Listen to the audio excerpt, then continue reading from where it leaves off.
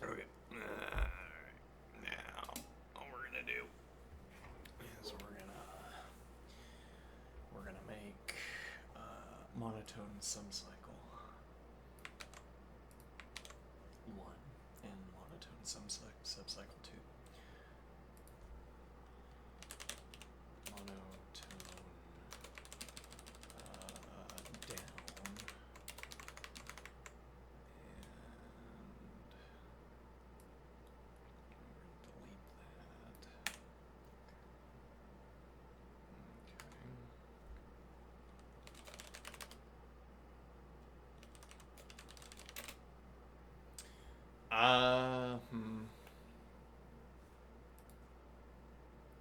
Yeah, that's already a question. We could put the if before.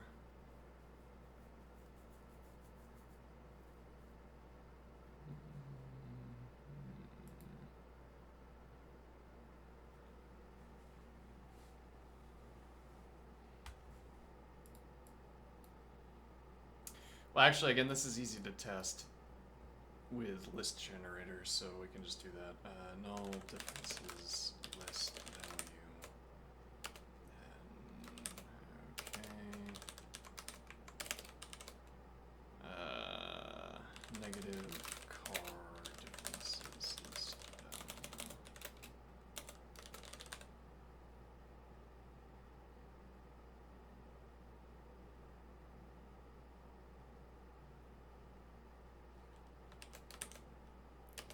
Then monotone sum cycle down function, CDR differences list value, minimum sum maximum sum, and plus car differences list value accumulator sum. Less than accumulator. So actually, we could do else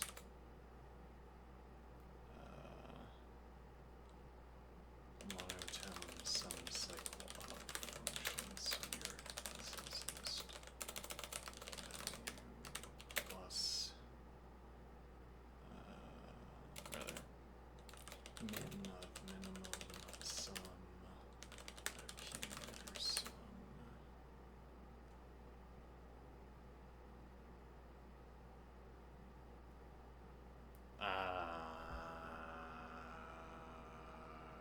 Yeah, that's right. Because we would have just added a positive value.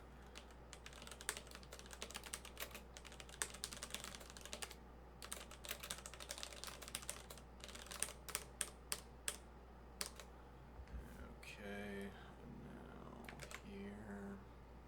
Actually, let's do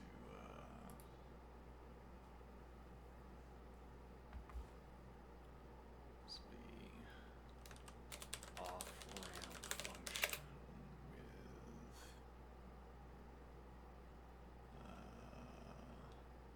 min of minimum sum and plus sum and accumulator sum, max of maximum sum. Well, actually, that's interesting. We don't have to do max of maximum sum because we know we've added a we know that's interesting. We know we've added a negative value since the last positive value we added, so we can't be at a current maximum.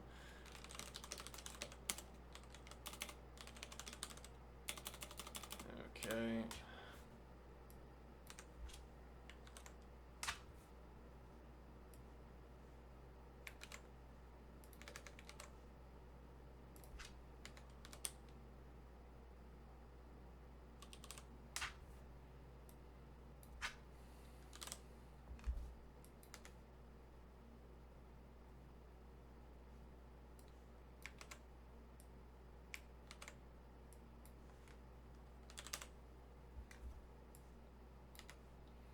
Similarly, we know we can't be at a minimum.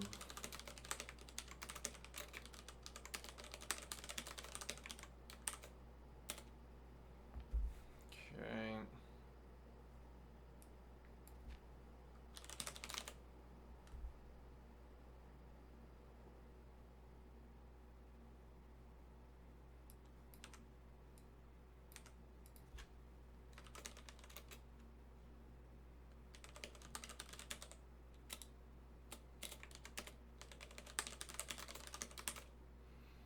As simple as that.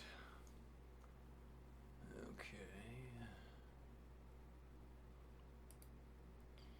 With the option of putting this, having if then if into if, or actually if into cond, because strangely if into if is slower for whatever reason. But maybe cond is fastest, I don't know. Alright.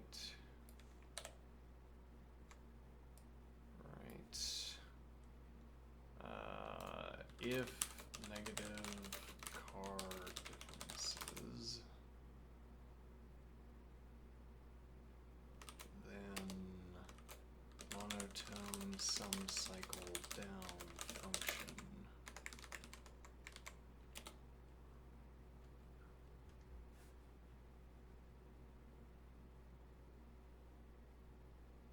Actually, we could do this.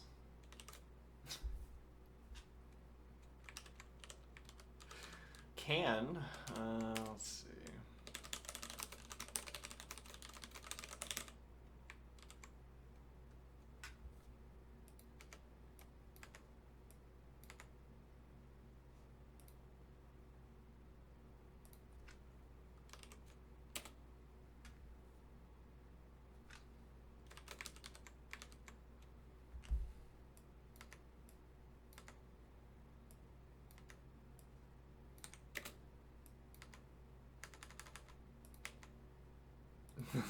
The pretty printer doesn't know what to do. Oh no, pretty printer. I've baffled you. Alright, fine. Negative 40.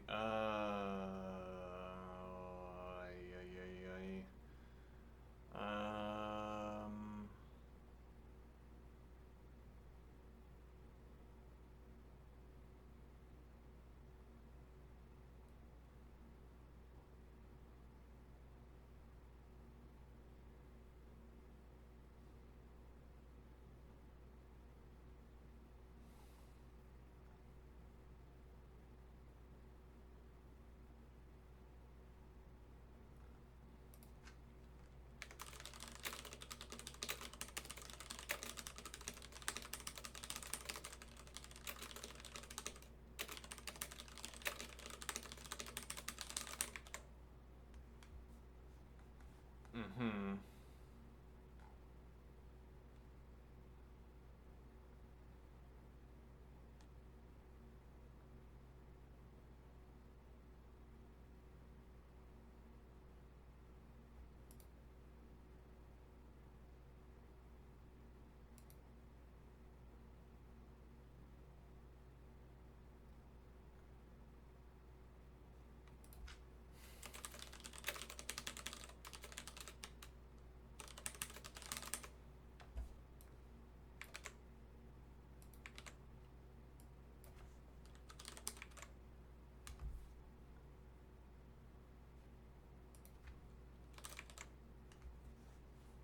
Mm-hmm.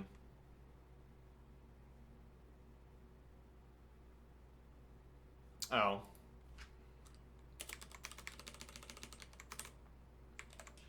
There we go.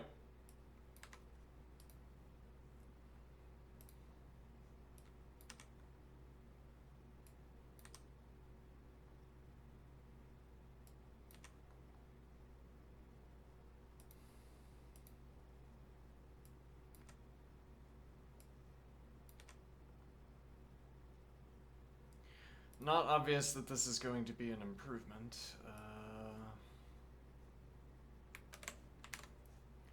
But 4 milliseconds and also 141 megabytes is unusually bad.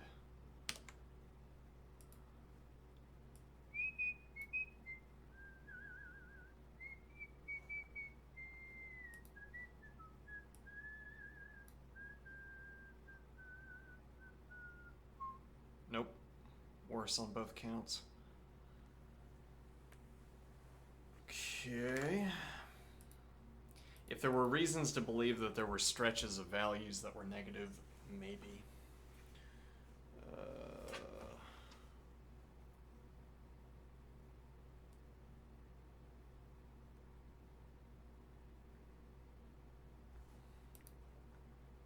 Alright, let's try this transformation. So this was the finished product, so I guess we should, actually we also have, no, yeah, this is the finished, right, this is problem number 2145.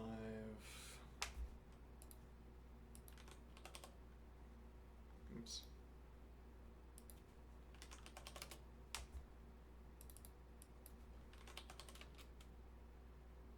Submit.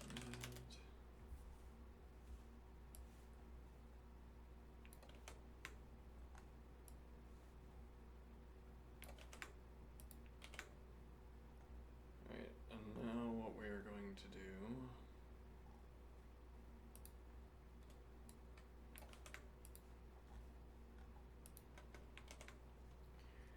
we are going to make this if into cond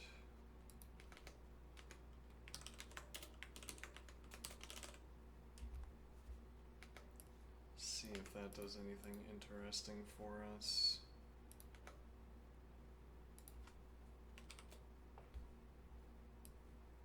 As per yesterday's discoveries.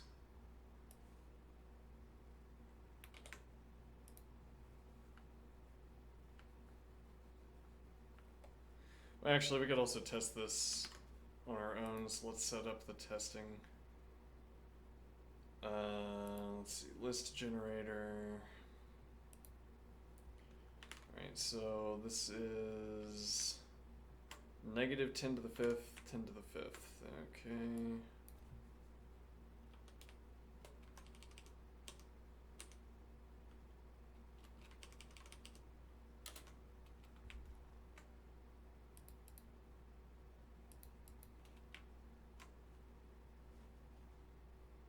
Alright.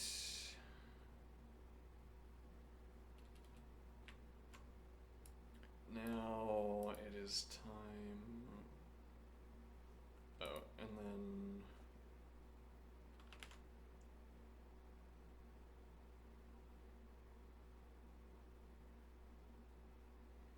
yeah, well, it's not clear what our range should be for an interesting or taxing test.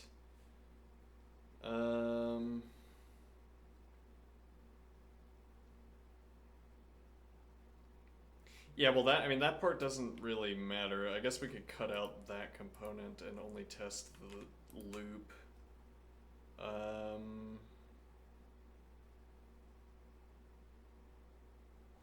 Yeah, okay, so what we're testing is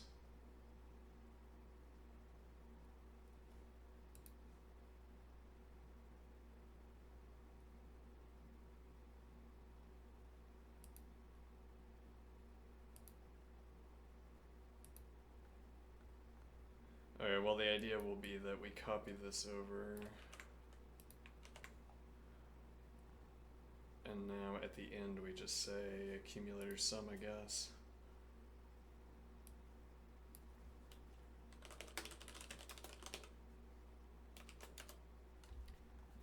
Okay, we'll delete that. We also let that sit. And we'll just delete that. And then we don't need lower and upper. Okay, this otherwise simulates the effect.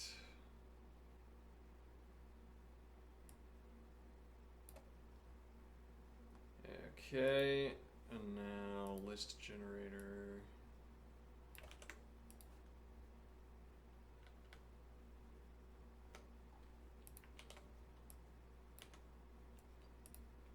Okay, time, sim cycle, no, rather time, number of arrays, A, 4, alright, let's bump that up to 1 million.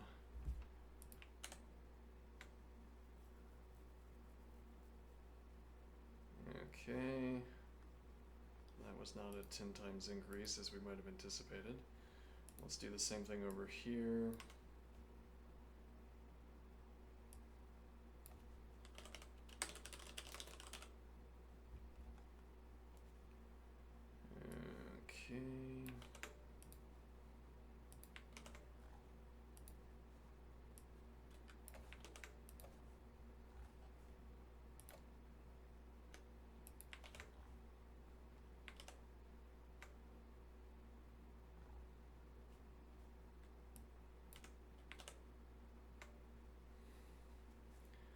31, 30, 15, 31, 24, 0.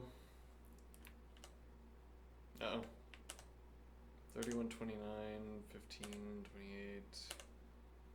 Yeah, it depends on whether we fall in a garbage collection cycle or not.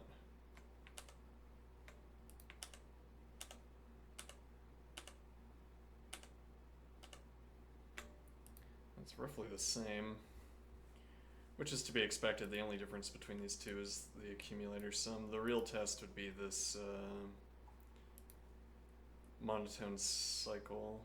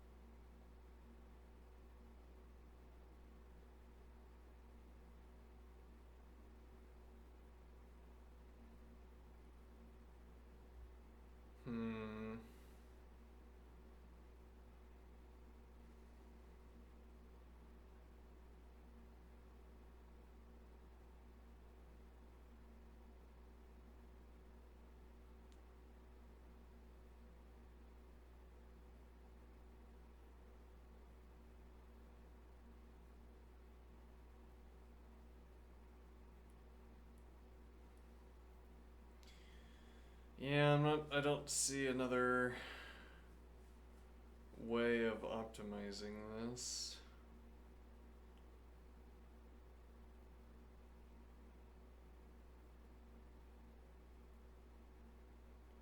I mean, I like the monotone idea.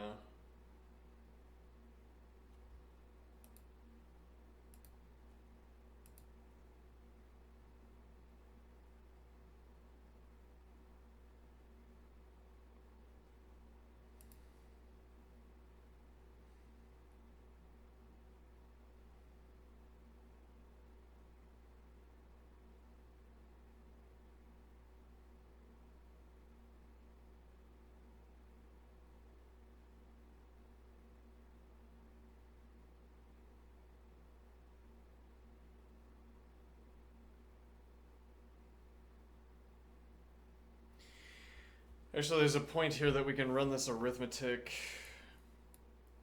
with the null expression. And then we could make these default arguments so that we don't have a block definition.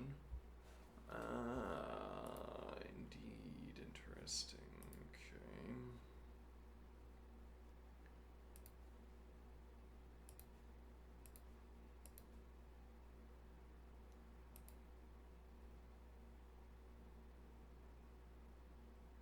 I shouldn't have closed both of those because now we're going to have to rewrite the thing. Oh well. So, send this over. And now the idea is that we're going to have... No, but we would have to call back. I mean, so we'd have to flicker the lower and upper values, whatever that's supposed to mean. Yeah, minimum sum 0...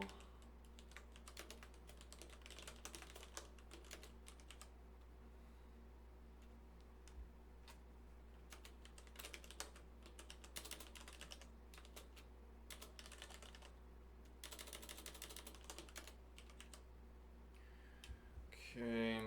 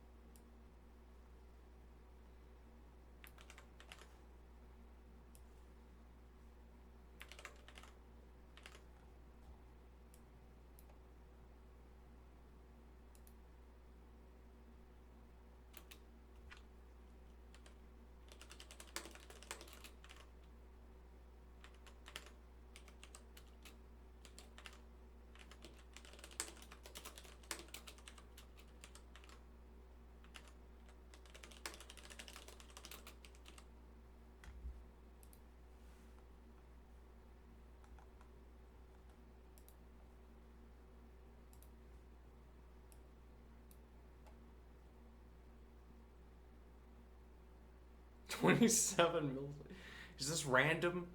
What do you mean 27 milliseconds? Huh.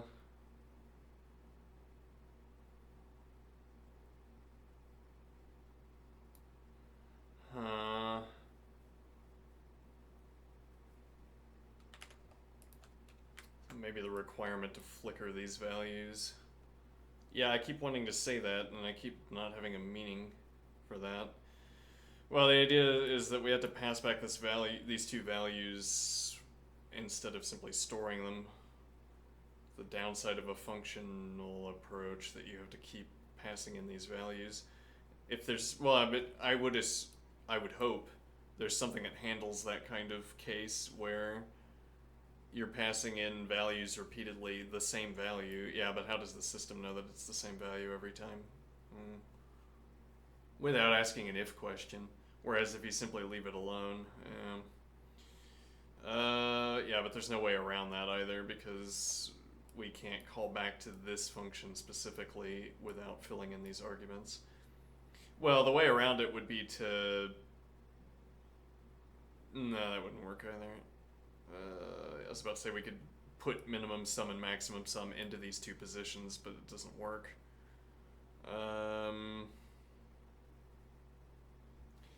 Okay.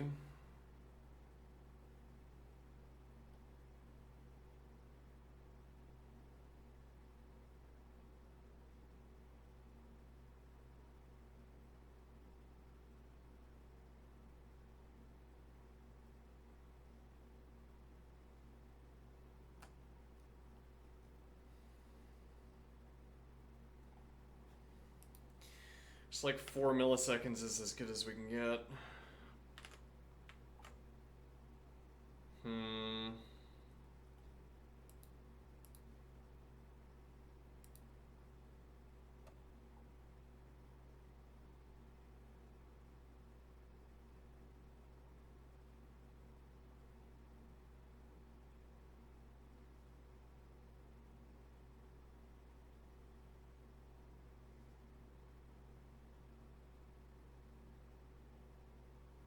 We can test this once again, so copy this over and we'll perform the arithmetic, the finishing arithmetic here.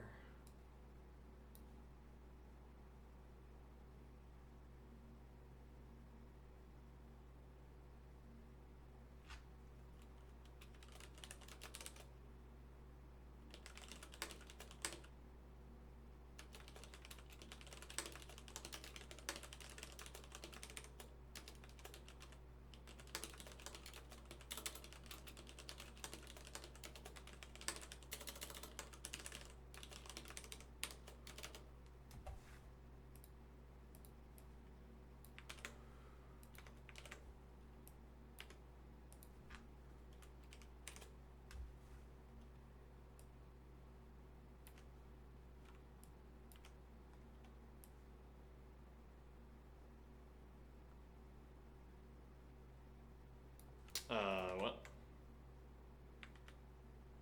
Oops.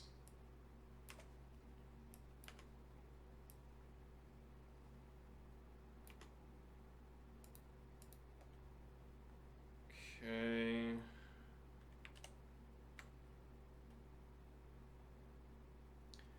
Now, so we want...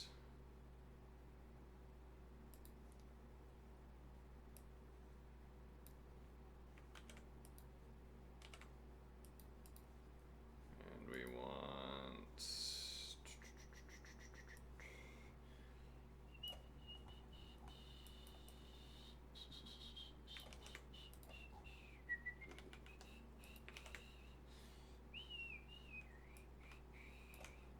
Alright, we'll delete that. We'll delete that. And now... Right, and we'll just do... Yeah,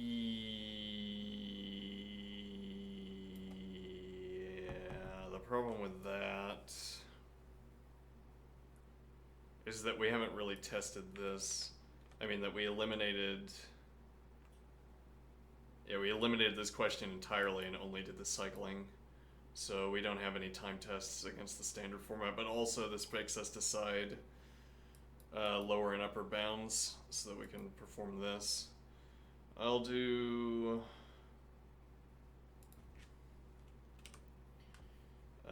negative 500,000 and 500,000 just as arbitrary. I don't know if it would make a difference or not. It might.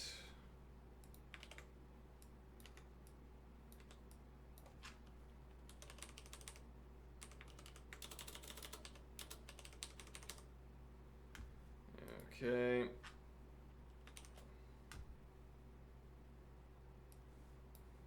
And now we copy this over verbatim. Copy this over. Okay. And time. Okay. 4639, 4644. If we dodge garbage collection, there's 31, 36, 46. Alright. Nah, it's the same. Okay.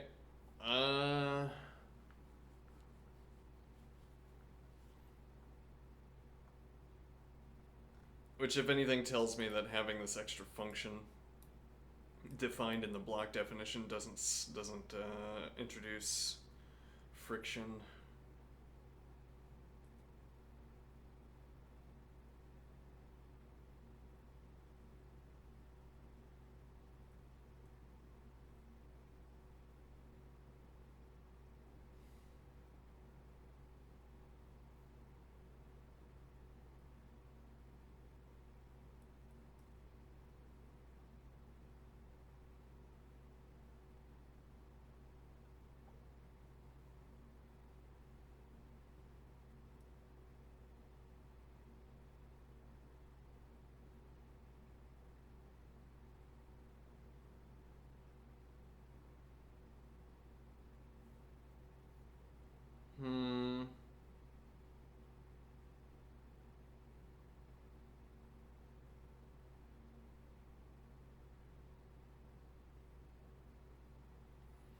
Alright, well, I think we are out of delays. It's just 4 milliseconds is the best we can do.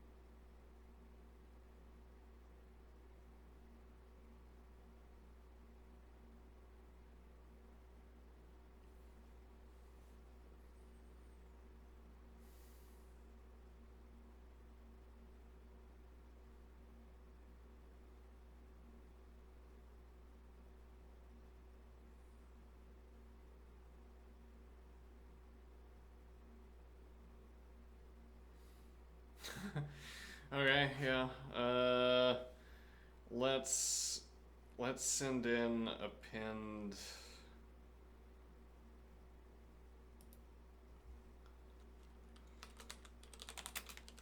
onto nan. We need to close some of these.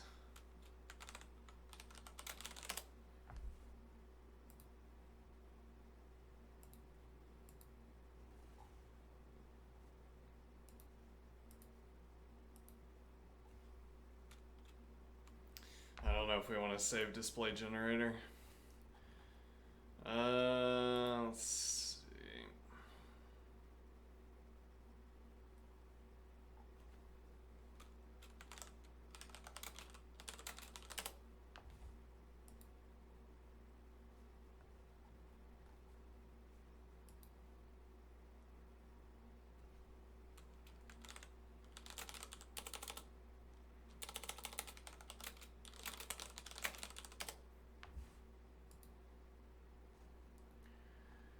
Okay, so what are we going to do?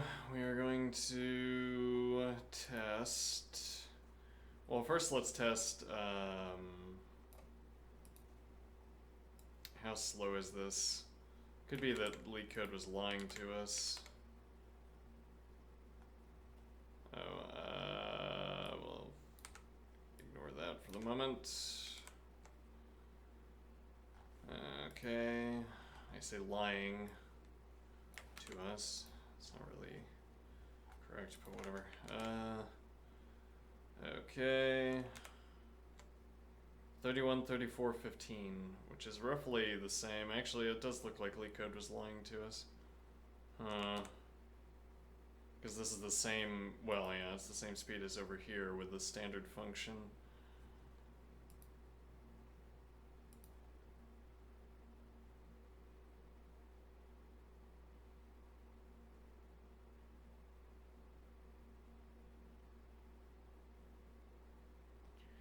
Yeah, there's a point that you can't list dope, or at any rate it doesn't strike me how you would list dope this. But you can list dope this. And the way you would do that... Well, I mean, actually, you could just put a negative... you could put a negative number at the end.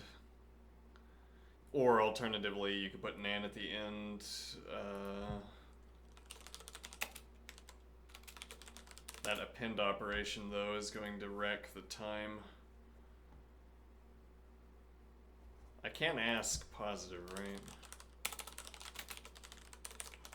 Yes. And it is not, because it is not a number. Convenient tool. Alright, so... what are we going to do here? We are going to say append CDR differences to nan.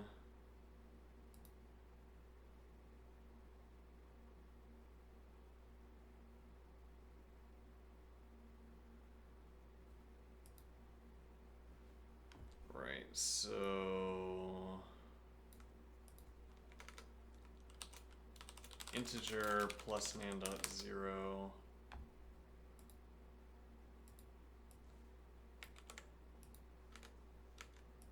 Rather, integer,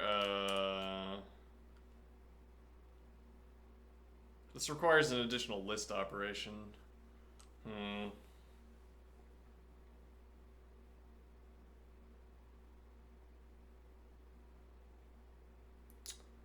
I could do integer accumulator sum. And the point would be that we've added nan. Right. And then actually this works out quite well, because we can eliminate this logic. We can eliminate the max and min logic because we've already updated.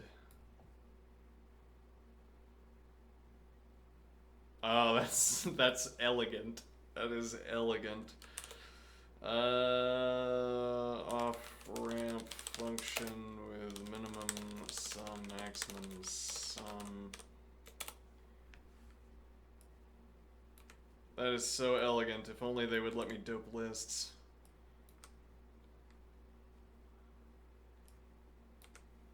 What do I mean here? So the point is that we get to the end of the list. I think this should work. Hold on. Let's make sure it works. Oh, append onto list nan. Uh-oh.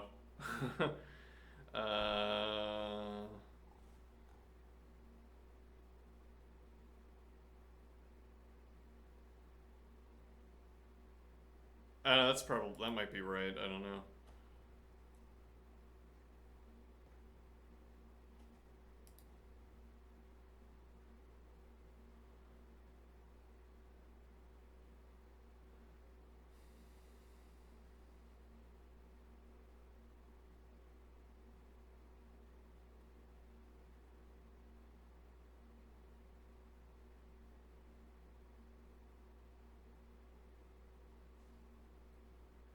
I don't know what we're looking for here. However, the time is curiously almost exactly the same. Oh, and so if I do... No, this is wrong now. Number of arrays is wrong. Yeah, but why is it wrong?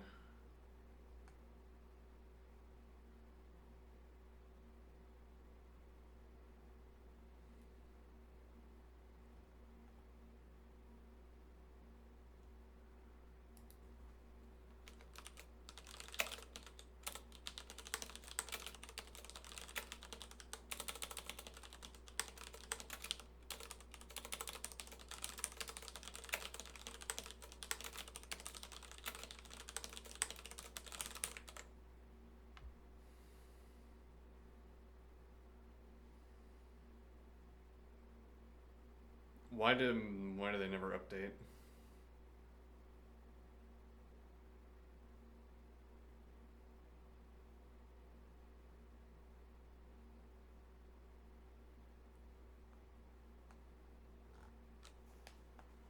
Let me see here.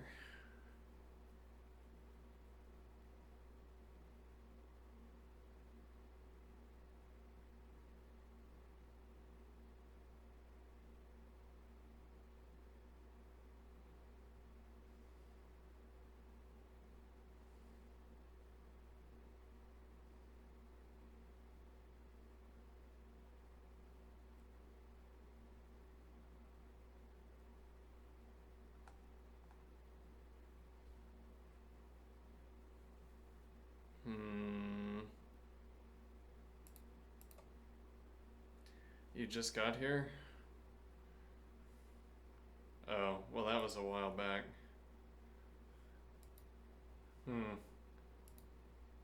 Why are you talking to me now? Okay, hold on. So the trick here, before I fix this, to explain what we're trying to accomplish here. So if I put a nan at the end of the list, I guess we're imagining that I had full control over a company. I'm the senior engineer, and it's by decree we dope lists. All right, now what does a nan dope do for us here? Negative car differences. So we've put it at the end of the differences list. Nan is not negative because it is not a number. Not a number. Okay, so not negative, and then I ask if integer. Okay, but now the point is that with this doped element, we've already updated minimum. No, hold on. There's something wrong with this. Yeah, there is something. Yeah, never mind. This lacks the elegance that I supposed we had. No. So what's happening is that if you add +5 plus nan.0, that gives you nan. Nan is contagious. Okay, so the point is that when I ask... let me see...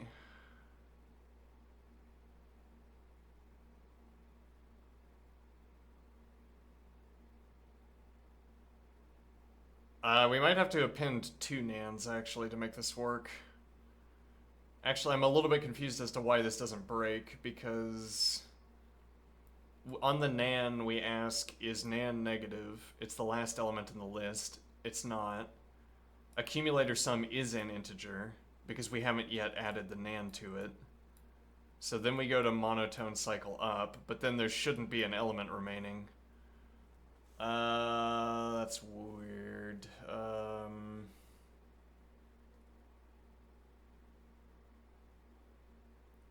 Oh, I see the problem here. We're only appending nan. No, that's still correct, huh?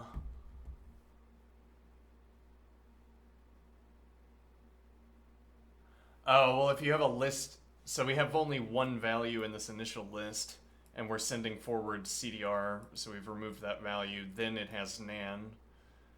Okay, so let's see. We pass initially to monotone sum cycle down, and then we ask negative, no. Integer accumulator sum, yes. Then we go to sum cycle up after adding the nan. Yeah, this doesn't make any sense. How is this not breaking? Let's cancel out the call to this case.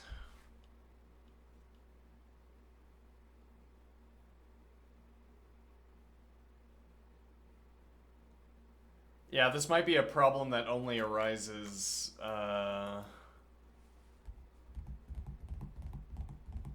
in the case where you have exactly one element. I'm not sure.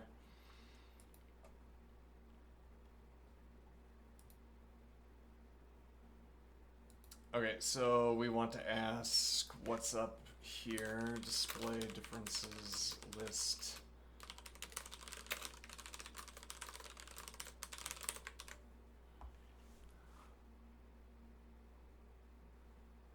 It just doesn't pass through here.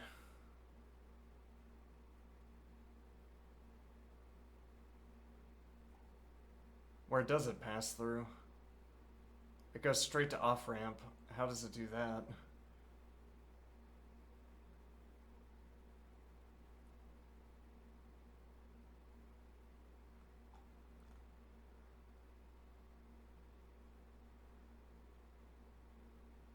Oh, these are mixed up. I see. So now we're going to break it. This is a common mishap on my part. These are transposed. Okay, now back here, and then up here.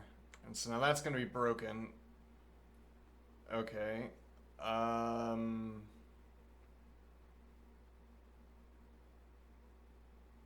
Yes, and so what we need to do is add a second nan. Who would have guessed? No, that didn't work.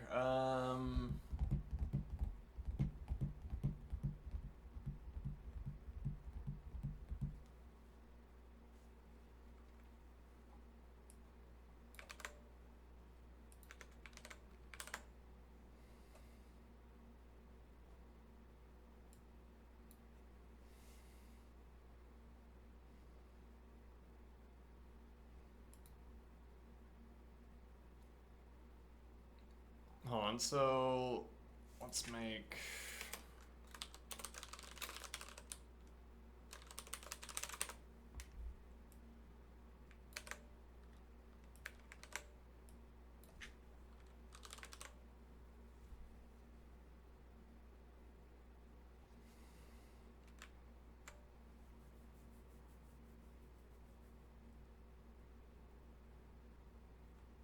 So we go down, up, down.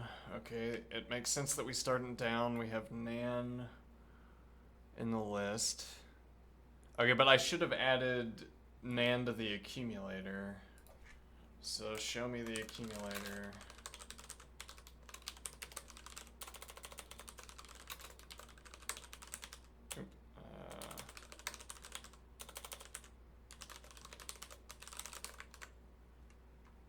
Accumulator is nan. Is nan somehow negative?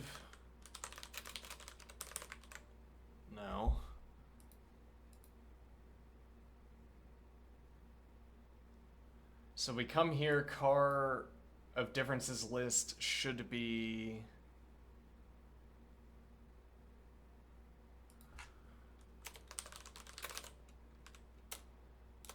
Yeah, we have the differences list here, it's nans. We look at car, it's not negative. Accumulator sum is not an integer.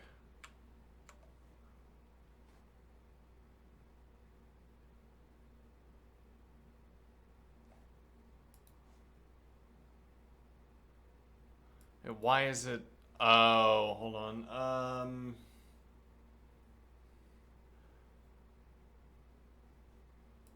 Let me see here. How do I make my horrible coding tricks work?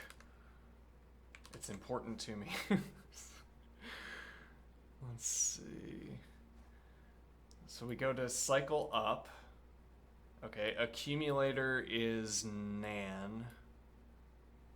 Okay. Oh, it's the same deal. I have to switch it out for both. Yeah, okay.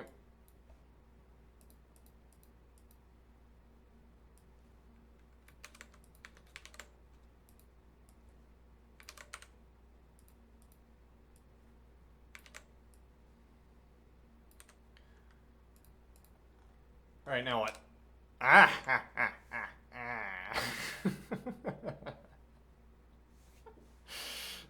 You just have to give it the old double dope. You have to give it the 2 nans in a row to make it work, as it turns out. Because if you do 1 nan, it doesn't work. There's no chance to check whether the accumulator has been turned into a nan. You could also ask nan specifically instead of asking integer. That might be cheaper, I don't know.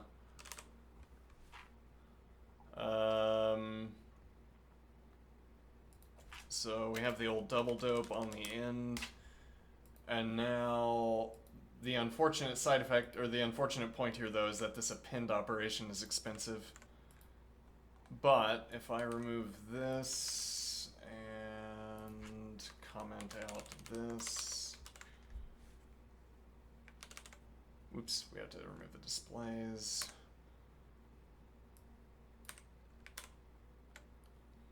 That is just as fast, albeit maybe wrong.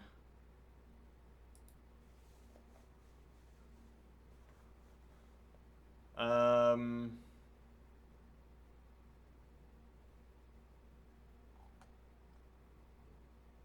mean, it's correct in this case. Hold on, so if we do...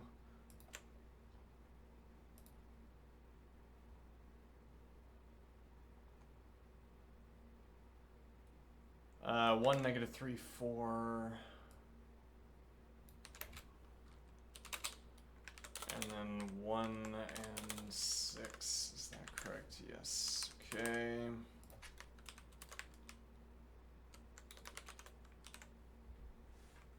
Six is not correct.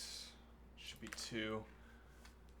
So once again, minimum sum and maximum sum are both at 0, but why is that? And now it'd be nice if we didn't delete the displays. Yeah.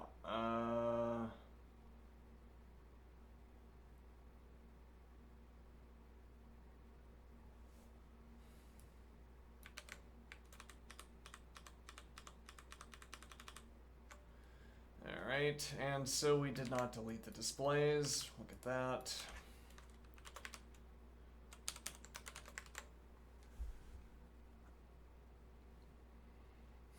Okay, so we go to up.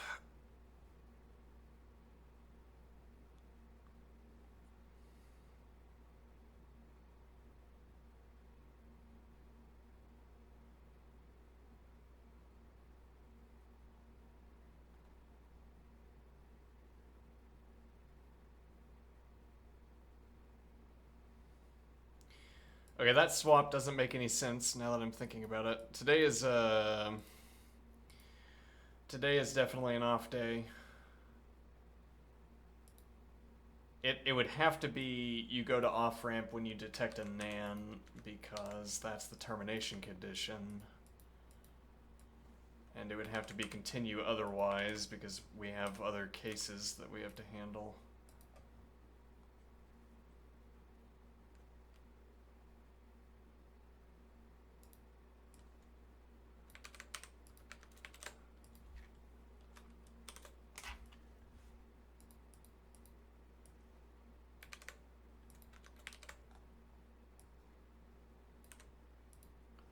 Though it did work in a case, which is confusing.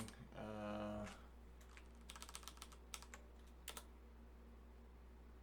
hold on.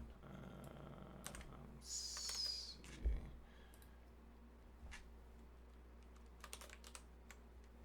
So this correctly gives us 2. But then if we do negative 40... 53, negative 46. Oh, that correctly gives us 60. Okay, never mind. We figured it out, apparently. Alright,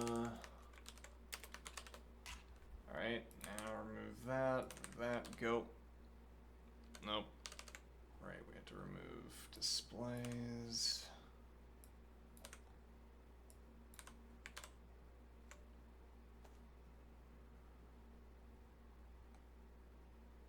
Okay, I'm pretty sure that's wrong. But also, more critically, it's 3 times slower than...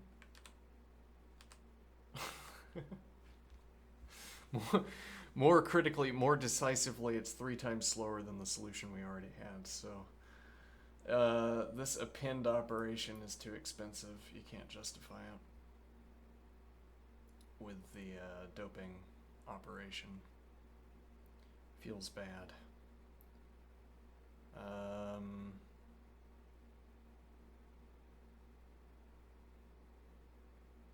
Okay, well.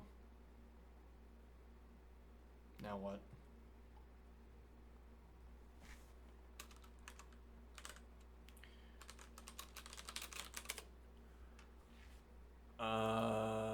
What should I do on a bad day?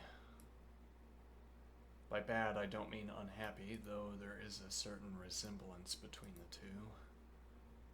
What do I do on a day where my thinking is slow or different? I say my thinking is slow today, but it might merely be different. And then since I'm trying to do the same thing, I have a mismatch.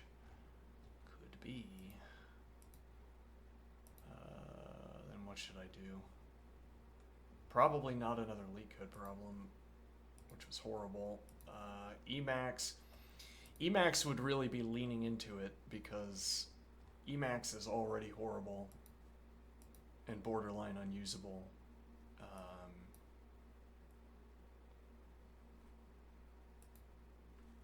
So intentionally stepping on rakes when I'm having a bad day is maybe not the right idea. What else could we do?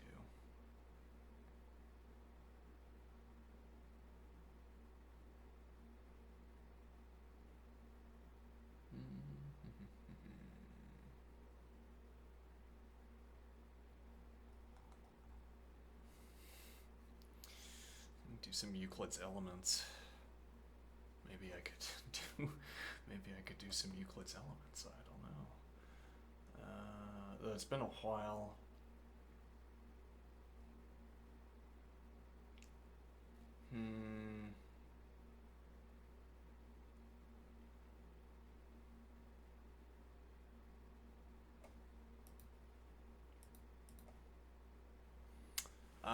Let me think for a second. We have about an hour, a little over an hour.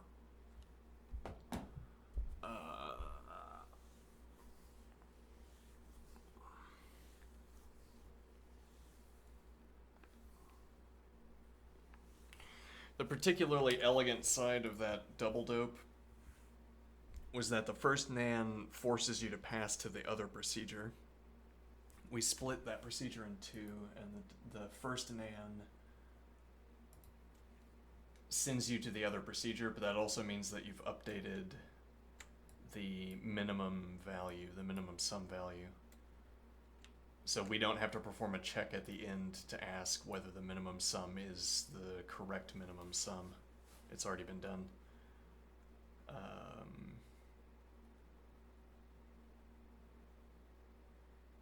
And then we also don't have to perform a list operation here. We can simply check the accumulator sum, which is interesting. And now, what does this save? If we could sum up all of the monotonic sequences, if we could sum up the cardinality of individual monotonic sequences.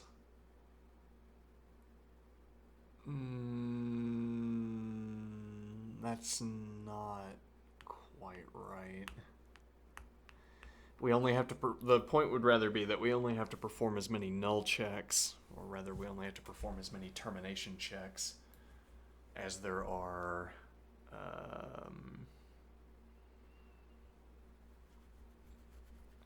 distinct sequences. So if I say the minimum monotonic decreasing sequence is a sequence of one negative value, and the minimum positive monotonic, or rather the minimum monotonic increasing sequence is a sequence of one value. However many sequences there are, that's how many termination checks we have to perform, as opposed to the length of the initial list being how many termination checks we have to perform. Which can be quite a savings. It depends in large part on how clustered how many such increasing and the average length of an increasing or decreasing sequence. I wonder if it's the nan. I wonder if asking if this is a nan is a bad check. Though if it's a bad check in the one case where you need it, it's just a bad check all around, wouldn't it be?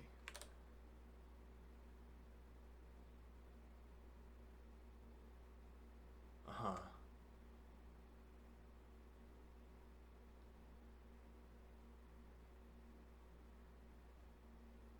So changing this from integer question mark, changing this from nan to integer question mark changes the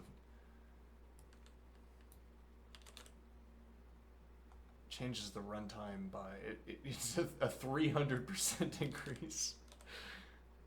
Though actually it also changes the how does it change the value though? Why does it change? Oh, because the accumulator is already going to be an integer. Right. So actually what you'd have to ask is not integer. Right. And that's making the procedure terminate much faster.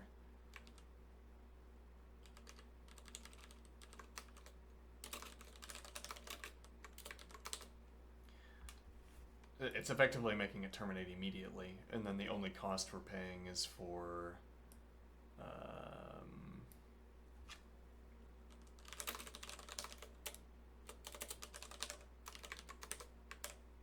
yeah. The only cost we're paying is for the append.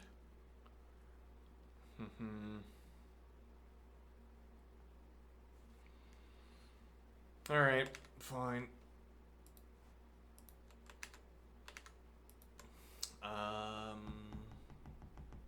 I don't know, we could try doing an easy and forcing through. Yeah, I'll pull up Emacs.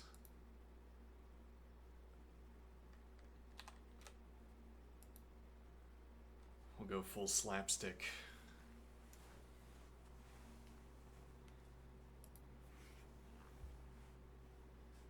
Alright, view Emacs manual, intro, Emacs Lisp intro,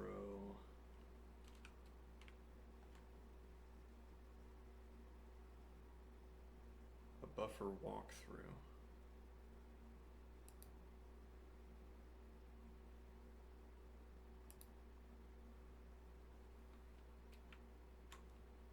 Now that text is a little bit too light, isn't it? Or rather, a little bit too dark, I think. Maybe it only seems that way because it's more bold. Yeah, we'll keep it. The beginning of buffer command is a good function to start with, since you are likely to be familiar with it. No. No, actually, I actively avoid using Emacs, so I'm not familiar with any of this.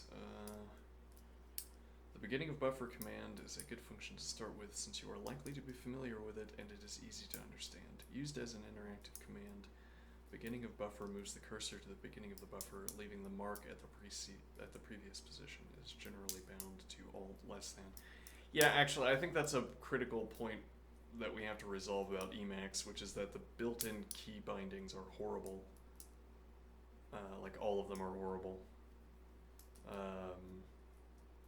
But most obviously, Control and then like Control Z, Control X. Having Control X be one of the, and then Alt X is also really bad.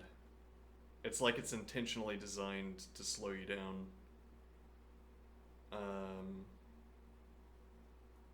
Like having to pinch your, well, it doesn't help that my hands are huge. So, I mean, for me, pressing Alt X means dragging my ring finger from long distance, and I have to sort of scrunch my hand together to hit Alt X, and then Control X is even worse. Like, how I want to press Control is with the first joint, the first stretch after the knuckle. That's how I want to hit Control, but then if I want to hit X, I have to twist my wrist. Otherwise, I have to curl my pinky to hit X, and then, or to hit Control, and then it's still awkward to hit X. But the thing is, it's damn near impossible to change a key binding if you don't already know your way around. It might just be impossible, like, to change key bindings.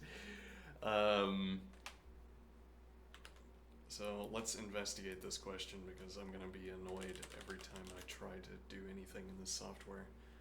Let me see here. So Emacs rebinding control, rebinding C.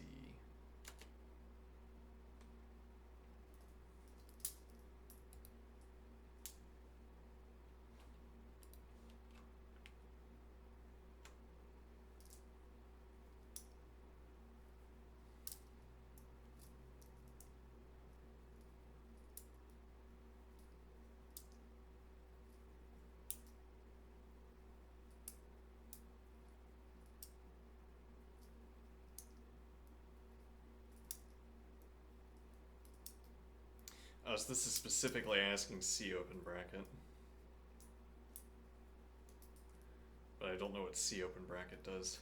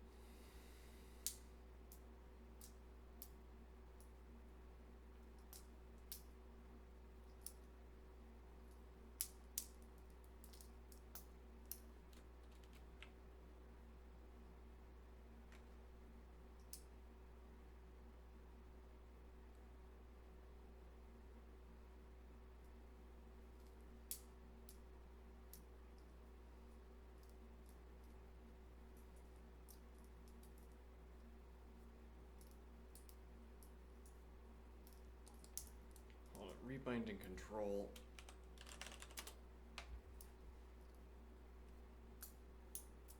Yeah, but I'm specifically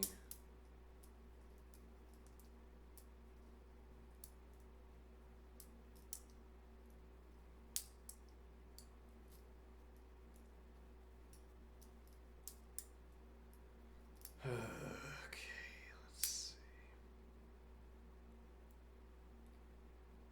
Actually, another alternative we could do here is we download NeoVim. Yeah, I don't think that's going to work any better, but I mean, well, I mean, we would at least have access to Control C and Control V for copy and paste, which is an absurd rebinding for Emacs. Rebinding C. Not because because the search engine doesn't distinguish between lower and uppercase in this context.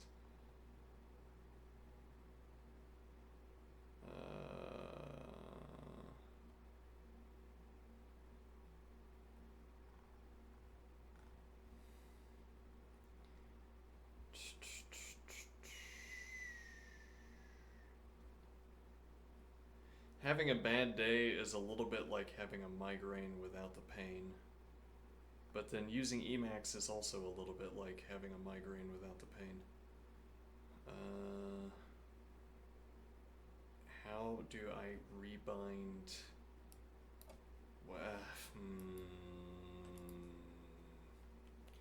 Emacs rebinding control key.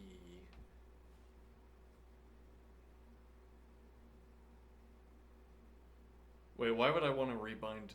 Yeah, okay, I guess I don't actually want to rebind the control key now that I'm thinking about it, because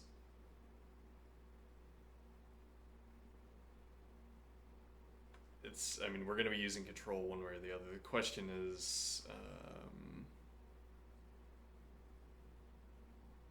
yeah, like how do we change control X?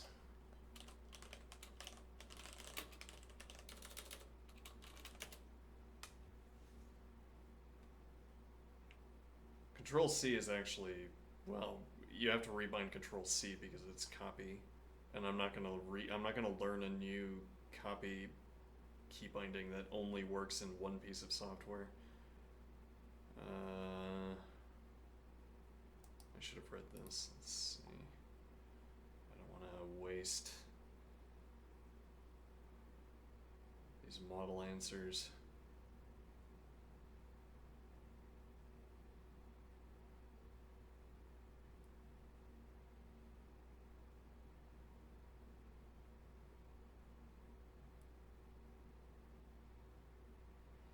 Interesting. So it looks like you can actually, according to this anyway, you can remap keys in the keyboard settings. Interesting.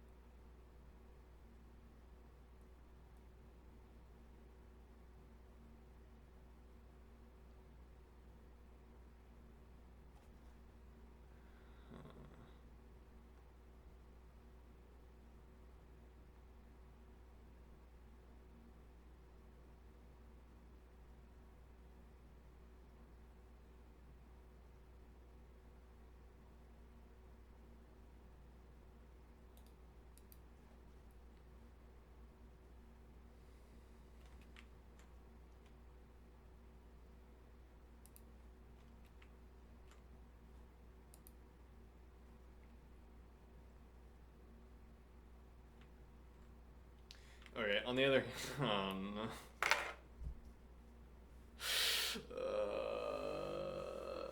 yeah, so you have to know the name for everything.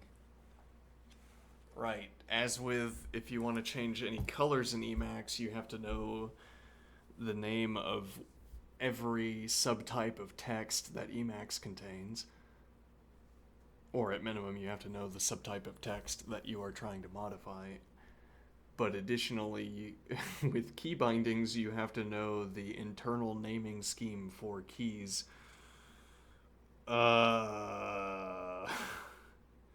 Which ostensibly could be replaced with a menu. Is there, maybe there's an Emacs that has Emacs with menus. Like a variant of Emacs. No, it doesn't look like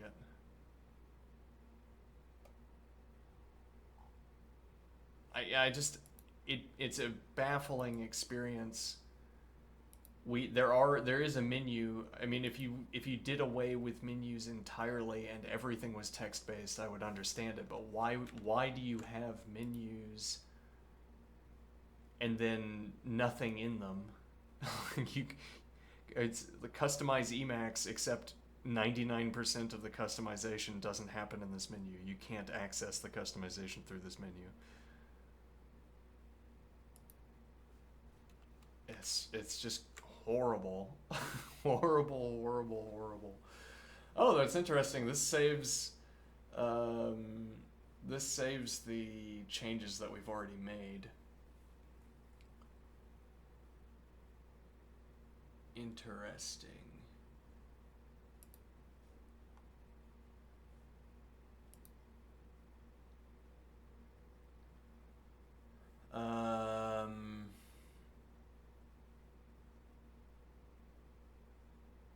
Okay, so I can edit what I have already edited, which is the most salient, I suppose, so that's good. Okay, what about key bindings, though? What about... No. Yeah.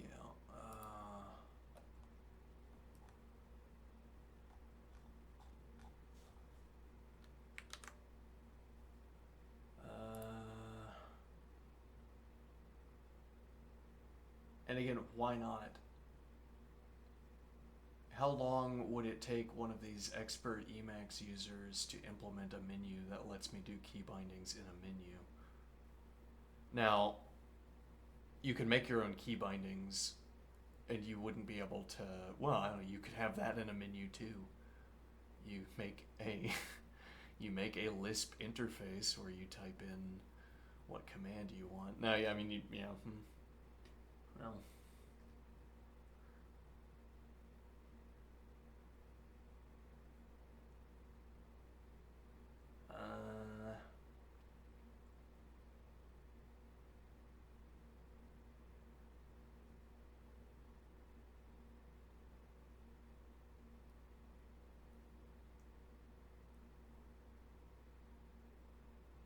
No, I mean, there just isn't a key binding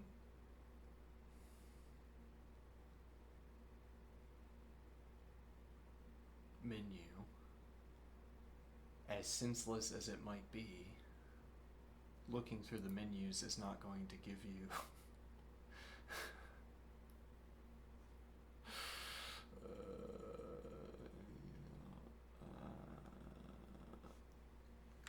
okay. It would be nice if there was an extant list of key bindings. Let's see. And I can't search for init because Windows search is useless. If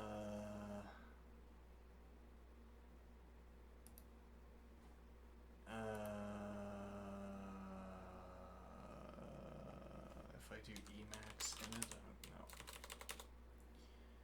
If I open containing folder, no, that's the wrong one. No, that's not it. I think.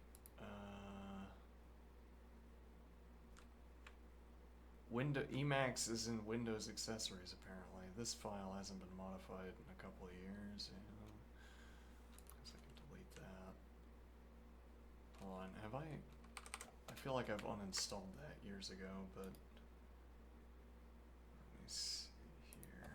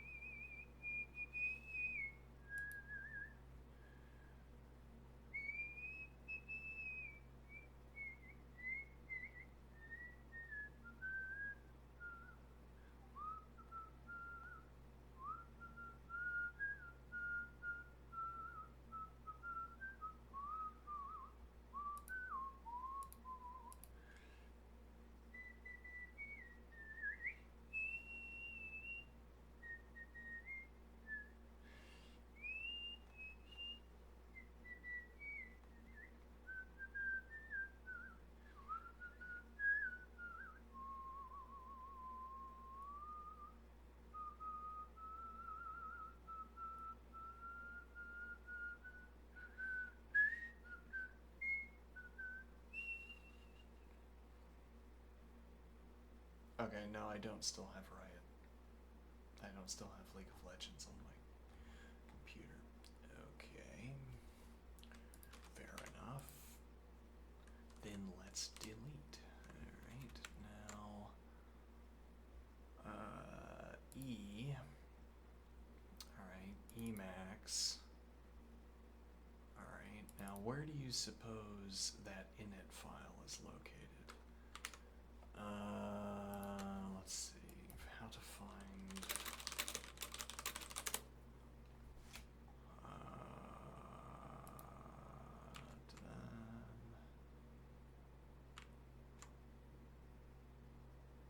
Alright, all of that's useless.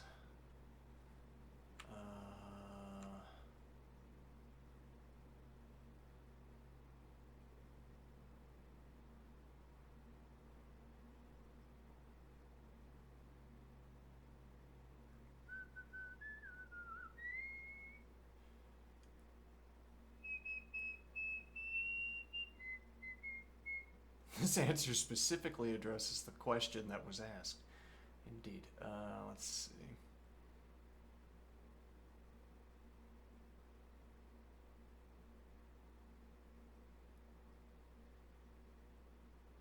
Control HV user init file.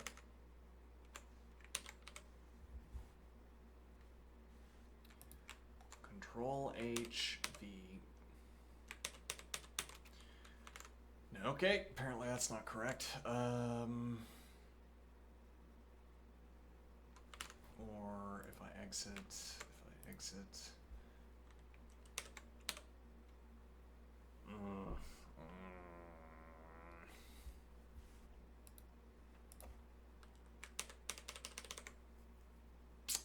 and that's because we have to turn our good key bindings off so that we don't interfere with the horrible key bindings that Emacs has by default. So this is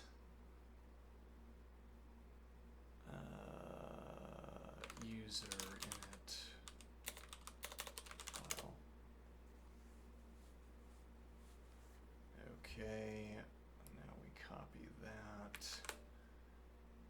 That's not the copy key. No, it's not. No, it is not. No. Yeah, that would be Alt W. Yeah, great. Alright, this has somehow broken my toolbar. Right, I no longer have caps lock as enter. That's fun. Alright, so now we have arrived at the place where I'm supposed to be able to rebind keys. Okay.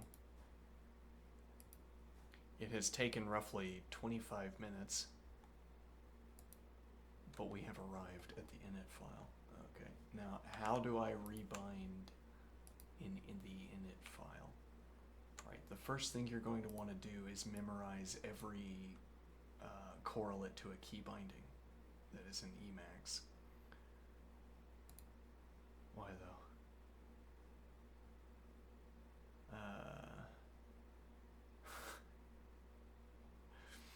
Wait, so actually we could do this with Control C.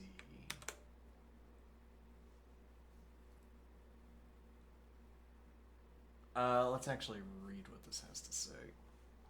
Okay. If you have a set of key bindings that you like to use all the time, you can specify them in your initialization file by writing Lisp code. The Emacs initialization file for a description of the initialization file. Okay.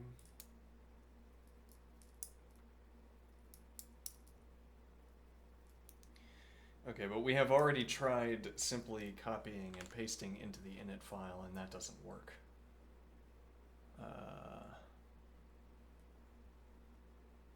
Notably, it returns an error instead.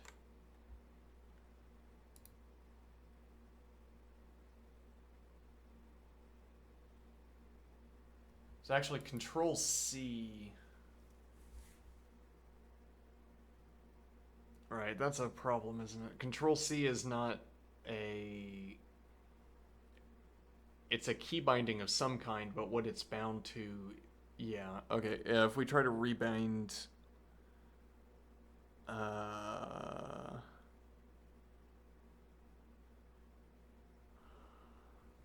So Control C sets up other keybinds, as it were. So Control C Y. Control C sets up the expectation for some second input. Okay, if we try to rebind Control C to copy, for instance, we will break every keybind that has Control C or Control C behind it. Okay, so we would have to rebind.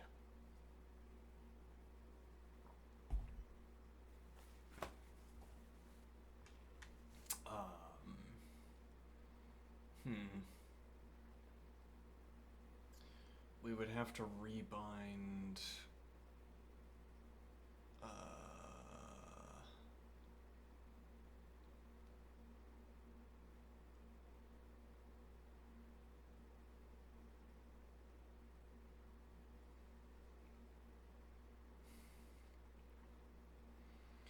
We'd have to make Control C something other than Control C. For instance, Control F. E.g., and then similarly with Control X, we would have to do like Control G.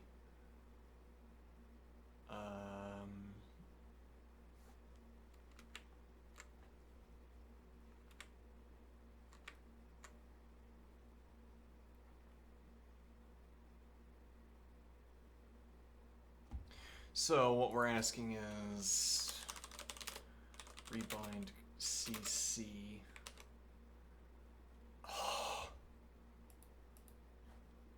Emacs.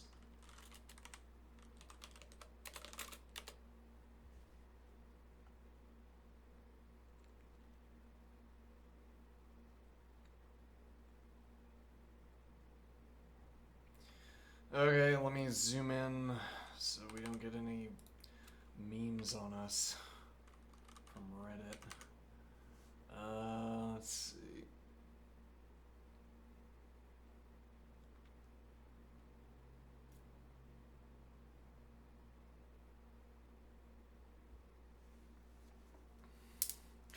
The first issue is rebinding the prefix behavior to another key. This isn't straightforward because prefix keys themselves bind to key maps. And those, especially in the case of Control C, receive new bindings not by adding to the key map itself, but by adding new key maps in the local and minor modes.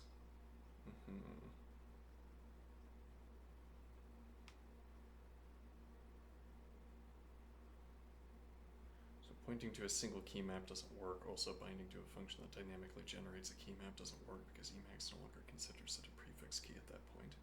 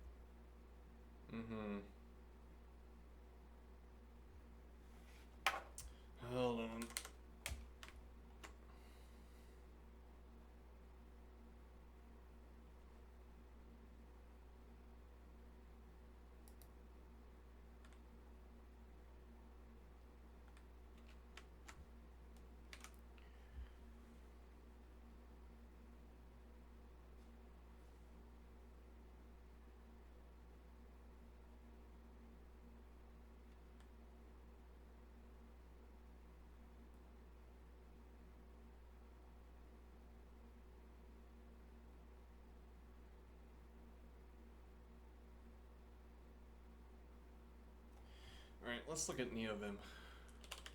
Let's see what NeoVim looks like. This is this is hair-pulling, non-stop annoyance with Emacs.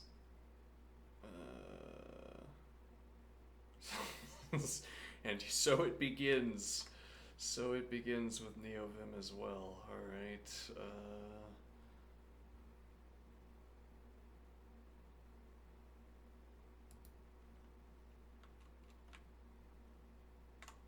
Did that do anything? Let's see.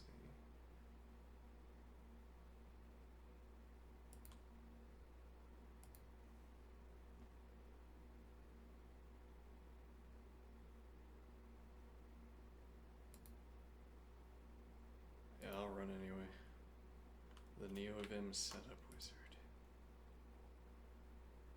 Am I gonna read that? No, I'm not. I accept. Sure. Install NeoVim to nothing. Okay.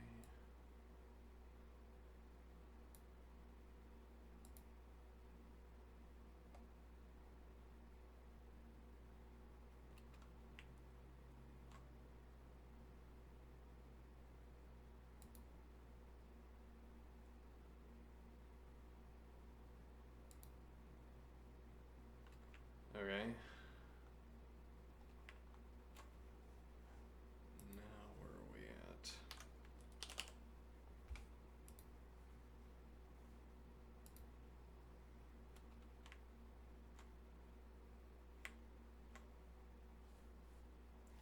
All right, well this has 0 menus, so that's off to a bad start as well.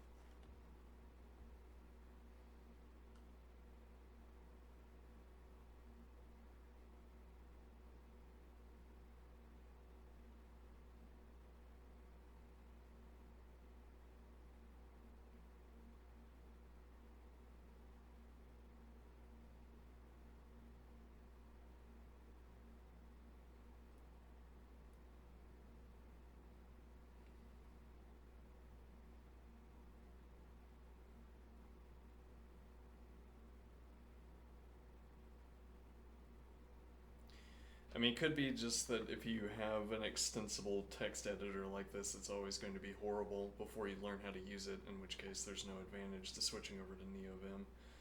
It's just a comedy routine of... Well, it's a pretty funny comedy routine. I mean, rather than screaming and, I don't know, uninstalling, I get to laugh.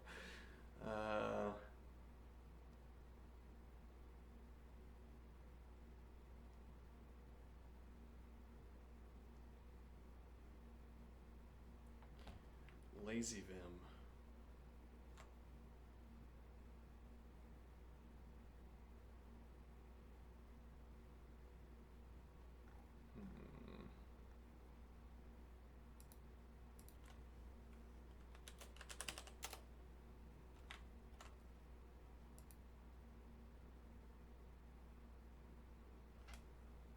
Huh.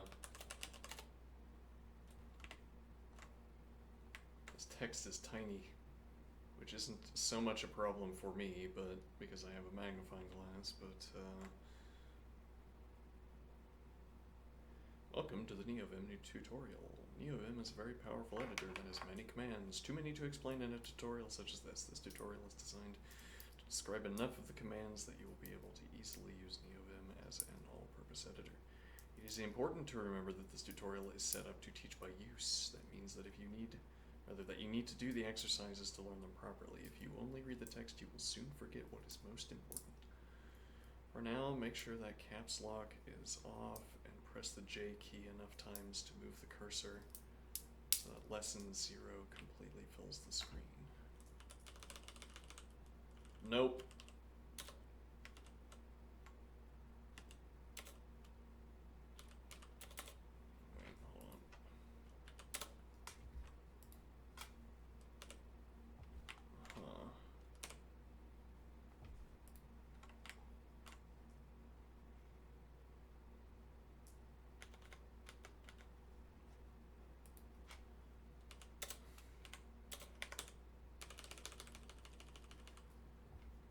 So actually with my own key bindings, we have,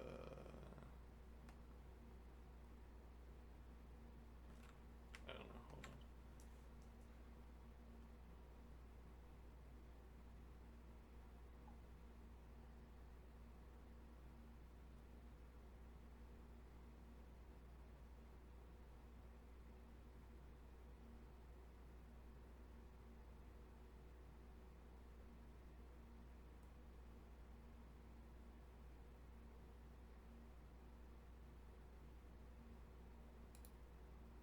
Hmm.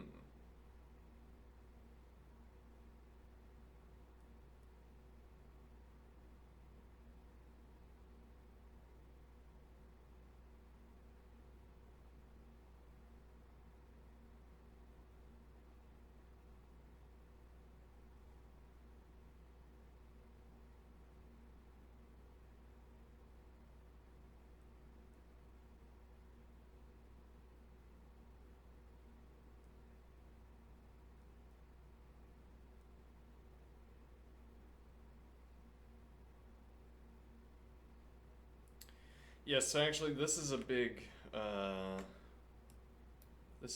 boon here because these are already the key bindings I use for left, right. Well, no, actually that's not true. Let me see. Let me turn my own key bindings back on.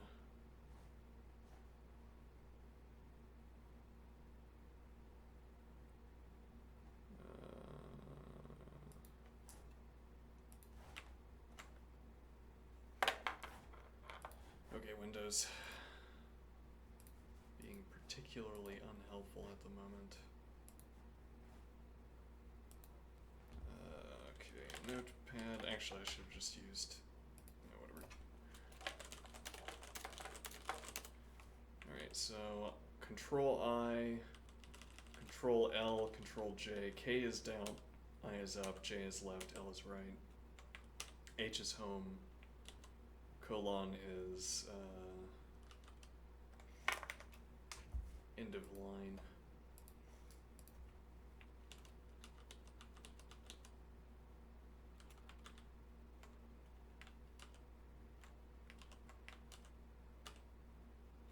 Okay. And then we could get a few additional keybinds, but those are the big ones. Alright, well, this has been this has been an unproductive hour and 42 minutes.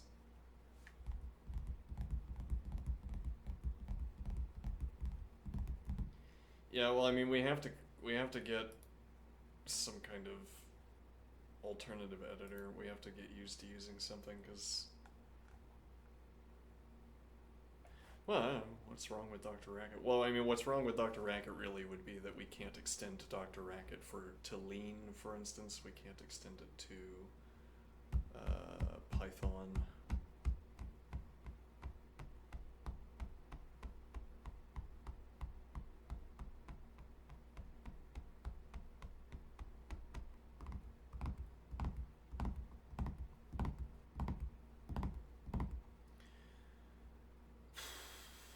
Alright, I'm gonna take a break and then we're gonna do exercise and thinking out loud. Or, I don't know, we'll figure out what I'm gonna do. I'll be right back.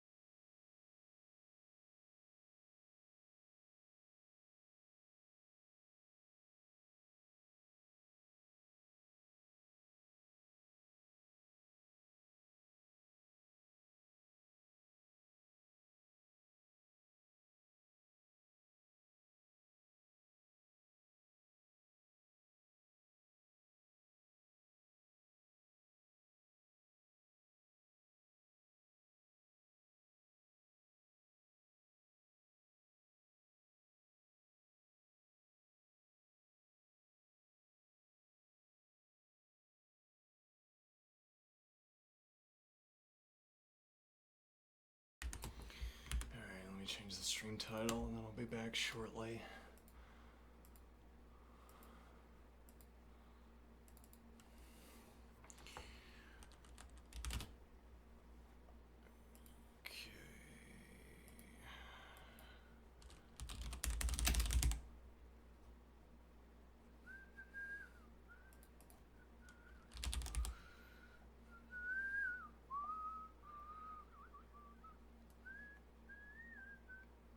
Hmm.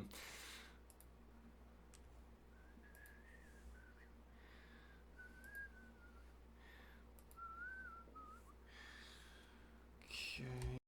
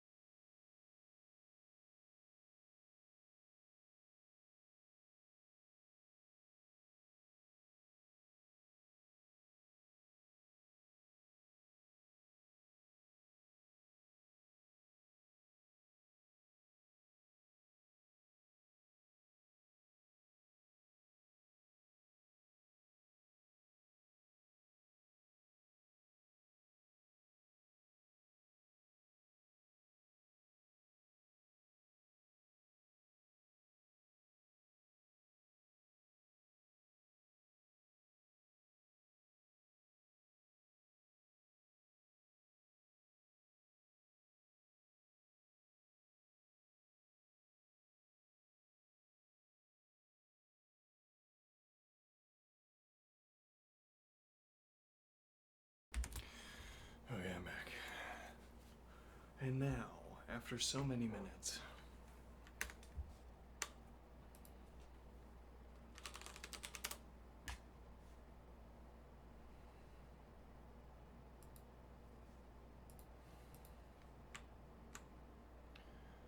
okay, we have one game of 15-10. Let's see what's happening.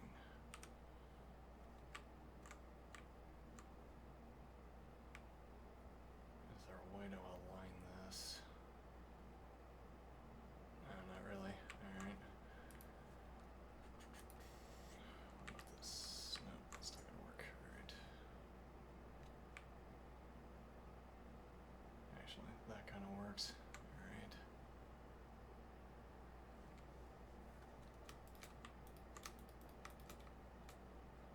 Okay, what's going to happen here?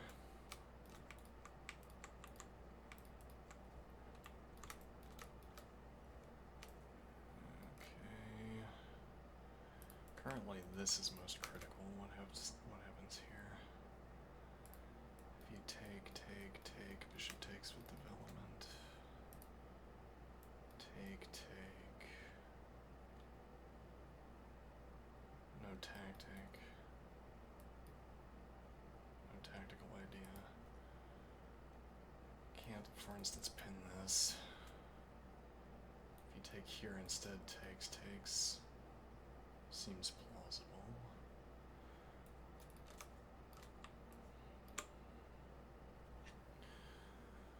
Yeah, you'd have to commit to some pawn move that isn't so desirable, though you're not giving your opponent a hook into your position by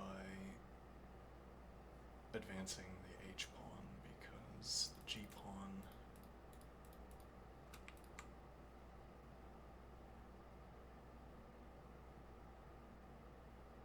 is the pawn defensible? That's a different question.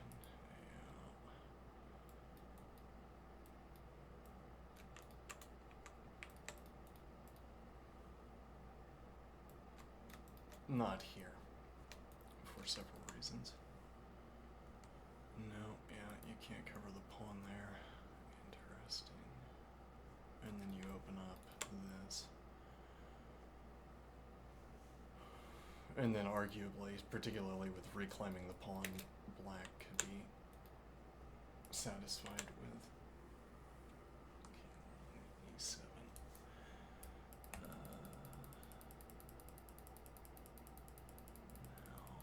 what are we going to do? Drops back, doesn't take, still has tempo. Knight is defending the pawn where it is.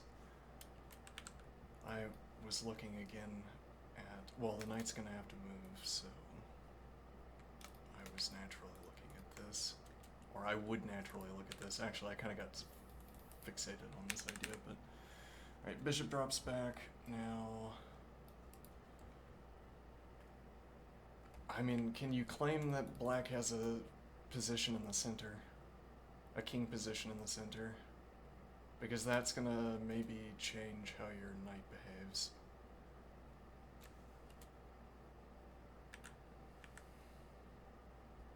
Okay, now we're just going to have to start where the game starts. Alright, so this is vulnerable.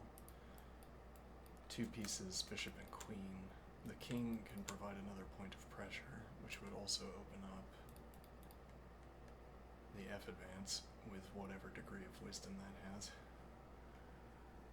Not f advance, rather d advance. Well, I mean, okay, I guess you could advance either f or d into this pawn. You don't have the bishop on e7. Actually, you don't have bishop support. No, that's a bad tactic. You don't have bishop support for the square. So if you advance knight in, you don't have minor piece specifically. But then that would suggest that you want your... maybe that's the move. Use the king to defend these dark squares. There's no dark squared bishop for black that punishes black's king on... Rather, there's no dark squared bishop white has that punishes black's king on e7. So if you played bishop out, defending the pawn, knight takes, queen takes. Though that's also trading off bishop pair.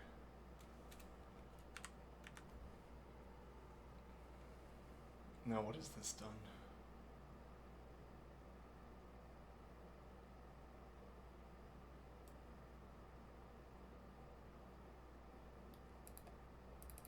Right takes.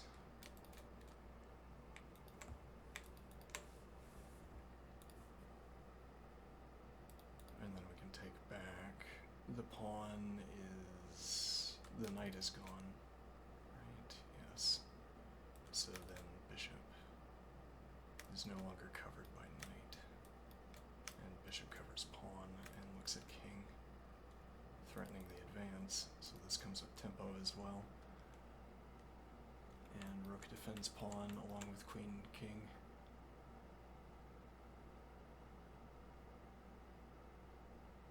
That also opens up castling, not for nothing. And white has already expended some of the pressure against the king side.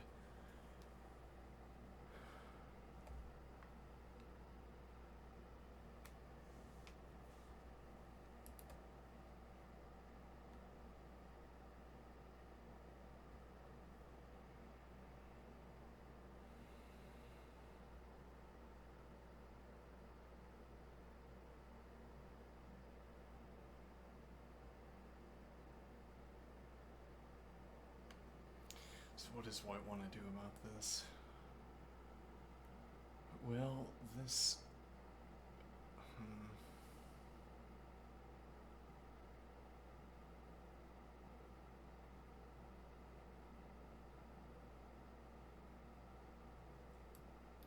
So how does black respond to knight in with check?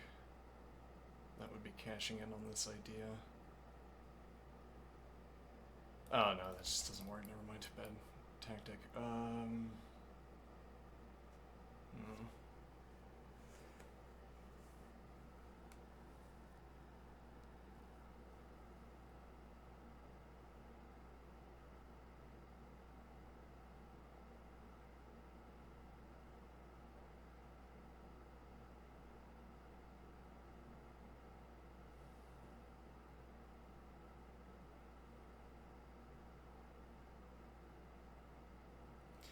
I guess we have to allow it and then suggest that we have... Oh, did I miss something?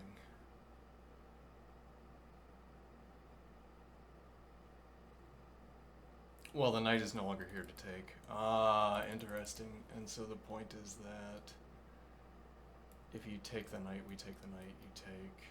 The pawn is here, but you don't have...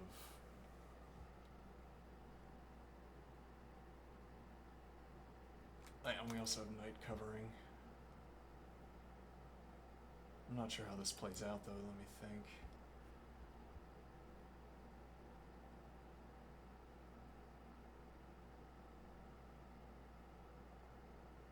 Incidentally, if you take in this direction, knight takes is fine. Well, I say fine, though. This is playable for black. It at least unsettles the position, and we have to answer that question as well.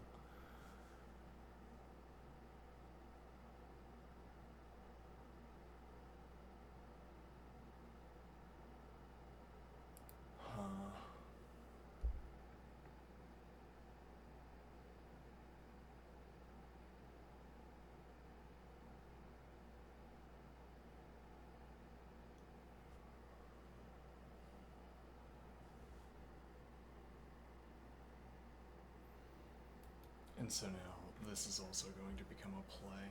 If you take, knight takes, and knight covers this advance along with rook. And also knight covers pawn.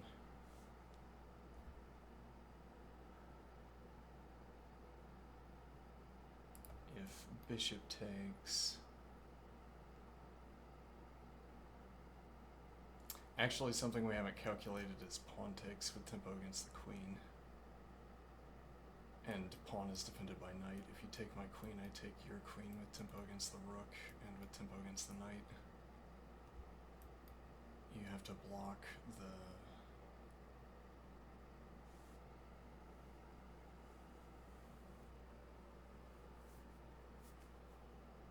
Okay.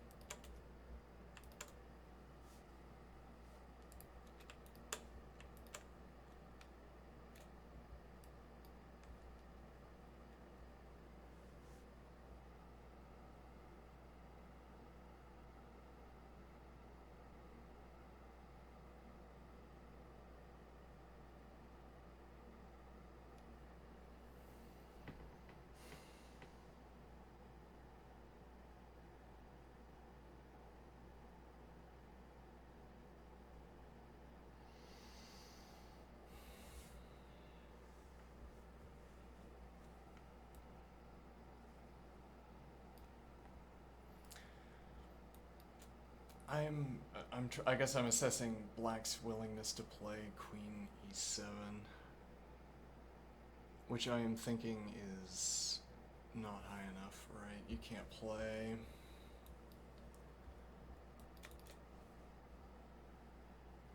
Well, you'd have to take with pawn, right? So let me think here.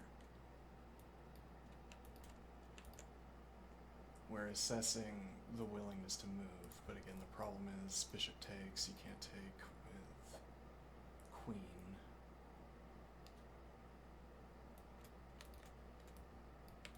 If there's rook pressure on d7, the tactic would be I play this immediately, you play rook d1, and then I play bishop d7, and then if you take, I take rook takes with rook on the 7th, which can be anchored with the other rook to d1.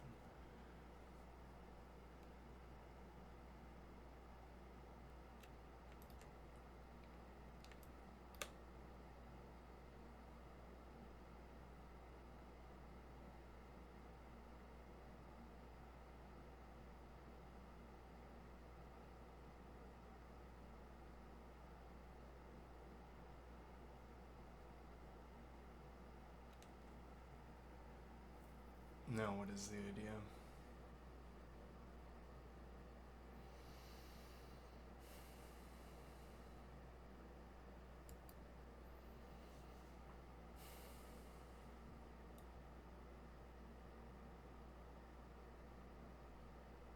Yeah, well then again we have to assess my willingness to take with g. It controls the knight, is interesting. But I would want to be able to get a bishop into such a position, I think. Like if I had my bishop here, for instance. Well, and then the point is if you tried to trade off the knight for the bishop, we capture and it fixes the structure. But also the king can already have been advanced. So if we had the ability to get... Well, again, if you take, we have this structure, and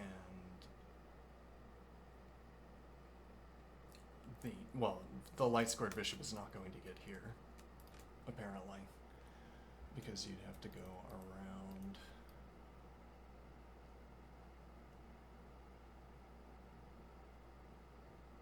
Forces the dark-squared bishop first. Okay, I am not yet willing to go for this advance. It's not even that I would lose. It's not even that I think losing the trade is bad, but rather that I don't want already to have committed to this full advance. I don't think I have the piece support for the full advance yet. So at minimum, well, you drop the knight back and launch F by one means or another. If nothing else.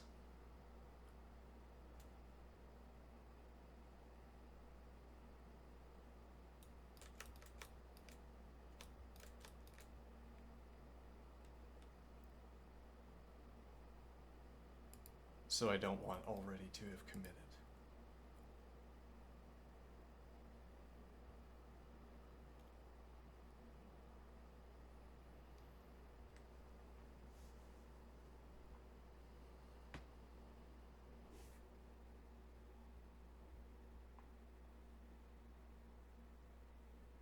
The problem with this structure would be that you'd have to advance twice.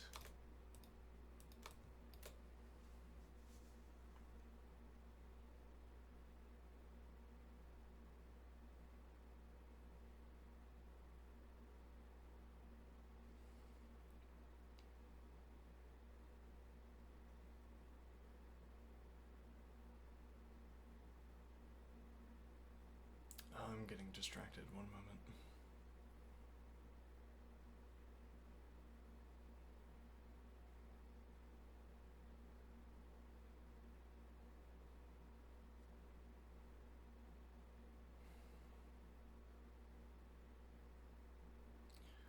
Well, and so the suggestion is that if you played bishop d7, you're inviting this. And then so I play rook c8, incidentally, is my next move. So bishop d7, rook d1, rook c8, and now white has to decide this tempo to take. Can't decide it next tempo, because I will then play rook c7, and this is a stable position.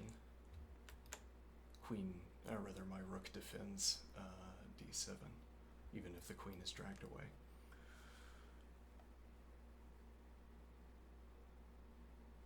Which gives me time to play the other rook behind the bishop.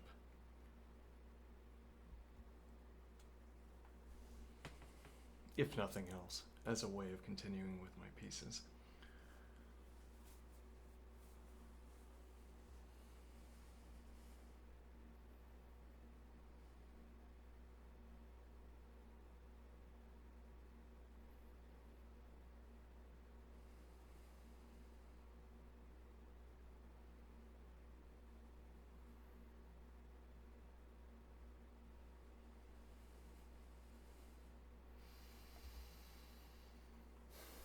Now, what does this tell me positively about what I should do here? Should I be willing to do this? Well, critically, because white will have the tempo.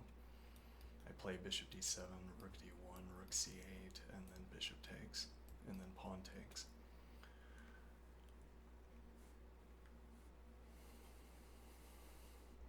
And then rook d1.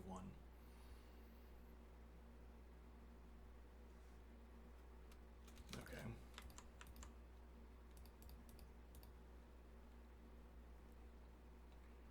Now I can follow through on my plan to defend my bishop.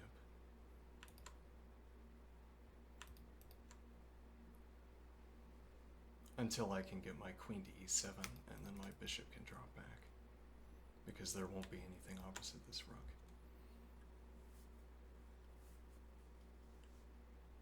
Now that settles how we get the bishop onto e8. What remains to be settled is how we insist on playing these two moves. And that, actually, I think this point is ruinous to all of this analysis we've performed, because you wouldn't want this structure anyway, is the problem. Even if you could get the bishop into this position. If you still had the pawn on a7, and therefore had pawn support for the bishop,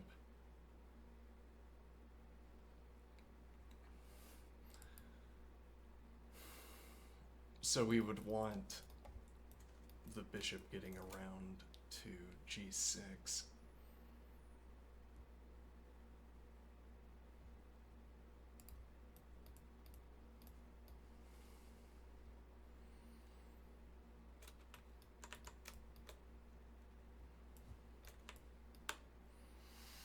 Yeah, though I'm not keen on the idea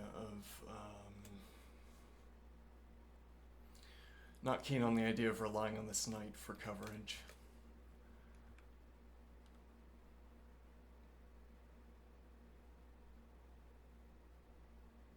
Okay, an alternative routing to get the bishop into position.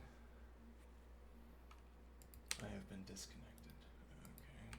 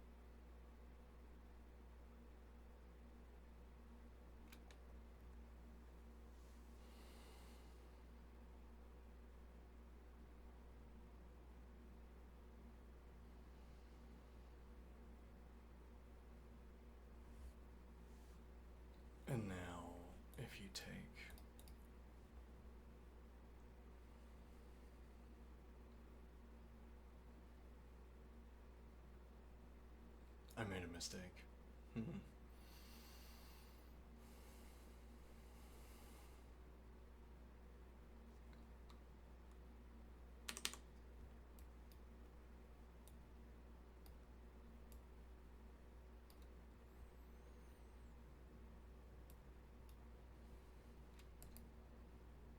I assume this deviates at some point.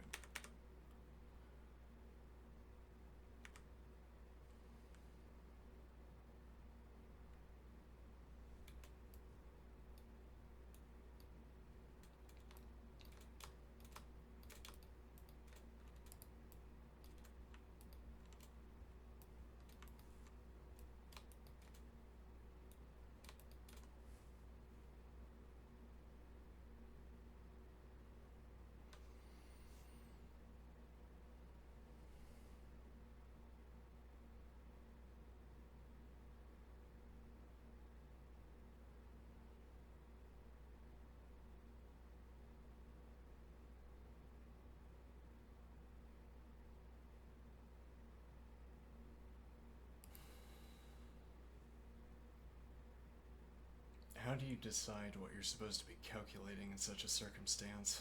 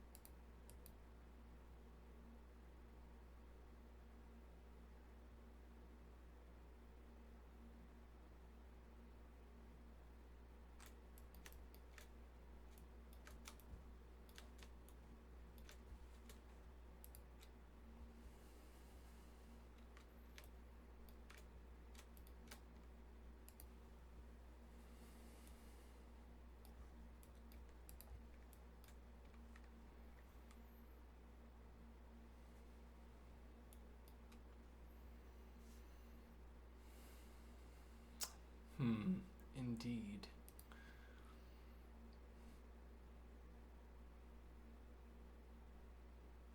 Though.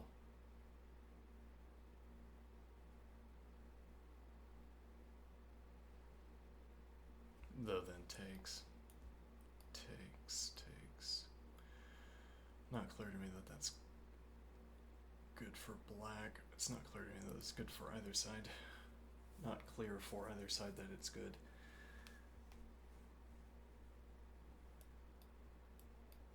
But you can't allow this to happen.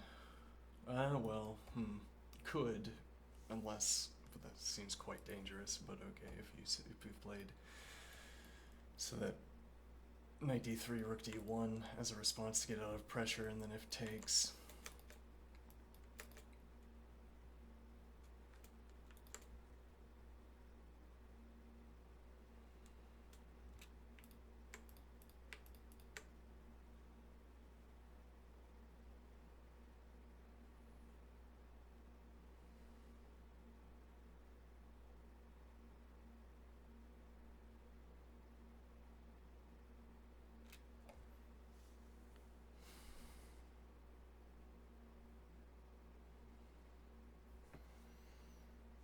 Now, does that work?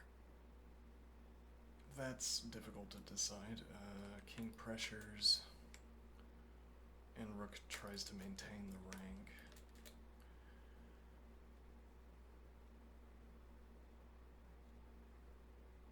Not here. Okay.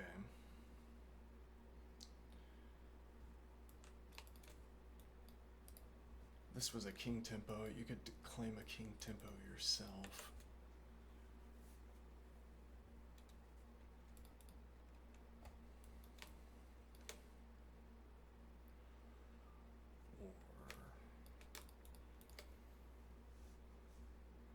With the point being that if you have in g5, the king is no longer defending the rook because you could advance again. Or the tactics play out differently. I'm not sure exactly how to describe that. If you advance g5, now you're threatening g4, so if rook takes, king takes, g4 takes, this is active pressure.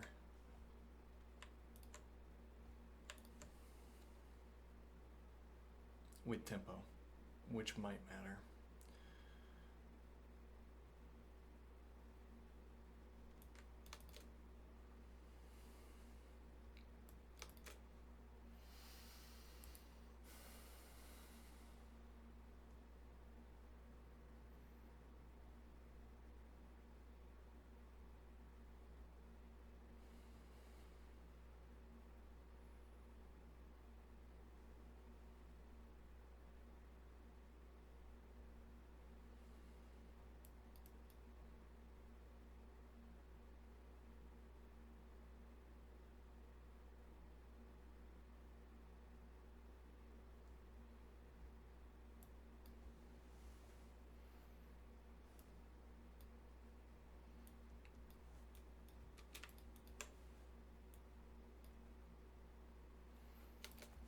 There's something funny with this knight move.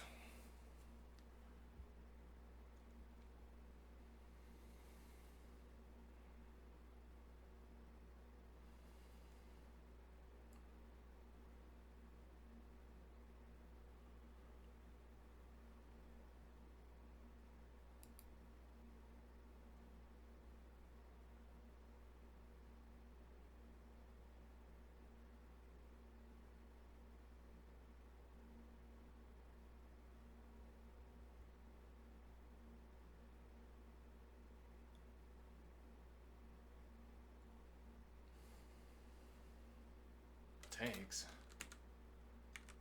Well, it damages the structure. I guess we saw this earlier, something like this, where black ends up with this structure. Up a pawn. King controls entry to these critical ranks, though there is a way around. Actually, currently, you'd have to commit to taking the knight.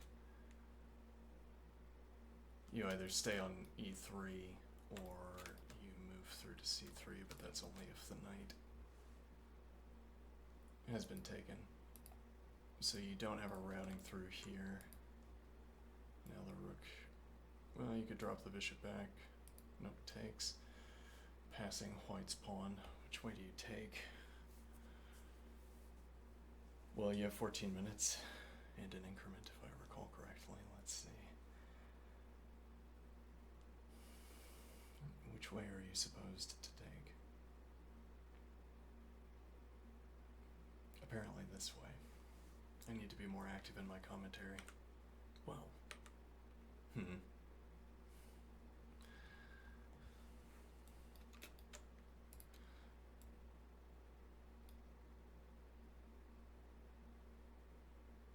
Looks to be winning by force.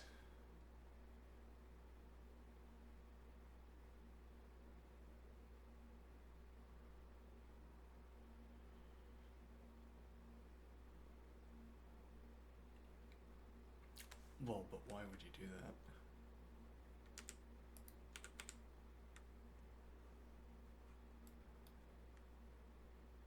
The problem with this routing is that if the rook retreats, say gets in front of the pawn to deny the advance or covers the advance,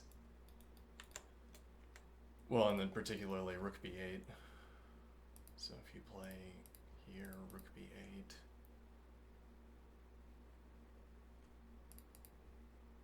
now your rook is here instead of here.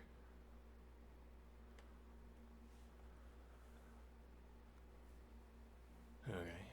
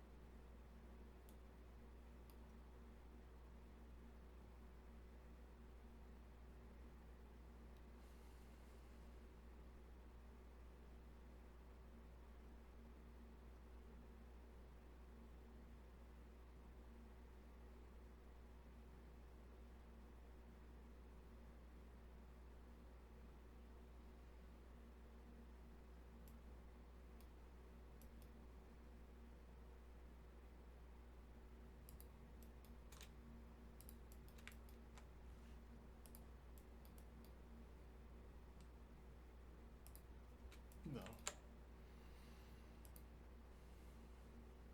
Also, but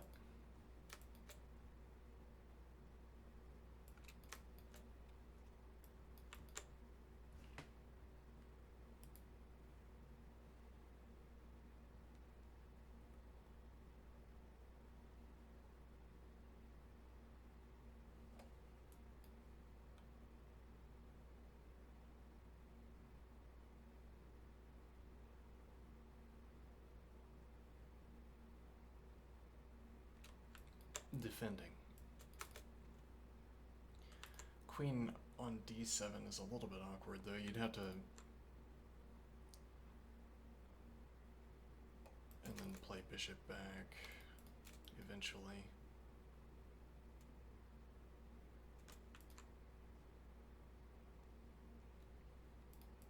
And then activate... no, never mind. Okay. This, I don't like allowing this. I don't like losing control over this square, but maybe we don't need it for navigation. Knight out and then dropping back, for instance. But then I'm also dominating my own, or, well, I'm also preventing an opponent from placing a minor piece there, for instance. Queen drops back. Okay, now what?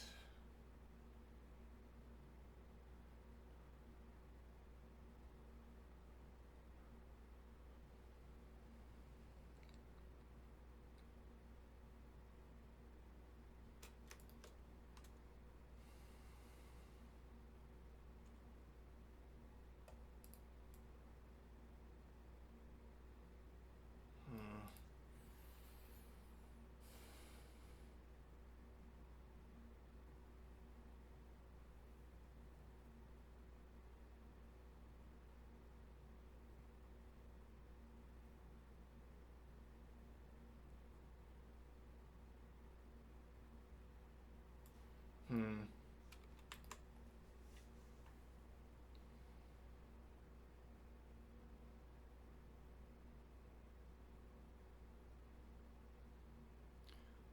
The idea, the queen here is a stable point of pressure. How stable, though? Well, you're not going to kick the queen with the light squared bishop, for instance.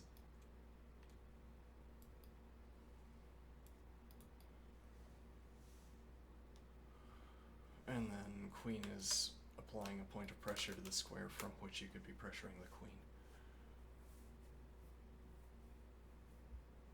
And then black has pawns to advance to support this theme.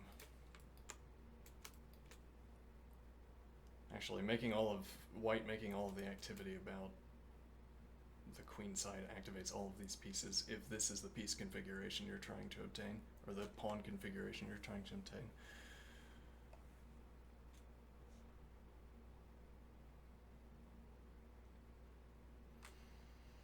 Offers the bishop trade.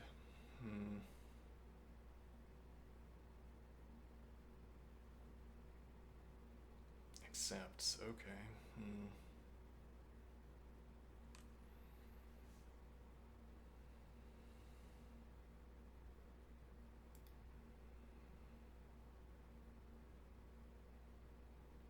Yeah, but I mean, are we going to have king d2?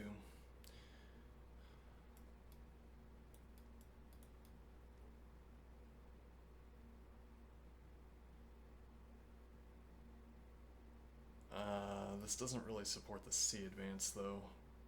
Whatever you're doing with your pieces needs to allow for this possibility, I am thinking. There's a point that queen gains access to the third rank.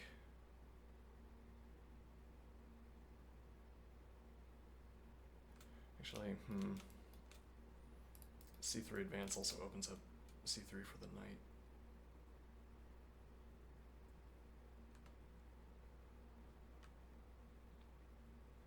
Opens up diagonal for bishop.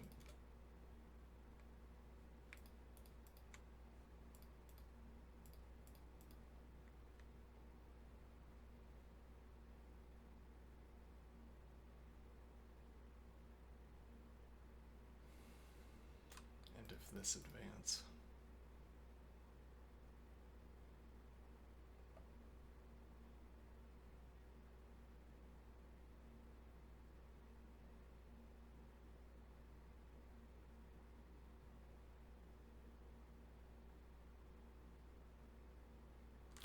I wonder if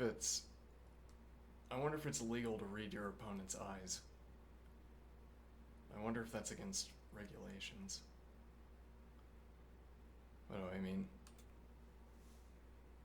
You angle your face down towards the board, but you angle your eyes so that you're looking straight at your opponent. Your opponent doesn't notice that you're doing this because it's rude to stare.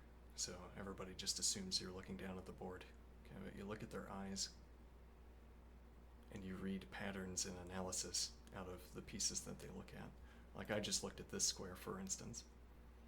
The queen is an unreliable defender of the queen side because the queen can't get dragged away from g7. Now I could note that you look at this because it's away from all of this. You'd have to angle your eye to look at that square.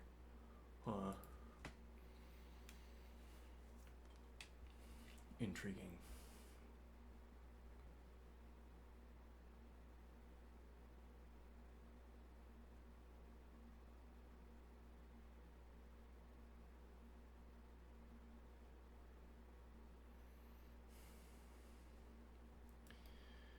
wanted to be able to advance here maybe, but that doesn't seem...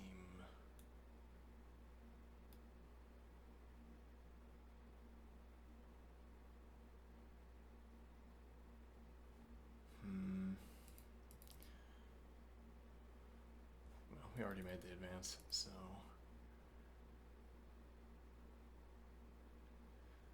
The takes I didn't want to allow, which is maybe, well, I was examining not allowing it. I mean, you have to look at different branches, I guess.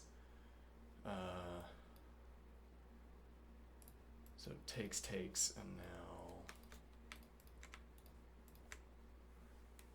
okay. I need to be more on the ball with my analysis, I think. I'm not fixating, I mean, like, I'm not looking at the particulars enough. I'm not entertaining the particulars enough. Okay. Too much intuition happening here.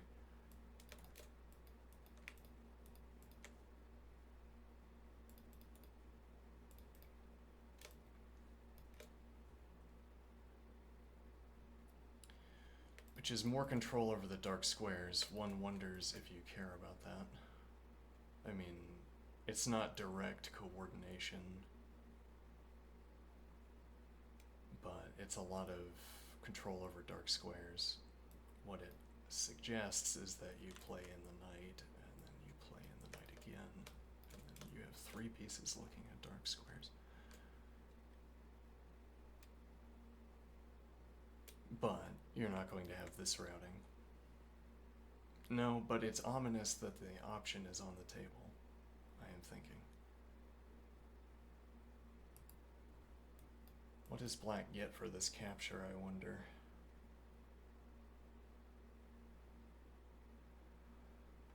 There's a world maybe where white takes with a knight instead. And then...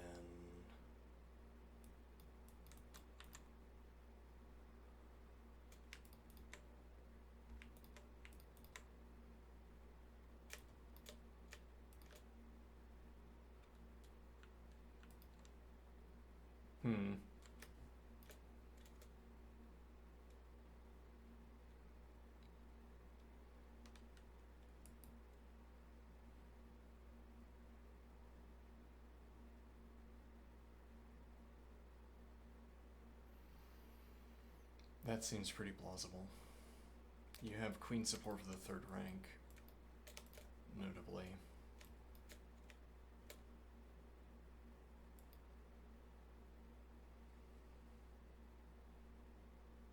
Yeah, and the point would be...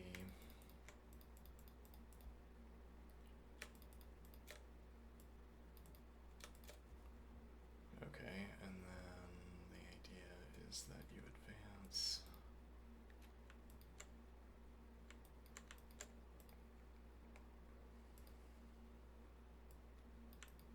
say here. Okay, now what is the idea? Queen has kept eyes on the pawn, but I guess the point is that you could play rook, either play rook c8 first or then have rook c8 to look at c3. The queen needs to stay in contact with it because the knight's going to be on d4. So the queen has to keep looking at that pawn. Well, no, because we already want to play bishop d2, though it makes us play bishop d2, notably. It means our only option is to be playing bishop d2 in response to this.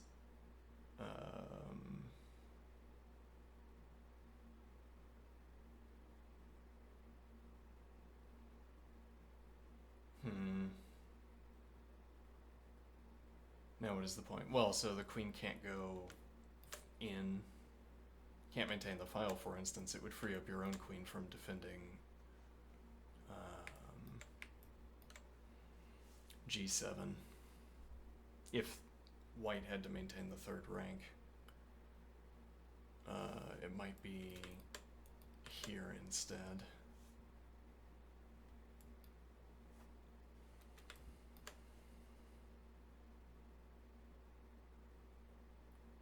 Okay, though how is that advance going to get played?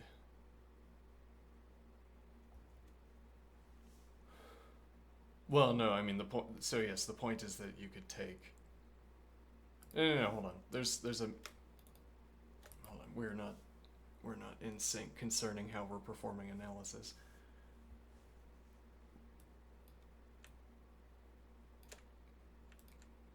This rook is applying pressure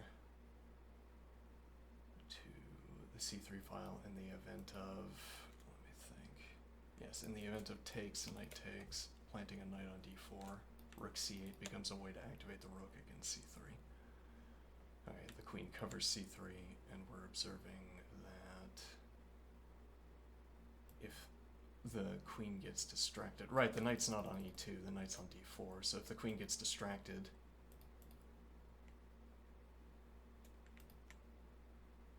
okay, then black can take and have a rook behind the queen, or behind the queen. So taking with the knight opens up development for black's queenside rook, but does black's queenside rook need development? Didn't take with the knight. No, but then I assume this has already been examined, because this is the more obvious capture.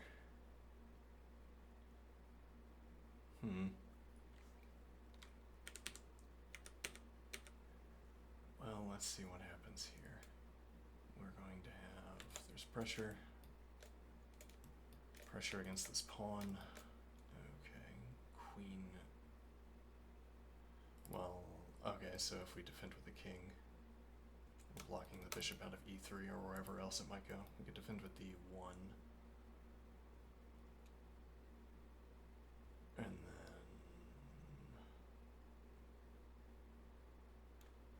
could be looking to advance. I didn't want to drop this pressure because now black's queen is active.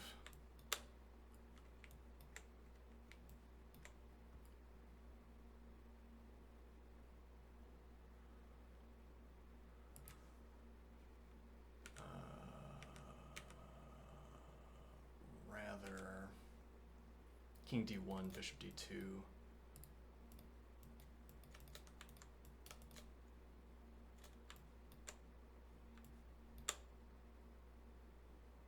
And what's the punishment? The punishment is that a heavy piece is targeting your king. True, but I'm unpersuaded. This also allows me to activate this rook. Though, that's going to be on the table, even given this line of play. Yeah, though now, queen's on b3, so rook passage through a3 isn't a way to develop.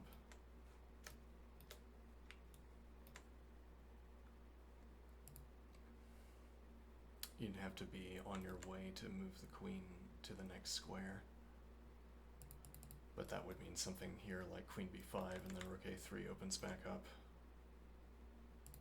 A question could be, could you play queen b5 long enough to play rook a3 and to rook down the third rank, because there are no more bishops for long range targeting on the rooks.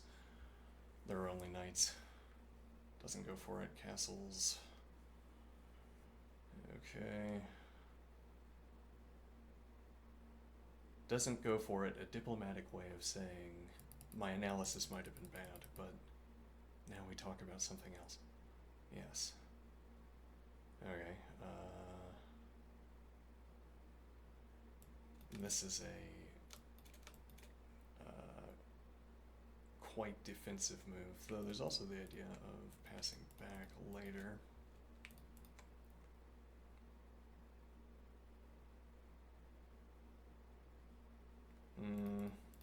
Then you've locked your own bishop away from supporting, or from targeting f4. You'd have to be using this bishop support for h4.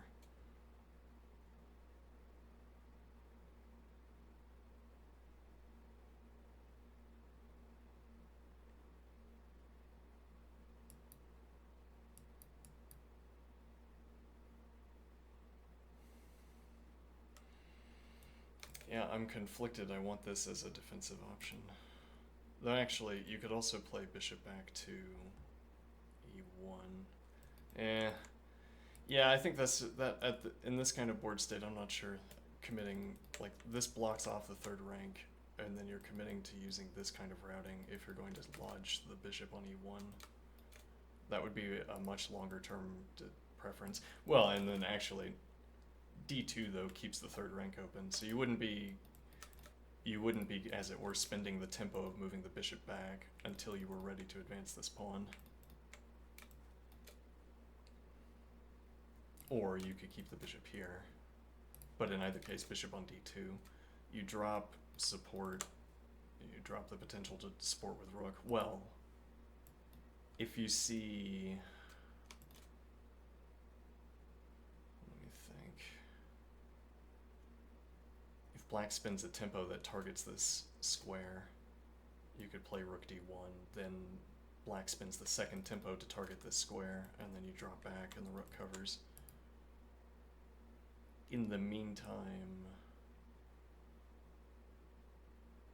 okay, so maybe claim that immediately.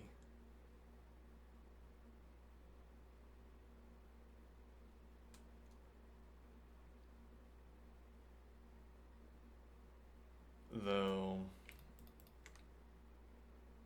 yeah, and we aren't looking at the other rook either.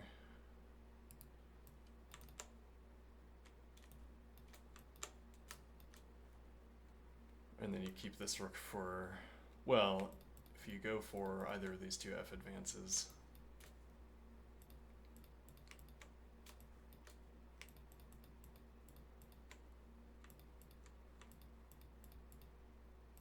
if you go for the f4 advance, you could develop the f rook to the third rank.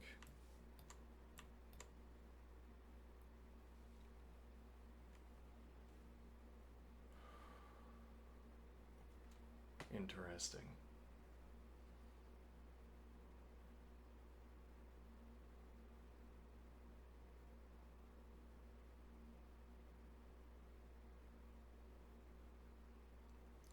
Queen b5. Okay, actually we looked at a line where white played this earlier. The line we had was that rook played to a3. So you try to race, because you can't advance a6 yet. You drop b6 and there's nothing behind the queen for punishment. You just lose the a pawn as well and then drop back to d3. So now you're threatening to play a6. Okay.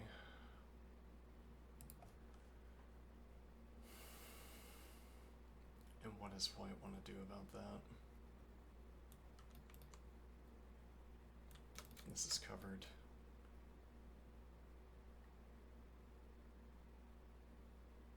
And then queen also covers c2 against the queen on c7.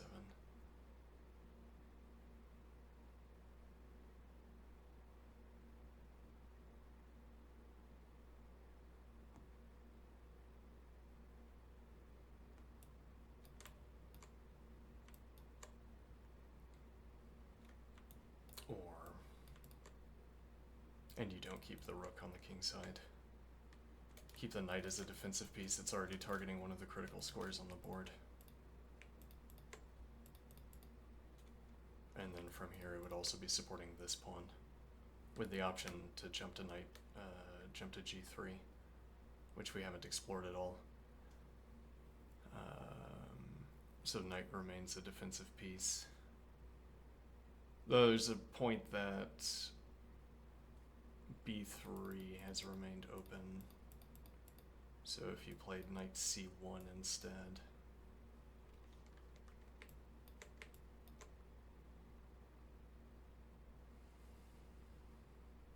you could try to pass through b3. Or keep the knight here. But okay, I'm observing that in addition to the coverage on f and the coverage on d, coverage on f4 and coverage on d4, you'd have these alternative options for rerouting the knight. You probably don't have this square, and ooh, and how I know that is that I didn't make any knight moves to that, or I didn't, I I got surprised. Alright, so now...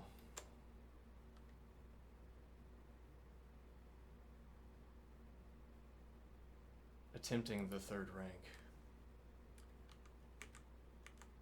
Okay. This is in fact what we talked about earlier, but didn't we conclude that this doesn't work?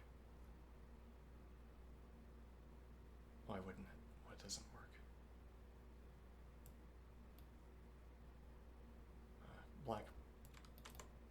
I don't know, maybe we concluded that this worked, in fact. Bishop denies in. Maybe that's what we drew. I guess I stopped short of the interpretation phase.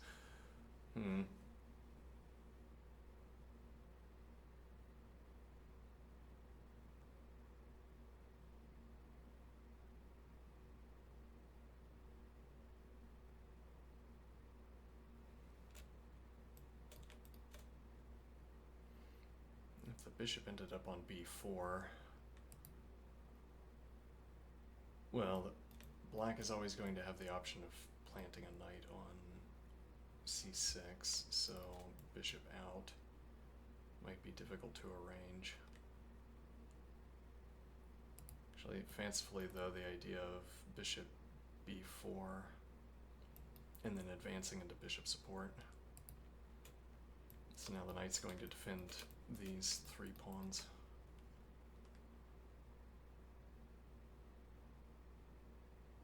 Actually, you could play that advance now, and this rook move would be fully justified. So I am thinking, okay, well, you could still play c3, and now maybe it's even more justified. You get the pressure back instead of the pressure forward.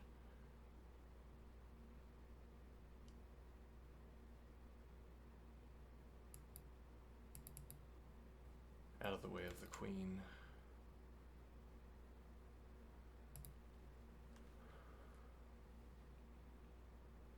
Though, if you could, yeah, but you can't. Well, yeah, but you can. But I can go back. And now I'm threatening takes, queen takes, though that also activates rook.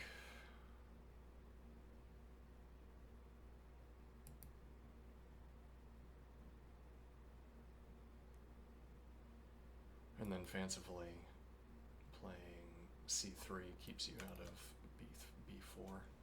And now my rook has the option of supporting the c-pawn, pressuring the half-empty file, or supporting a1, or staying on f. Though currently, yeah, you'd have to, I guess, you'd have to spend a tempo like this before this is required, whatever that means. So now that tempo can't occur at all.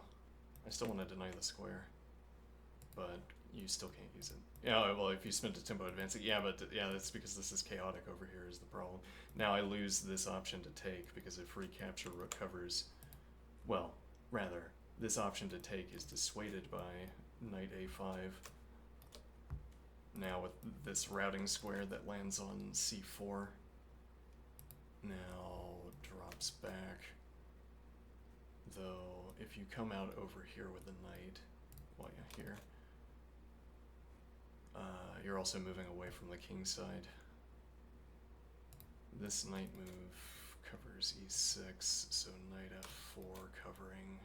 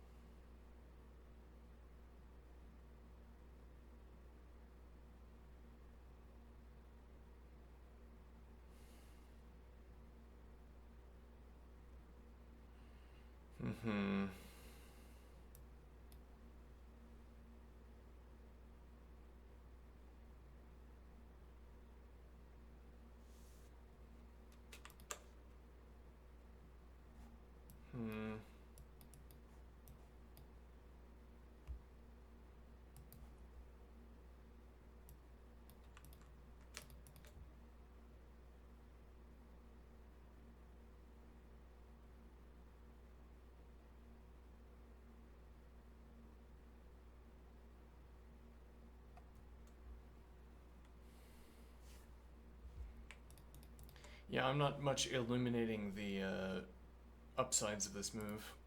Hmm.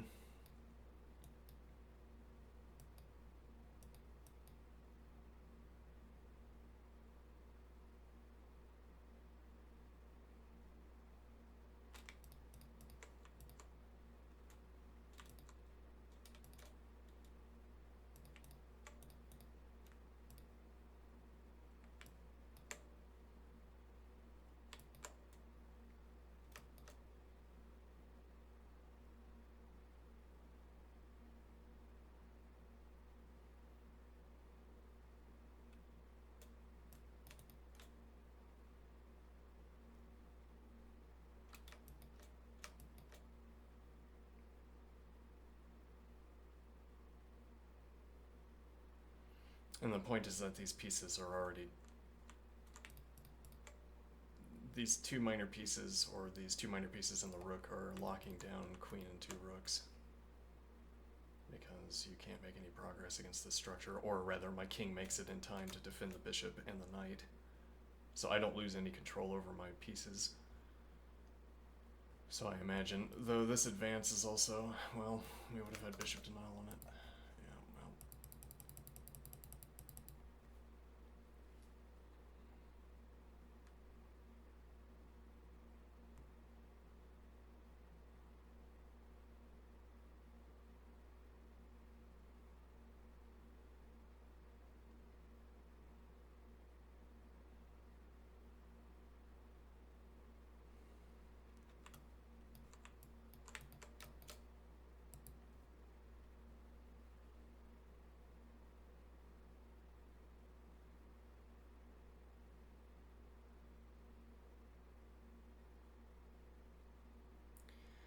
Yeah, this keeps the squares clear for the pieces, but that also means, well, I mean, it keeps the squares clear for this move as well. Whether that's playable, it might be. If it distracts the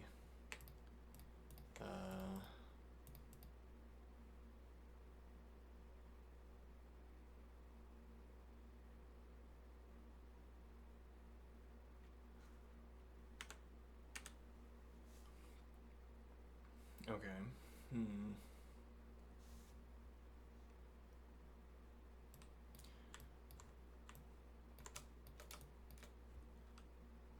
Hmm.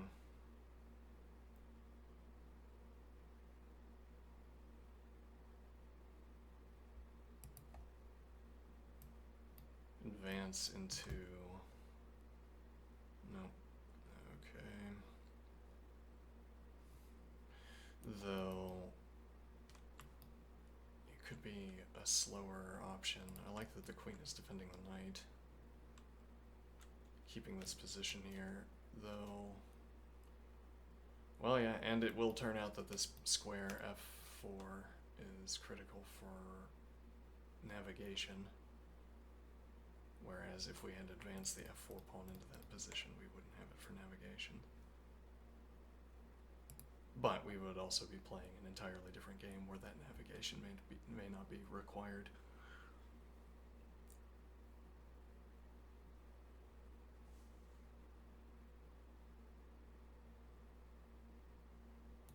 This is threatened immediately, not for nothing. Also, I need to take a break. Yeah, though black's in time pressure. Yes, though. I'll be right back.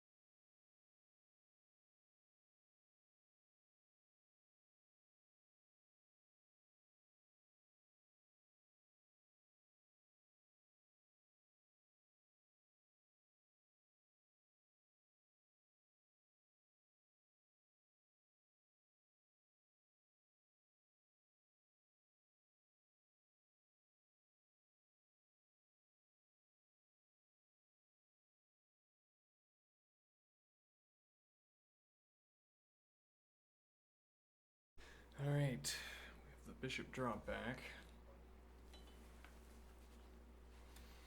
Interesting. Yeah, I like the structure that white's built here. Much to play with.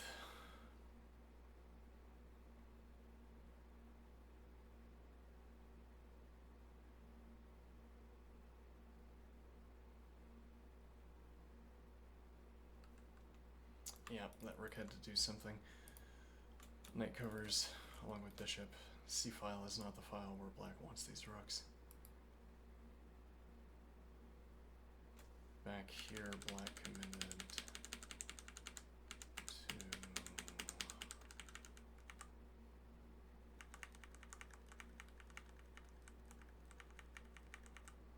And now this is not where these rooks want to be. Offers a trade. But this knight. Convenient. And then, well, then you have to insist that this is a rerouting, though that's difficult to insist. This knight is difficult to pressure. And then you're spending a tempo moving back. If you are the worst. The worst, rather.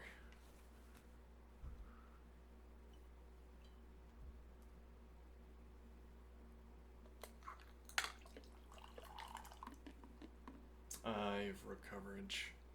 Yeah, though. Yeah, and actually also I don't have bishop d2. Interesting. Well...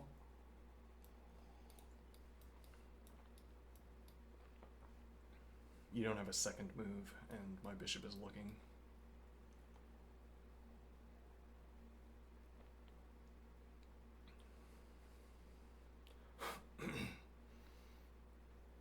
Okay.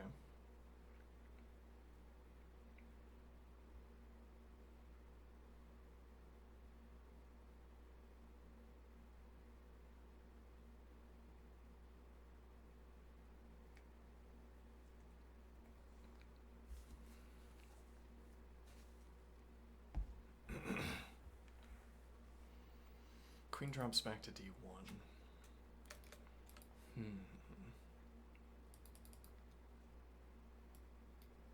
Still have f...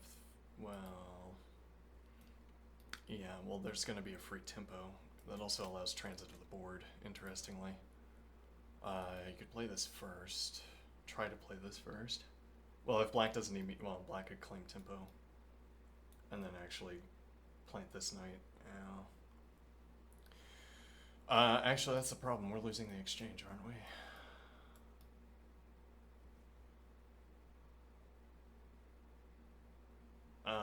I can pin at the moment. I see.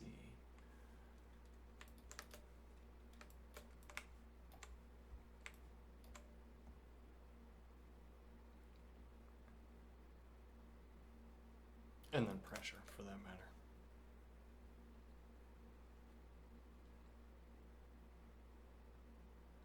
Okay, I didn't want to allow this.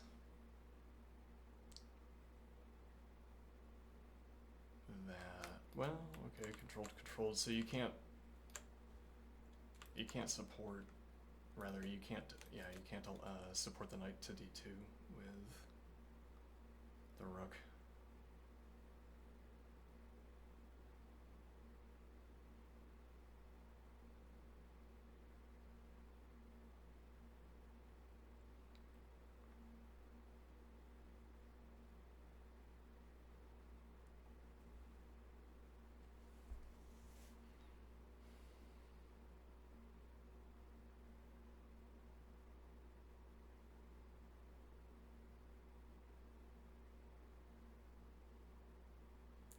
There's something else I should be thinking about, presumably. What is it?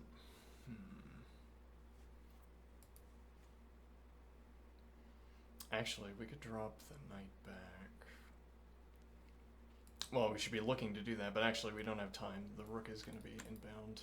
We have to do something with the rook this turn, critically. Oh, there just isn't anything to do with it, right? Or am I mistaken here?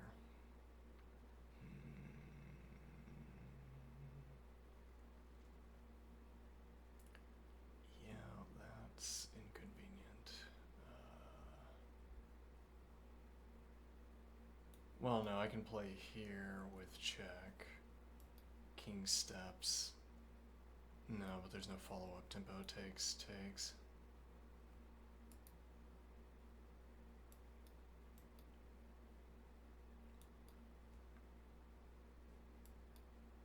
Yeah, there's not a follow-up there.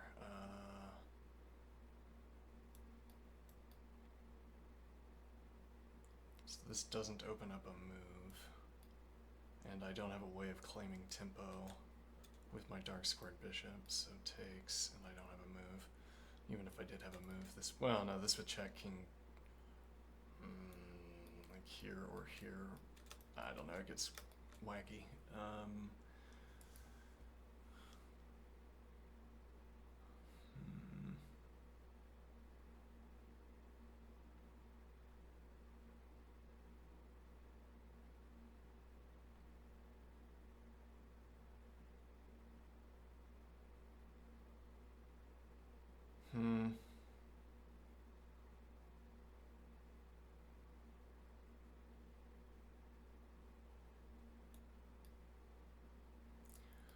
Knight retains defensive pawn.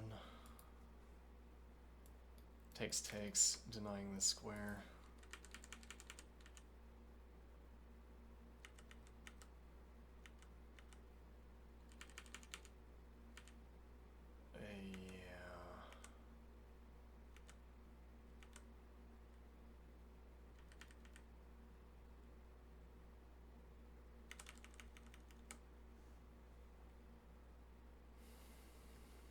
Doesn't take, well, and this doesn't open up an escape square.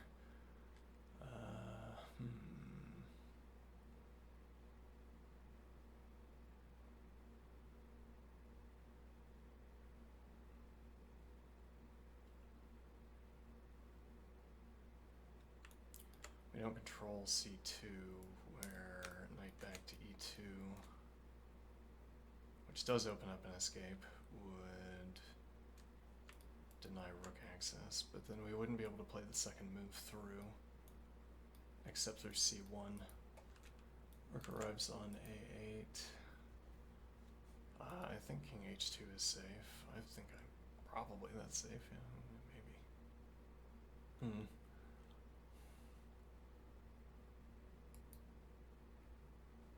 Either of these two advances takes with knight support is persuasive.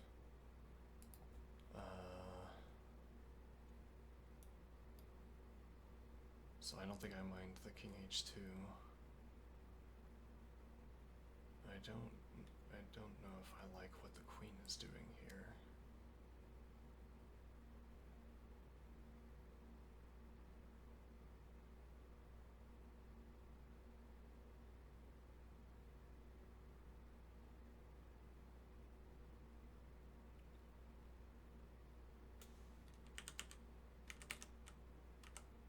Okay.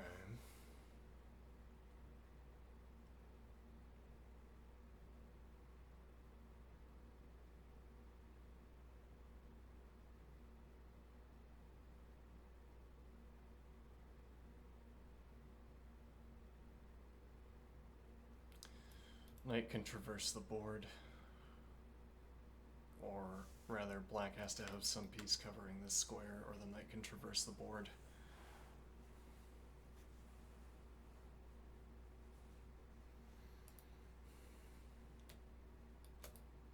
Takes the first tempo, also opens up the bishop. Also opens up the pawn, though there's not a... Oh, Yeah, though, queen is still covering. But okay, if you give up queen support over pawn, it preemptively avoids. Can step through here to obtain piece coverage. Also, later maybe blocks the back rank if something is still covering the square.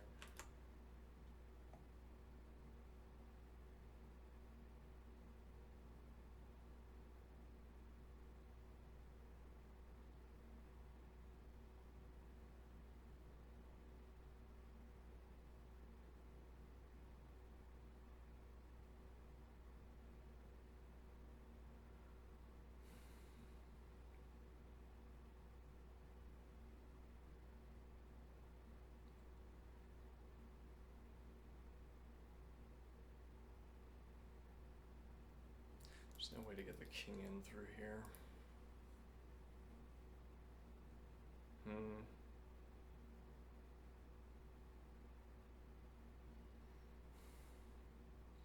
Drops back. Draw. Okay.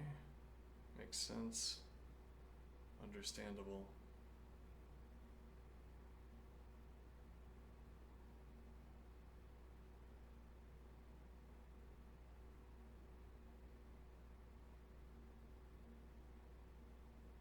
Though, presumably wrong, right? I think, I suppose there would be some way of maneuvering all of your pieces into a completely new configuration. Though then black would have to do this with 1 minute and 24 seconds as opposed to 7 minutes and 43 seconds.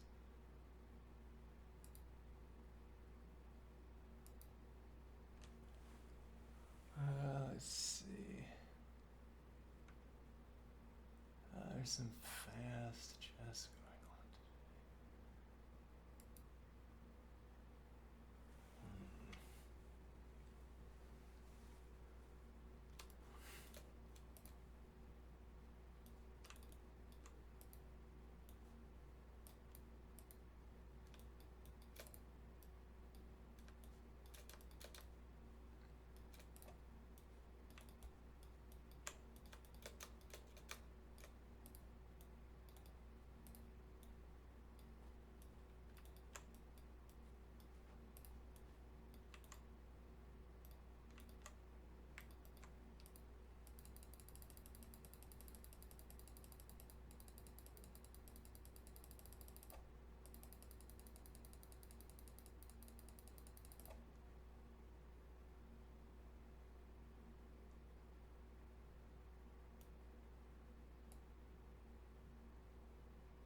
Yeah, you probably don't want to allow transit, though.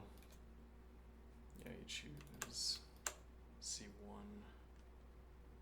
and then, yeah, that's going to be tedious to defend, I assume.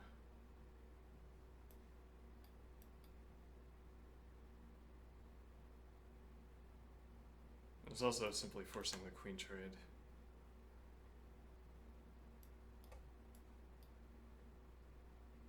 We don't have...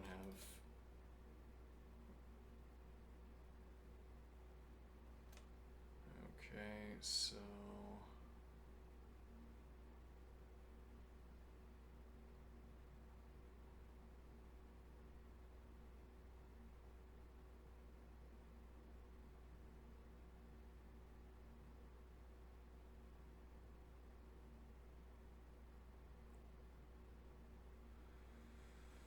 Okay, I guess I like the piece consolidation. Could have taken with king there, interestingly. This also opens up king f2 and then queen e7 as an example. Offer the queen trade, and then if you take, black's king is continuing forward.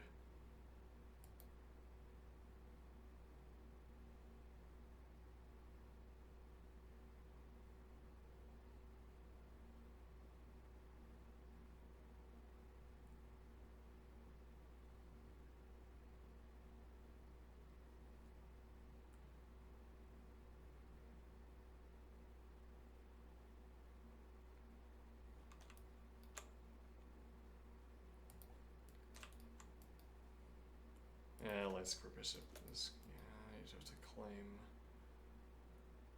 It's difficult to counter same colored bishop because you can't be supporting your bishop from diagonal.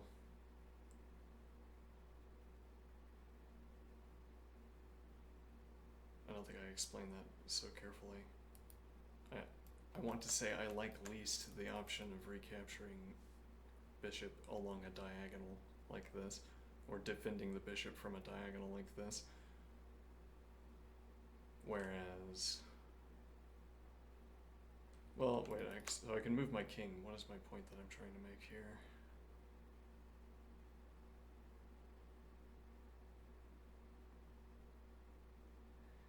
If our bishops were off color, there would be a different point, which is that both the bishop and the king could be off color with my opponent's bishop. But I don't know what point I'm trying to make. Disregard. Alright, so this has pressure against c3, covered by queen currently. Queen is intruding. There's no tactic at the moment. No way to check. And you're not going to be able to get behind the queen. Claim, tempo, activates bishop.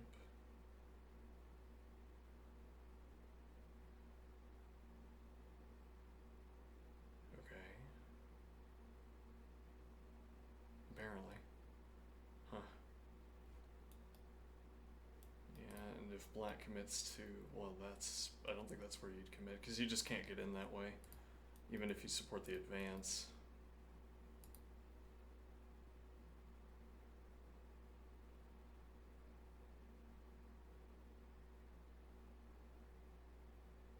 Yeah.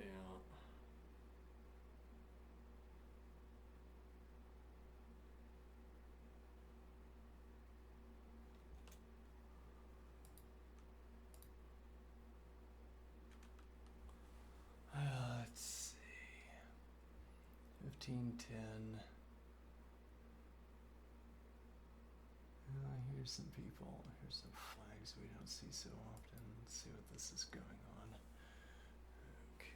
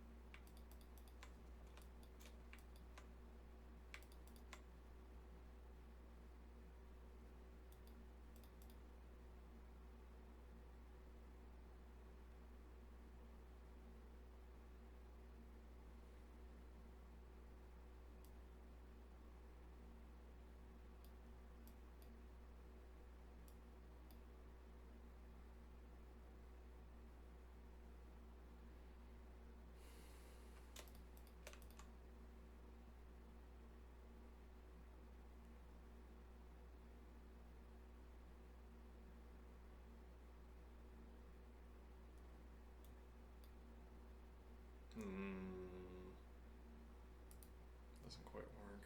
Well, actually. Yeah, no. Difficult to support as well.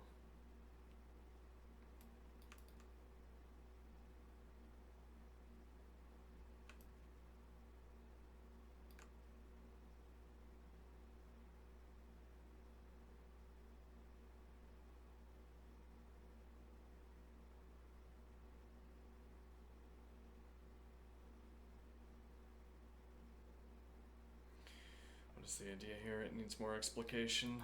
Let's see. So how easy is this square to remove? Oh, take with pawn. Take with pawn and keep the position. Rook on rook on g8. And then you have choice of follow-up advance.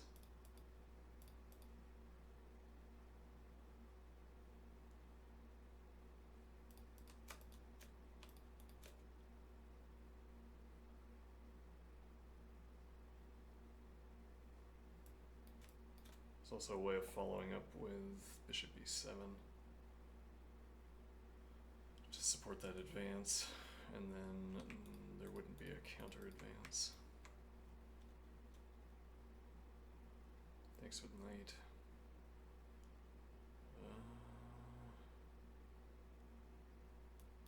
Opens up an alternative bishop development. Yeah, this is something. Yeah, and also this. It's pretty persuasive actually. You might need the rook, covering the rook on a8 as well, though no dark squared bishop and rook a7 has been opened up.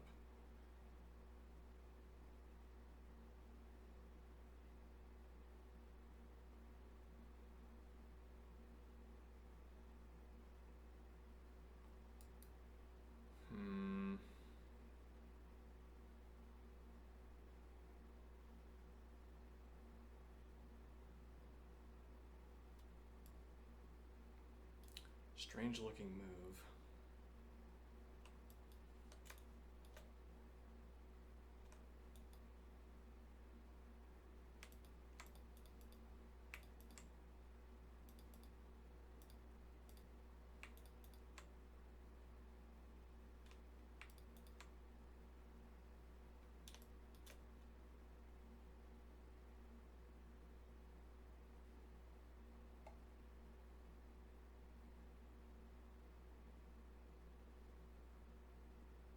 In the meantime, bishop on h3 frees up the queen.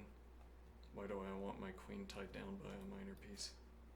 I guess because I could kick that minor piece, ostensibly, though. The queen isn't required to provide that, to apply that kick either. You don't have to have, well, you have to have the queen, no.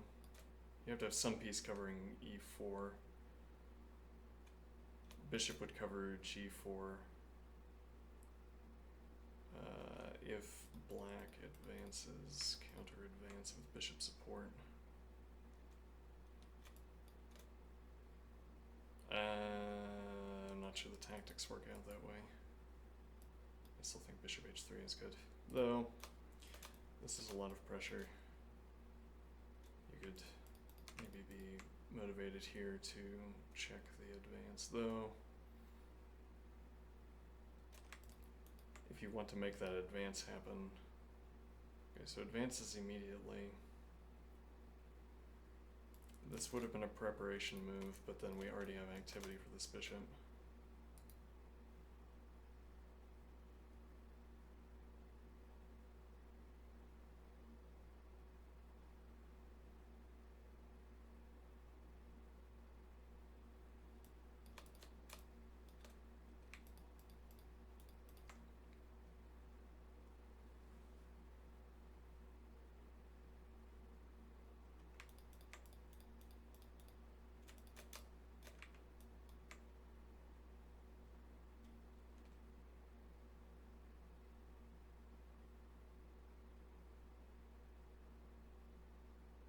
Interesting.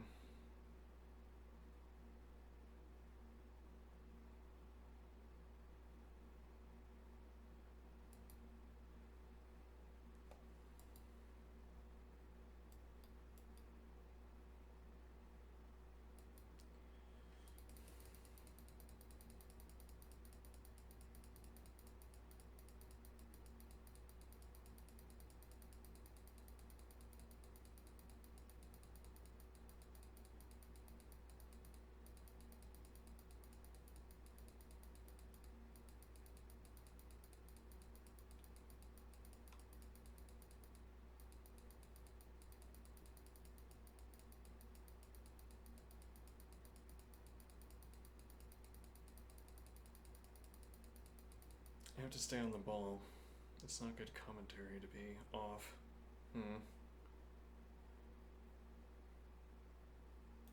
Retaining bishop b7.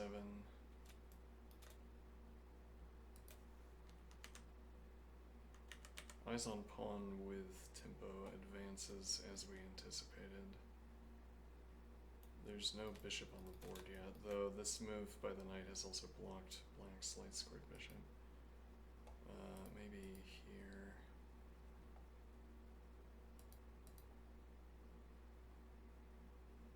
I guess you need to take with the knight. Play bishop here to deny this advance.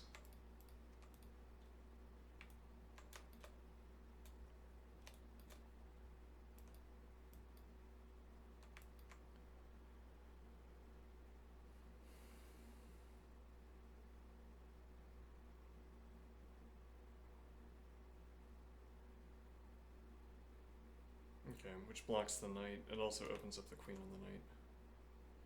So if you had a follow-up move down the diagonal or elsewhere on the diagonal, you'd still...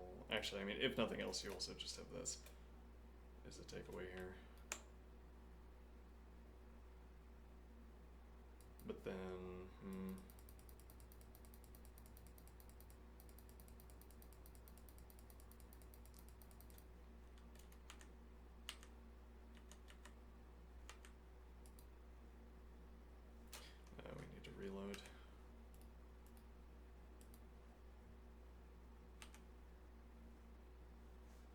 This is also with tempo against the queen, so it's suggestive.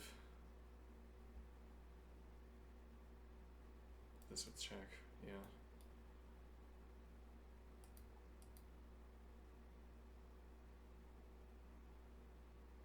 Or alternatively,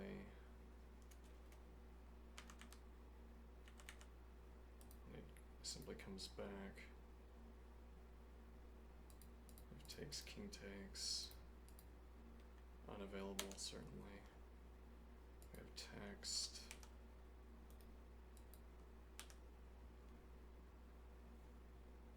This is text, okay.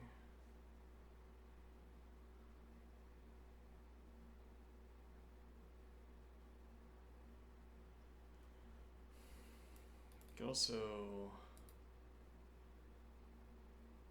rather, could you play the king advance? Takes with queen. Okay. A heavier question than anyone I was asking. Let's see.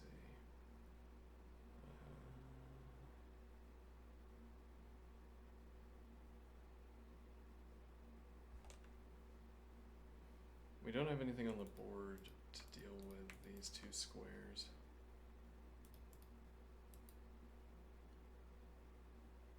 If we had taken, I suppose, king takes and start king development.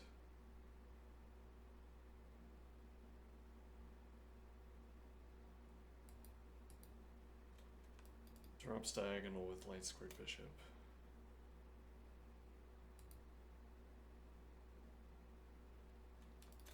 Can't be targeted by dark squared bishop.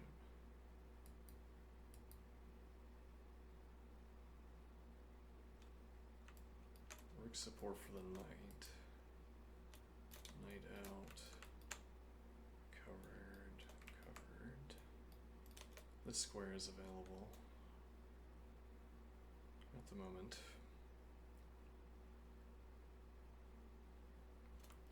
Queen retains eyes on e4 as well.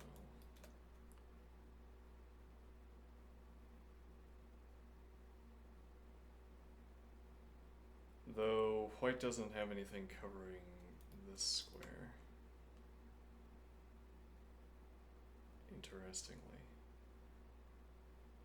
Why does that matter?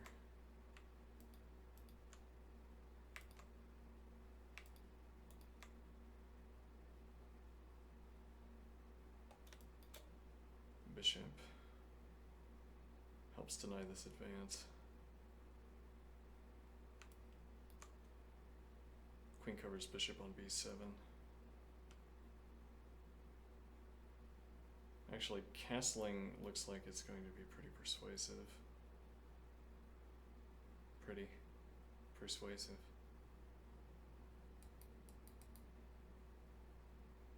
Takes the 2 pawns for the piece.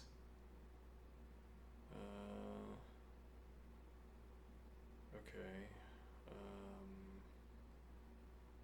Now maybe I go through with the king advance, form up around the king. Heavy pieces have the back rank and can reorganize. Queen can also go to the back rank and reorganize.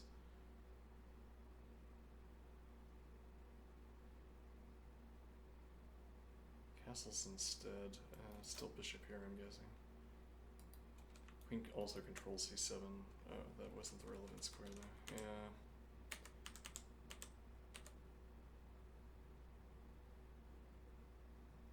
Well, that wasn't enough defense.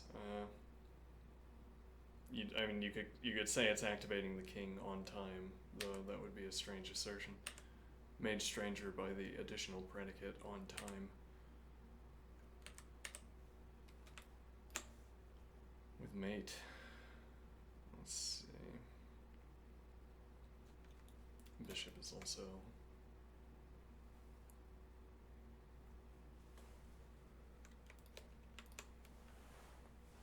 That's a bad way of assigning colors, in a way. We should mismatch our colors, maybe. Using the same color is good for pattern matching, but it's bad for expressivity. If we line up colors, different colors, we could be using the target color, the color of the target square as an assertion, for instance. Yellow means pin, green means free to move away, red means in danger, blue means not in danger.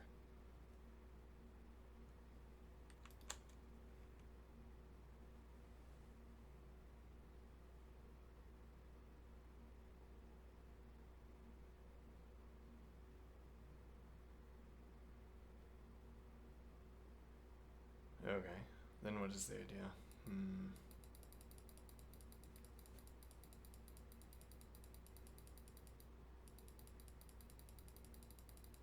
Knight currently covers, but then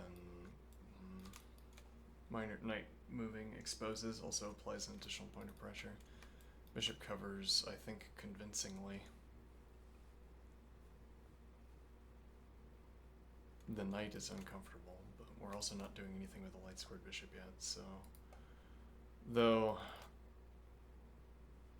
I wonder about not doing anything with the light squared bishop. Well, we'd have locked our queen in, and also actually with tempo against the queen, never mind. Okay, now can we play... Bishop d7. I like bishop d7, I think it's the right idea. Maybe, I don't know. Why? Because we have plenty of support for this square. Okay. We're going to be... Well, what are we blocking the rook from, though? Because the rook still gets to look at everything. I mean, we could put our own rook behind the piece. But the knight itself is already denying rook d7.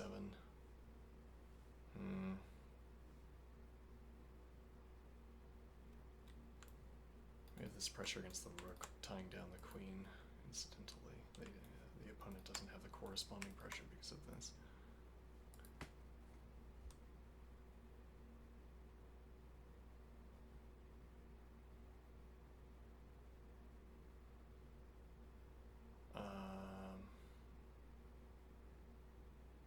Indeed.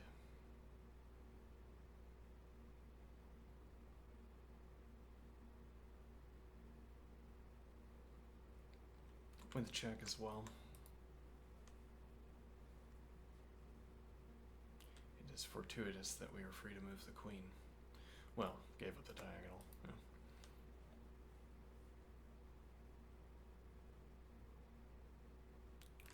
We have this alignment to rid ourselves of the knight, and bishop controls the advance.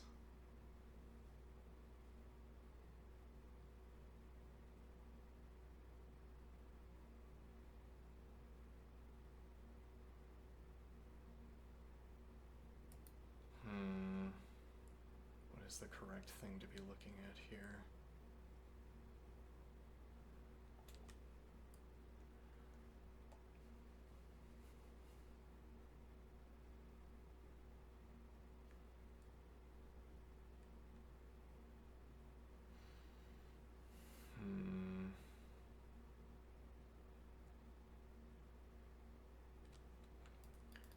There's maybe a tertiary point here that this light square diagonal that I am denied is already, well, I mean, actually, I guess you'd reverse this observation and say that this would be a good defensive task for the queen, while looking also down this diagonal, controlling this knight, for instance.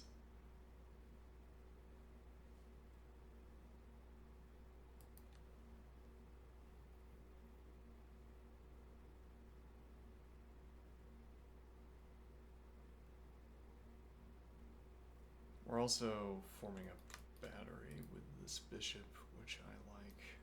Just don't even calculate. Oh no, it's tempo against the queen. Yeah, idea takes, so you can't recapture. Yeah, troublesome.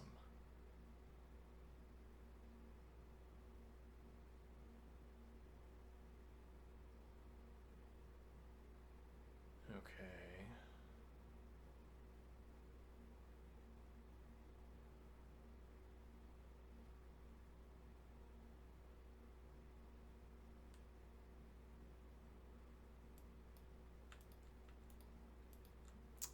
That also doesn't work though, right?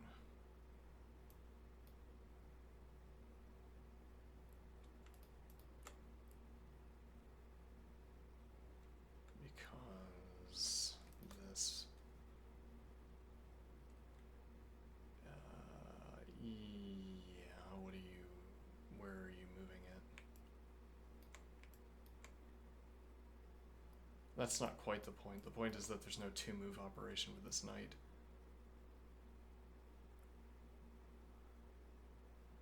Yeah, but, and so the idea is that this recapture is fine. Yeah, but then notably you don't have something like this where you drop the bishop back to pressure this knight.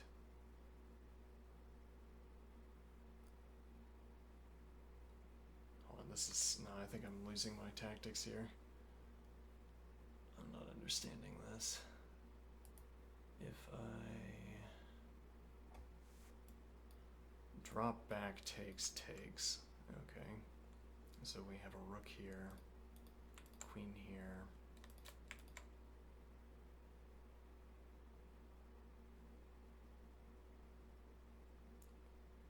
Okay, and we still have our knight here. Okay.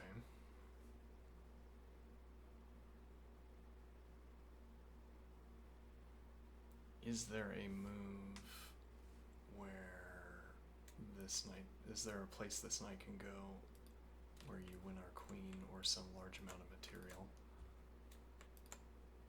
And I think no.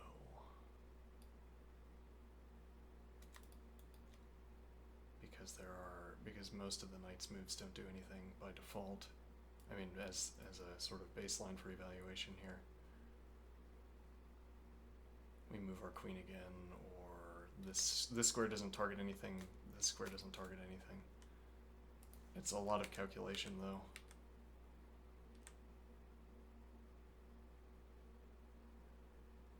Okay, now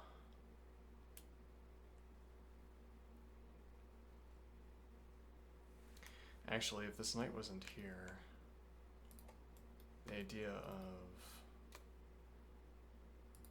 yeah, though now there's rook takes, yeah. And there's no support for the advance unless taking is a tactical mistake. Which is arguable. Though you don't have coverage for that square. There's also this knight looking instead of the rook, which simplifies the tactics.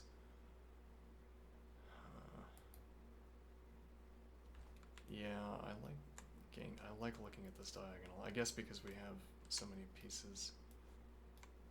These two pieces looking, and they don't coordinate with each other. But if it doesn't work, let's see.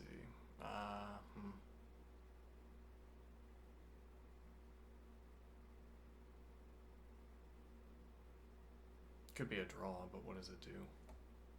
Is the next assertion, yes.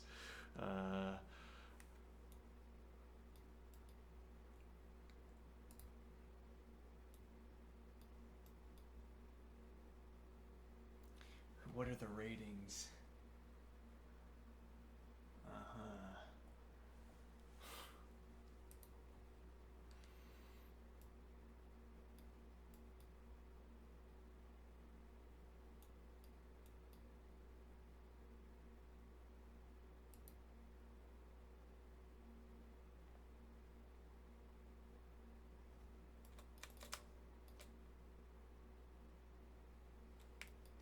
No, that's arguably the square you'd want to go to.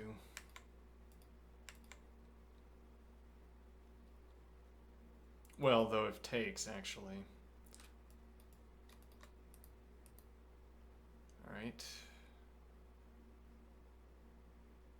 So white could offer the draw. Impossible to decline.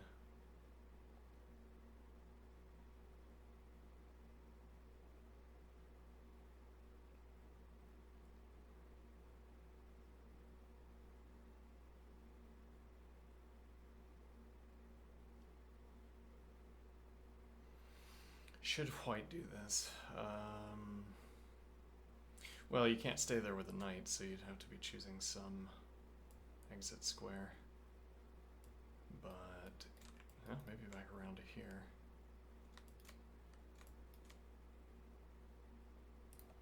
Like here with tempo against the queen.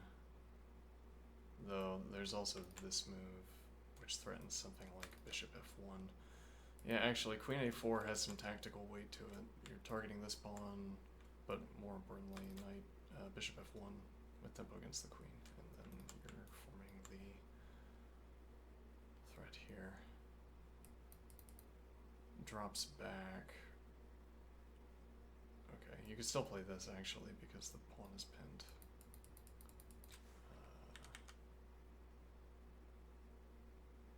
As it has been, yes. So.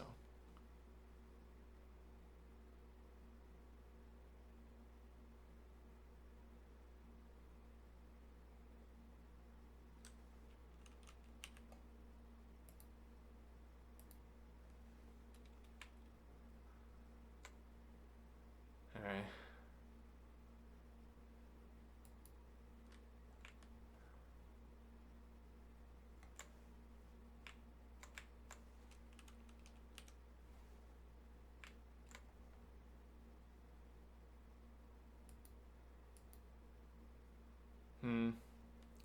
This isn't the fun kind of active king. This is the unfun kind of active king.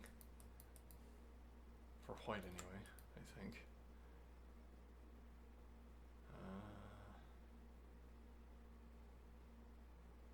Maybe critically so.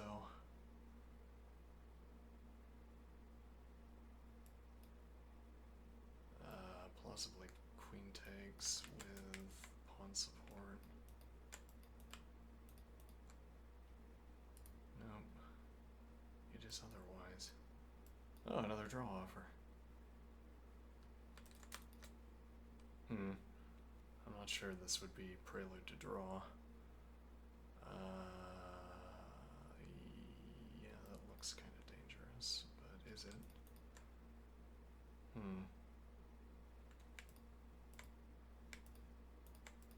With rook support. Yeah. And then my calculation is too weak to keep going in this line. If you step back immediately. No. Not to h2 anyway.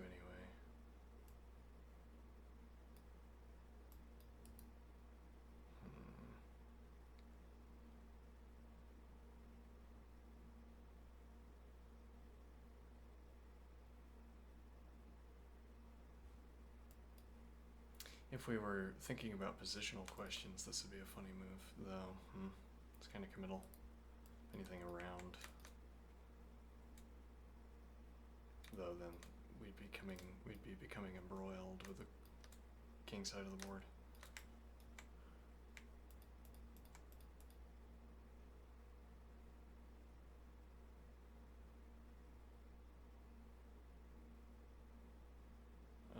This is on pre.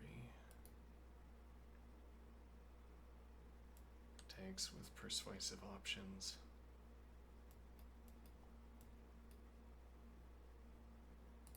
Supporting the advance into the f-pawn, which would be persuasive. Advance again, and you might, yeah, it's just mate. So takes, and what do you have to do? Challenge the queen immediately. I can deliver check rather than accept.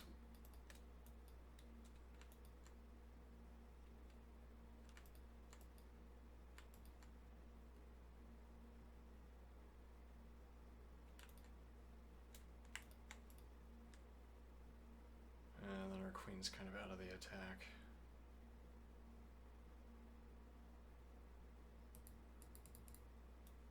Takes, challenge, and we don't deliver the check. We play queen back to g5, newly opened by capturing and anchor the knight, which now can't be displaced. We don't cover d6 at the end, though we've picked up a pawn for our troubles. Okay, alternatively. Makes sense. This with tempo. You're not threatening the knight. I drop back, defending the pawn, keeping eyes on h. And then if you drop back to kick the knight, then I would deliver check, I guess. Maybe not, because... Well, then I'd have to decide, I guess. Because my queen doesn't want to go back to cover. And I can't support with a rook.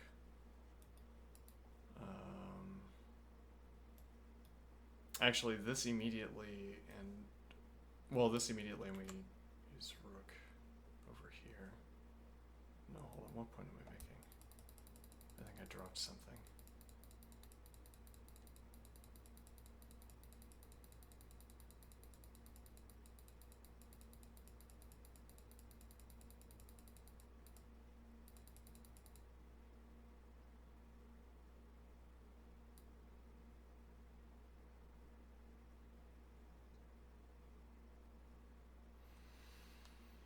Alright, that's not how I saw the challenge on the knight.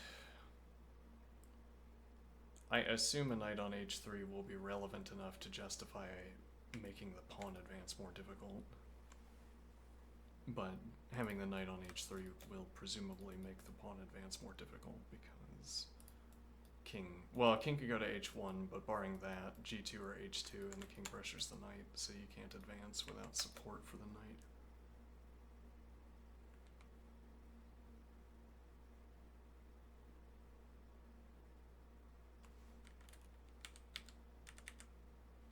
Okay. Rook over immediately. Makes sense to me.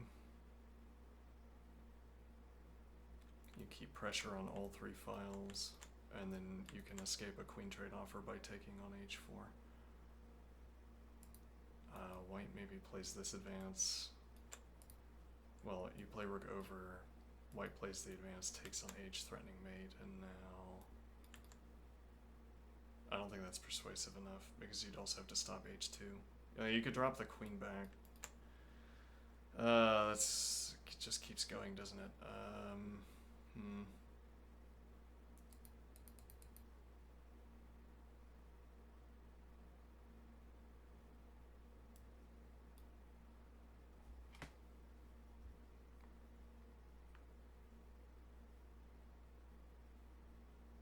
Activates the piece.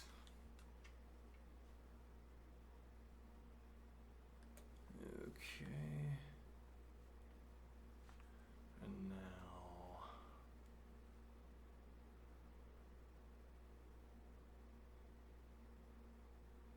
That's not persuasive enough to do this either. Can't commit to defending this with a piece because black can take... Well, so black might be obliged to spin the tempo now so that... Well, what do you do after... Well, because, okay, rook takes, queen takes is available, though if you take now, rook h1, you can't get off the file.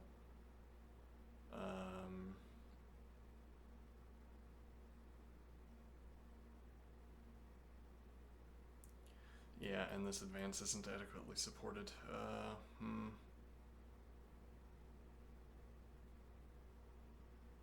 And then you can't play rook g5 because you are blocking your queen from defending your rook. But then queen taking isn't available either. Well, you'd have to... Takes... Delivers check. No, I doubt that.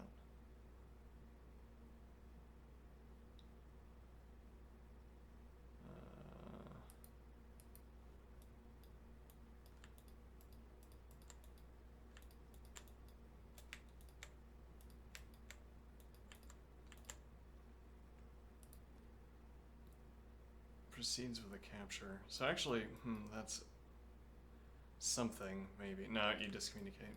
Well, yeah. Well, no, actually, because rook defends. No, didn't go for it. Alright. That was a funny idea.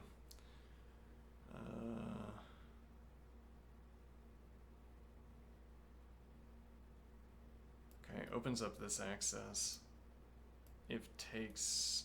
I doubt... Oh, well, yeah, because takes comes with check. It's also defended, so you can't recapture with the king. And then, no, rook enter position.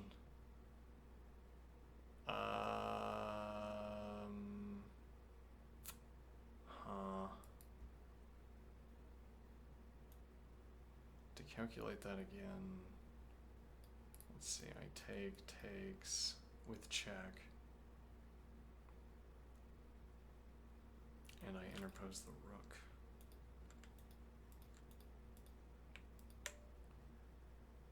Okay. Interpose the rook, the two rooks defend each other. No, rather, I mean, queen defends rook. Right, that's white's rook, indeed, blocking. Which I assume works. Now if takes, same idea, I guess, but okay, never mind. Now, so takes with check. And if you take the pawn, you undefend the queen. I think that doesn't work.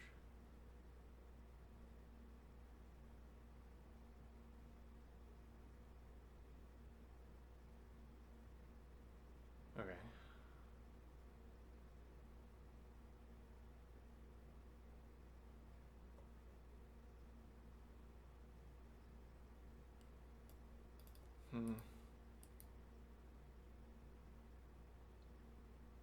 If you so desired.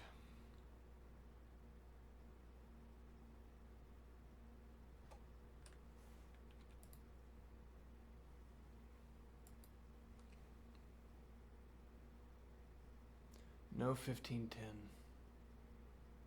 Not a single game.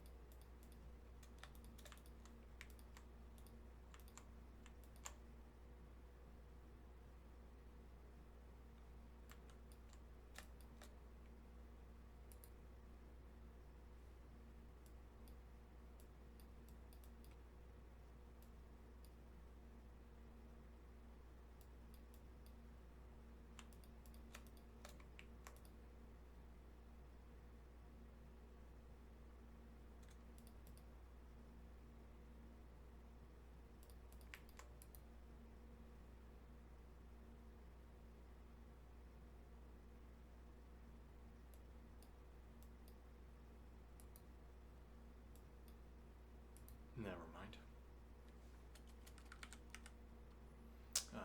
We will instead see. Still an escape square, though you only have to cover one. Actually, though. Yeah, maybe my line was ill-considered. I didn't think about the rook infiltrating.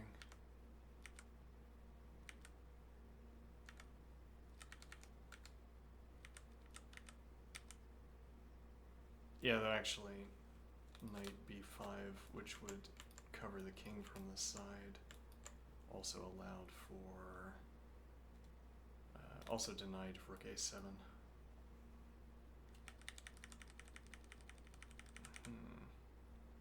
10-minute. Oh, it's 10-minute.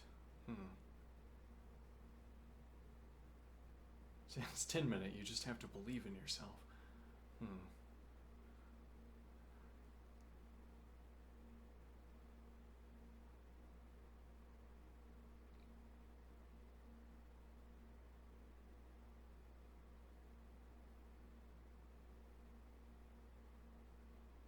Though there's no increment.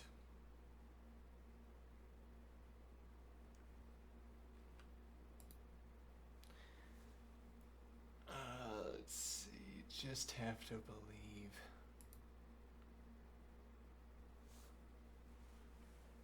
Alright, from the top.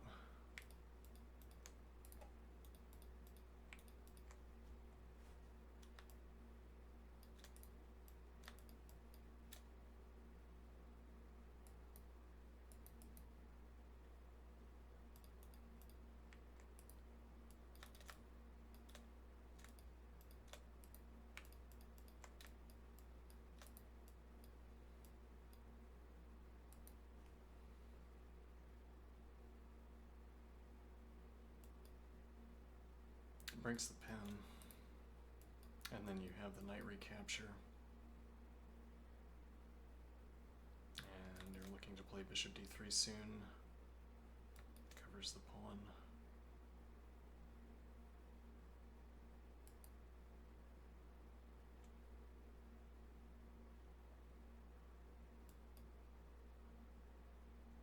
Yeah, so if takes, knight f6, king f2. And then extra fancifully, king moving on to e3, but now, after takes, king f2, maybe a little bit less desirable. Or,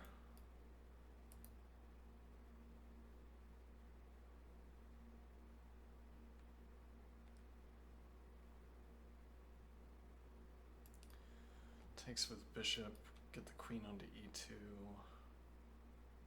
rook c1, finish development. Takes immediately.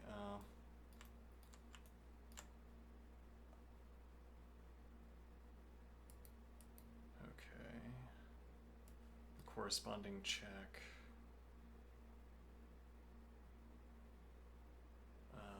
Advance. Drops bishop back with tempo.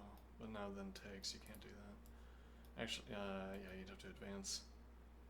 Okay, and then we don't have a way of claiming here against rook.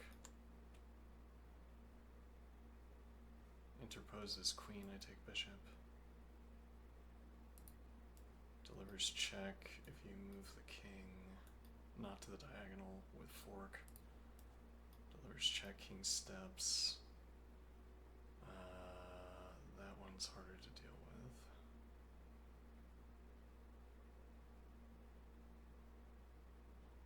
Delivers check down the diagonal. Might be persuasive.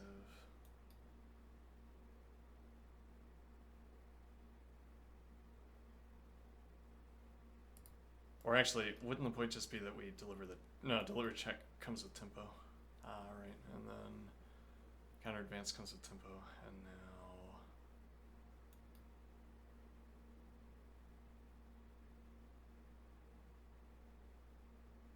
Okay. Yeah, and now this covers, but takes, and it's pinned.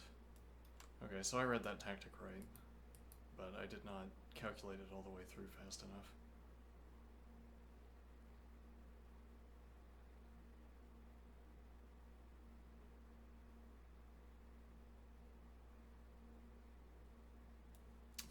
This check. Well, now I claim tempo against the queen. Okay, so well, no, because this is also a tempo against the knight. Taking here doesn't defend.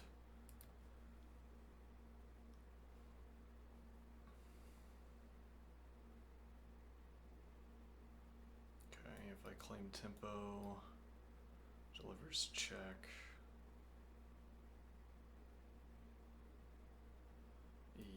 It's a little bit awkward.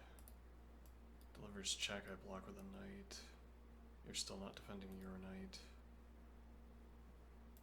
Can't defend with f well, okay, if you move the queen. If you keep the queen coverage, you can defend with king f7.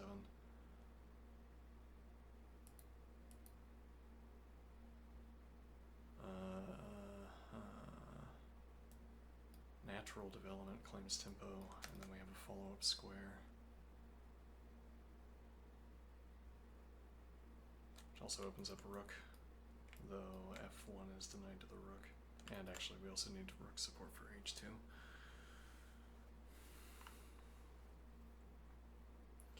Dropping back the queen also claims tempo against c7. And this diagonal doesn't have a bishop in it, so if I have a chance to claim a light square on the diagonal, it comes with tempo as well.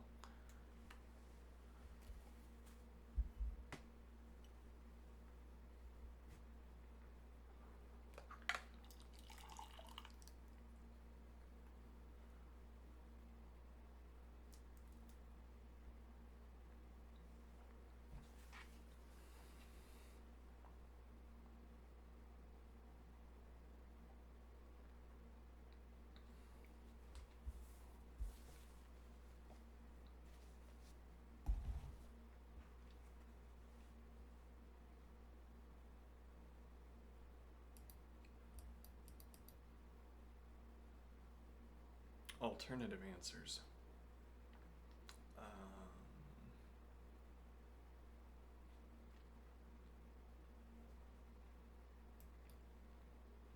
Yeah, but you're already down material. And then knight development with tempo.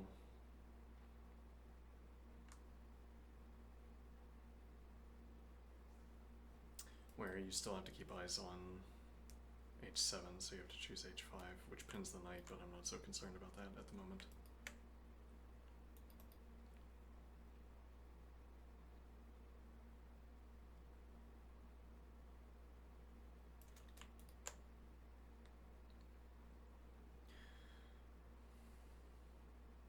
We would have knight support over h2, so this would also open up rook f1.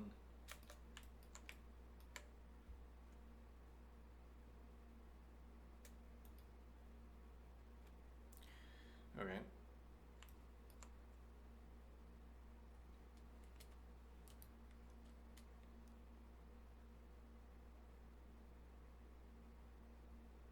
Yeah, we didn't cover that one though. If you take on g2, takes with check. Snaps takes with check. Plausibly. And then maybe we're playing queen.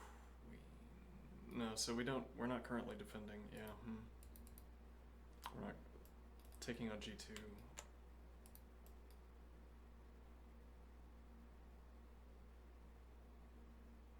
Oh, I made a mistake, yeah, we bishop controls f1, so we don't have rook f1.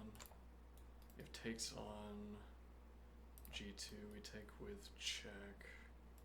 King steps, but I don't know if you can take this pawn.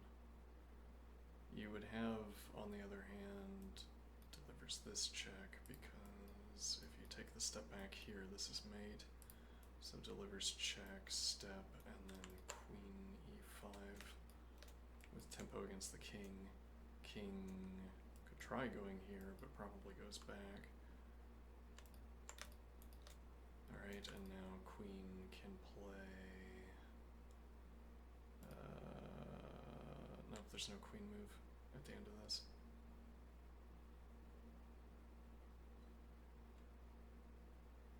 Like queen over, king back. Actually, dark squared bishop can get involved at some point.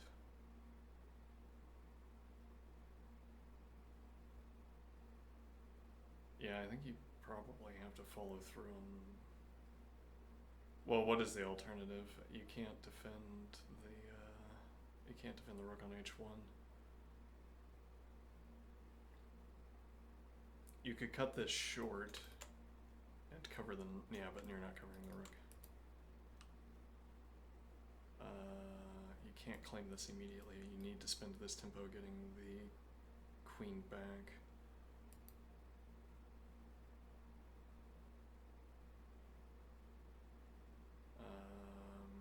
If you deliver this check instead. That's interesting.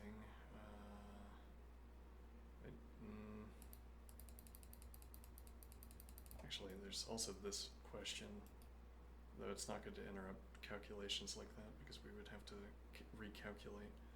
You deliver this check here, and then king steps again, and then white is out of checks. Here, king steps, delivers check, king steps back, bishop delivers check, uses this check instead.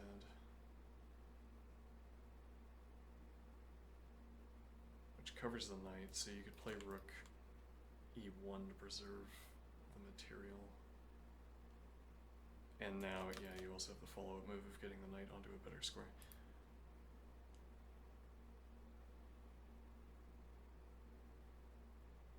I mean, you might make the argument that knight advance with check. You might make the argument that... I've drawn my point, hold on. Oh, of not spending the tempo, taking the bishop. Yeah, arguably that moves further away, but we can't continue this attack here. Oh, I see. Right, defends the queen through the other queen. Also with check, forces the trade. Yeah. Okay. Alright, we have 15-10.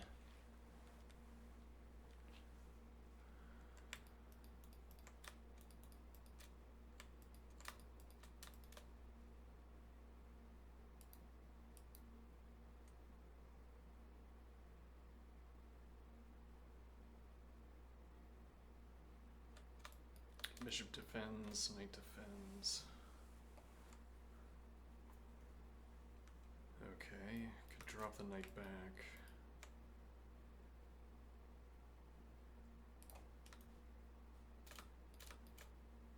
Okay.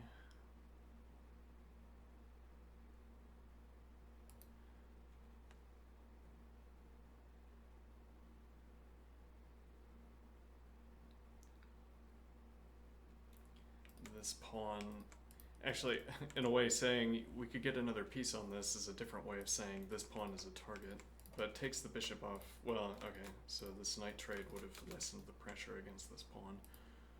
But now, in a way, we're keeping pressure against at least this structure, if not this pawn in particular. Interesting point there. This advance is anti-facilitated. So, bishop out.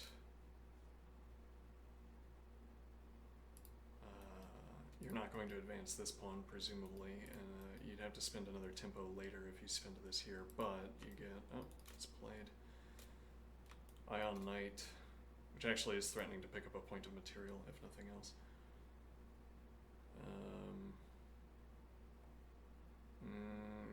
Yeah, actually that's a problem. Okay, but then we repeat, I guess. Yeah, but, well, yeah, okay. We repeat. Bishop can drop back to e8 and open up this square for the knight.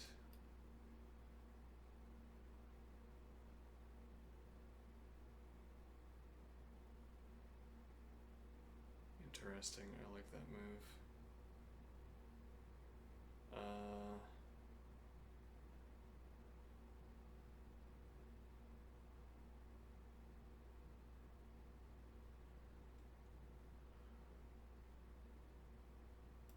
Drops back.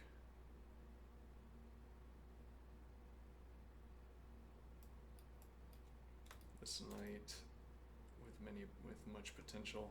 Yeah, though you'd have to commit. You'd have to be committing to F advance. Though yeah, this is a way of regaining this pressure against A2.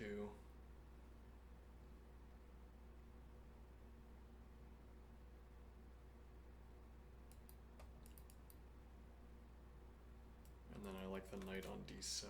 Bishop, while it's on e8, is anchoring this knight.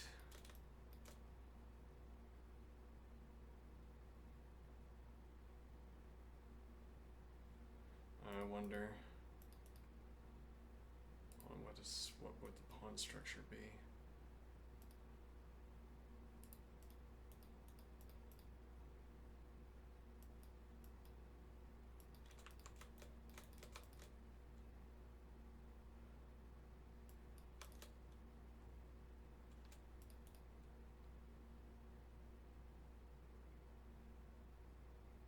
Yeah, though you don't have any.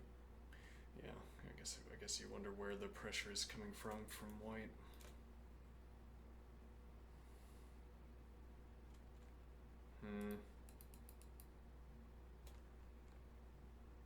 There's a point here, minor piece, bishop on f1.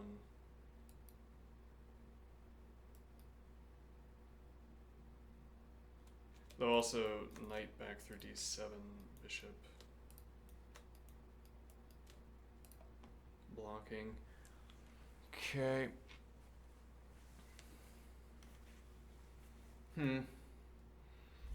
Learning on corrections. What do I mean? I'm drawing arrows according to rules. I follow my own rules to some extent when drawing arrows and placing colored squares. When I make a mouse slip, I have to redecide. I have to go back and remark the arrow or the square, which gives an explicit event where I draw an arrow and then immediately draw another arrow over it.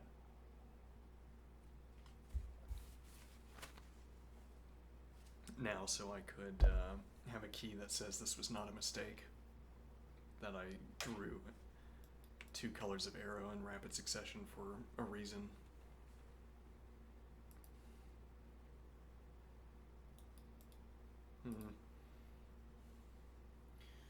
Anyway,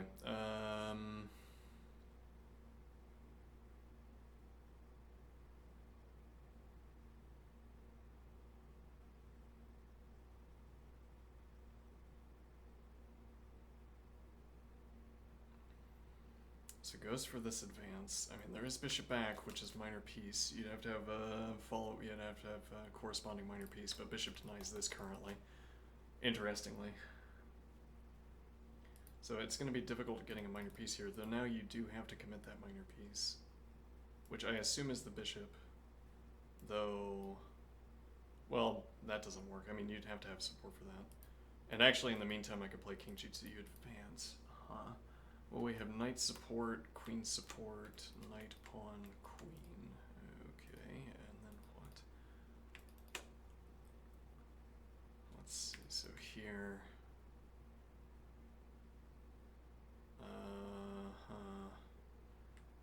This matters, I assume. Knight. Claim this tempo against the queen, get out of the way.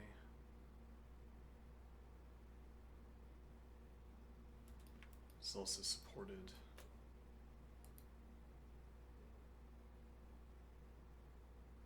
You can immediately block if advance. With tempo against the pawn, dropping back makes some sense to me, though this move is less good, I think, than it was.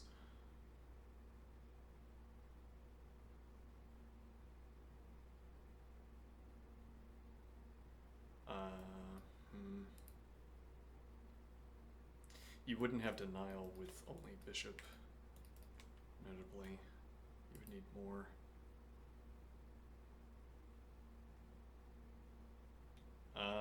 If you give up the point of pressure, you give white a tempo to drop bishop back in this direction, which is plausibly good. You have to have 2 points of pressure on this to prevent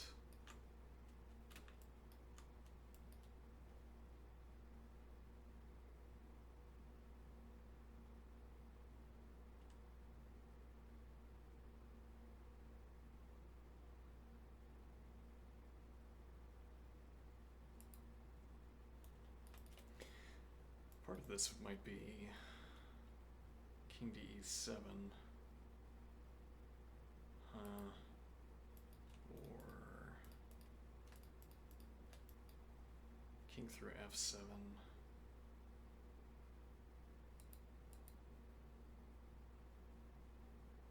That's critical. Let's see.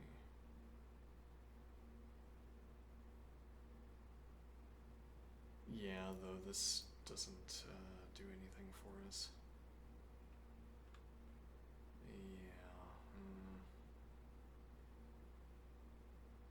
Yeah. Distracting the queen away is something, actually.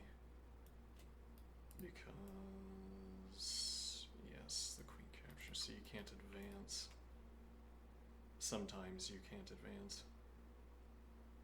Alright, now a different way of saying, oh, pinned. Interesting, okay. So, yeah, now there's not this pressure, though.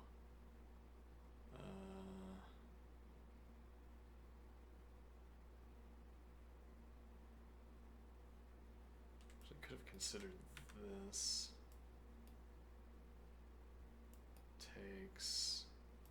Takes. No, queen covers. Yeah, never mind.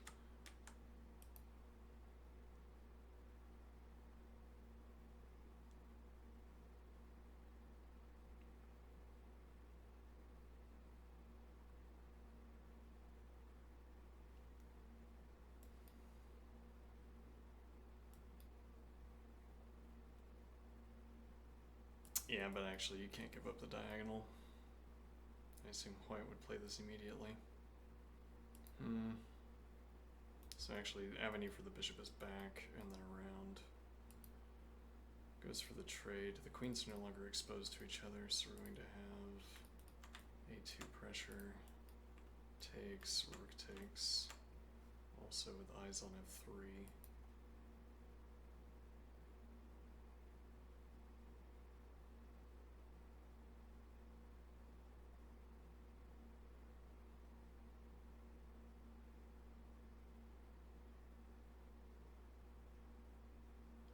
Okay, then what?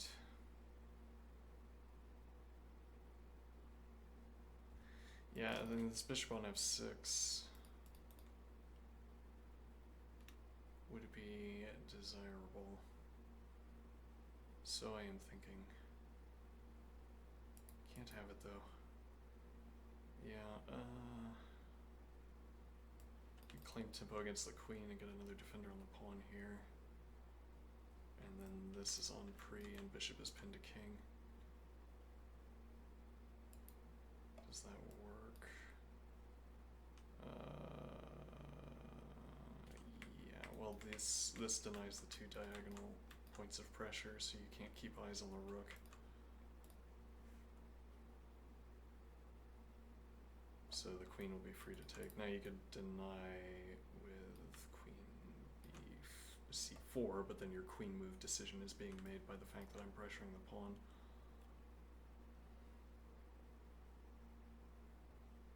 Actually, that move might be required anyway, because you have to cover e2.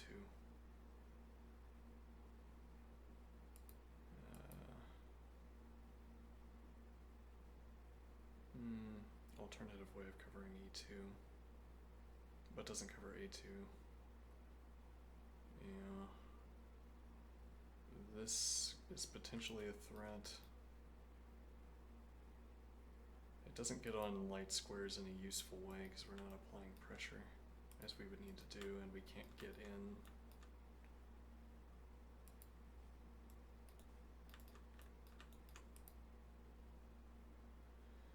Interesting. Okay, so this also exposes bishops. I'm not sure what's going to happen here, though.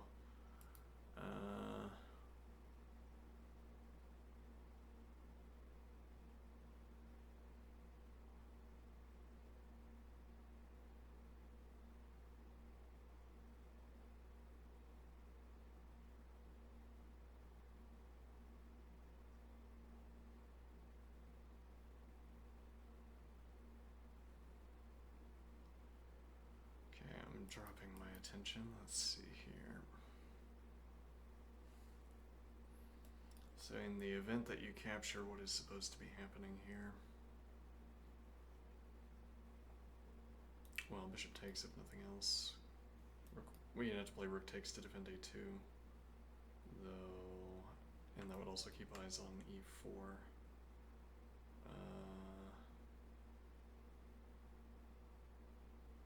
I'm not sure what happens after that. Let's see.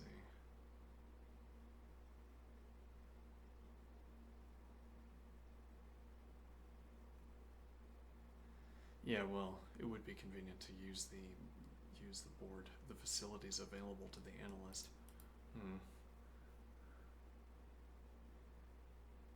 Let's see.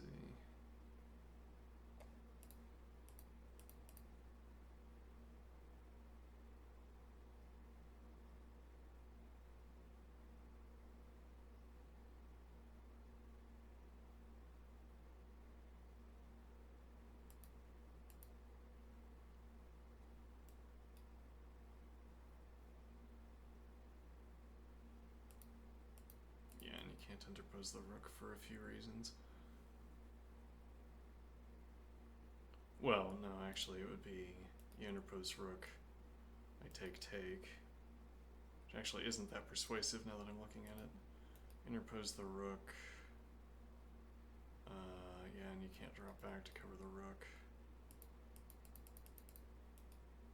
You also, yeah, you can't deliver check. Can't deny the trade. Okay, yeah, that's not so good. If we have instead... No, we don't have a move yet. No, wait, hold on.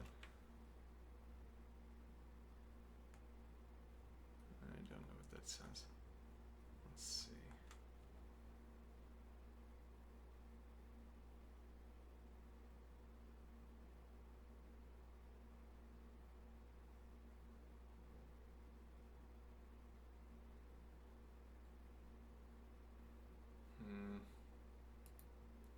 Text is queen a6.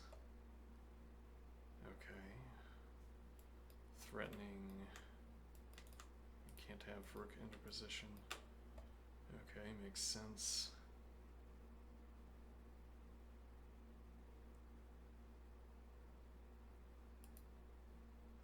Do you move the queen? King f2 is something.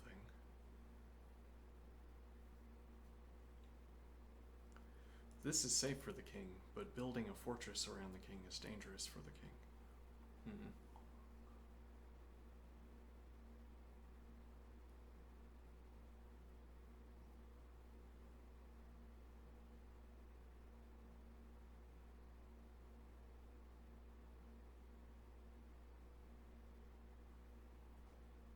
Oh, we have text.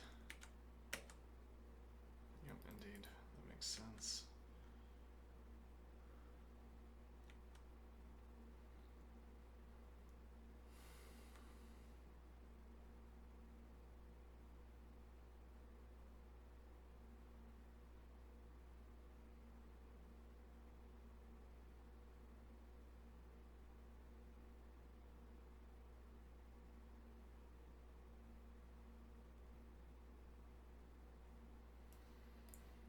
Taking the trade and then covering a2.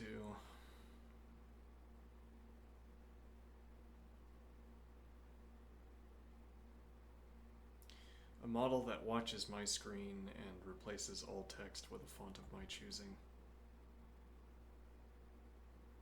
And if I say, I think a different font could be used here, the model generates that different font and overlays it. Unprecedented font control in the operating system. You just have to leverage image recognition.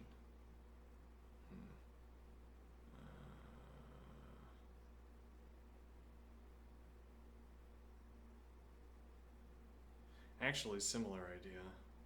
Oh, that's interesting. I say to a model, a subscription model, I say, I want to make this change, what do I do?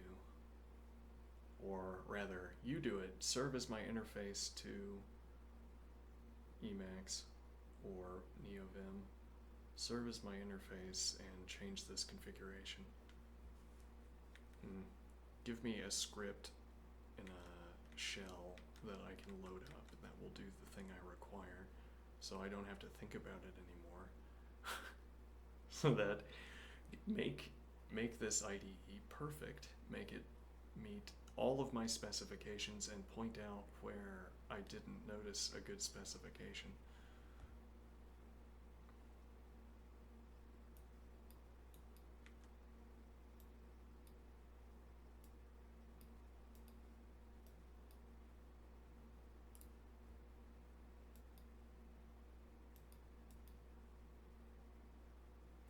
Then you're off color.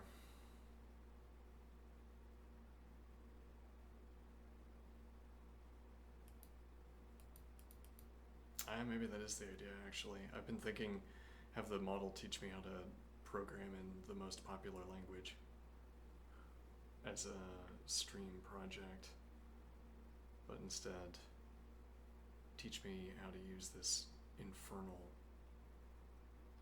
piece of machinery for typing.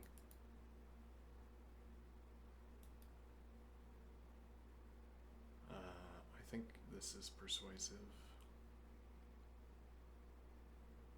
It's not clear to me what white does to defend, because you have diagonal, and then, well, yeah, and then I guess you'd cap the pawn at the end, though this pawn out here would still be troublesome.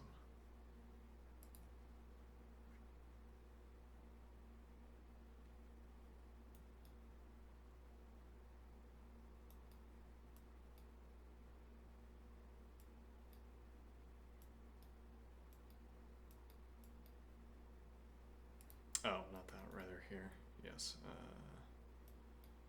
Here, I assume you're getting mated or something. Wait, hold on, I'm lagging, hold on. Delivers check, steps, my tactics, no good. Delivers check. Okay, so delivers check here, and then takes with check. And then you have to step back, takes with check. Interposes rook. Delivers check. Plausibly, though, yeah. Let's see. Yeah, so you can't spend this tempo advancing h4 is the point.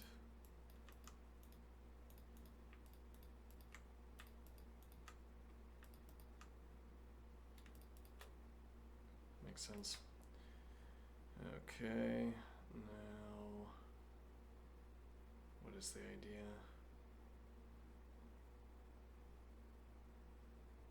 Normally you'd want queen drop back to be good. Wait, why isn't queen drop back good? Wait. Oh no. Bad analysis. Oh, we have text. Oh, interesting. Now take is too slow. If you delivered this check, we step in front, advance take.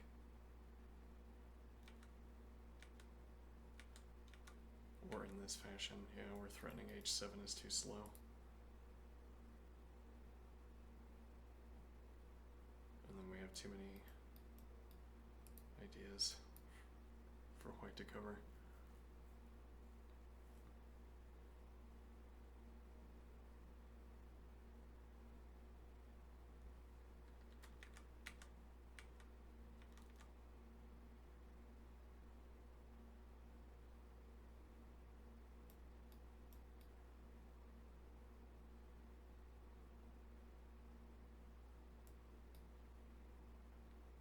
Though actually, that's a problem, isn't it?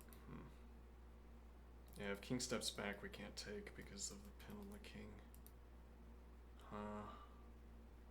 Those steps back, we could force a queen trade. Our rook is in maybe a better position. Our king can advance against your pawn.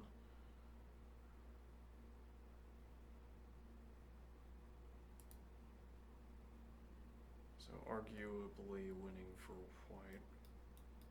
Rather blank. Arguably winning for blank. don't have time to spend this tempo. Black might be blocking the pawn immediately. Though then, yeah. Steps, delivers check, queen takes. And you can't play a4 because we get behind the pawn. You can't play advance. Well, yeah, advance. I guess that would be the play. Though then we have this with check instead. My king, I assume. Well, no, actually, white's 2 pawns might be too persuasive here on the side of the board. Steps. Oh, but wait, we can take immediately. Delivers check, takes. No, yeah, we already judged. You can't do that because rook h2. Okay, so king steps. Oh, we have text. Let's see. Queen steps back. The king is safe. There's no check at the moment, at any rate.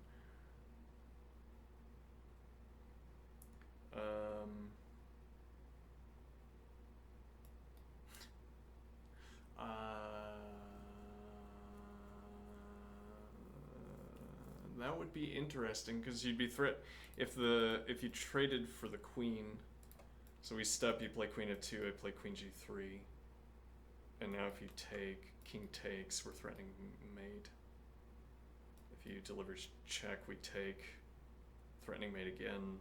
You deliver check, we step. If you take the pawn, you can't because we're threatening mate. Okay, 3.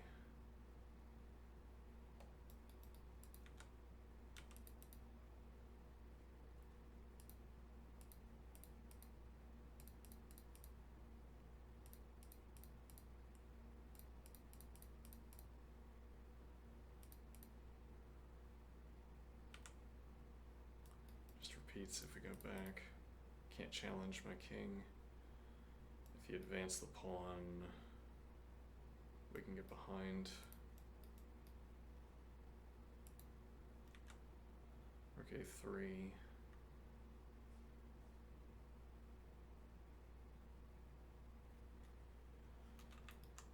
Pressure against the pawn, you can't advance it. You also can't get the rook behind it, can't get the queen behind it. You'd have to choose the diagonal. And then you'd be giving up this, so you can't cover this.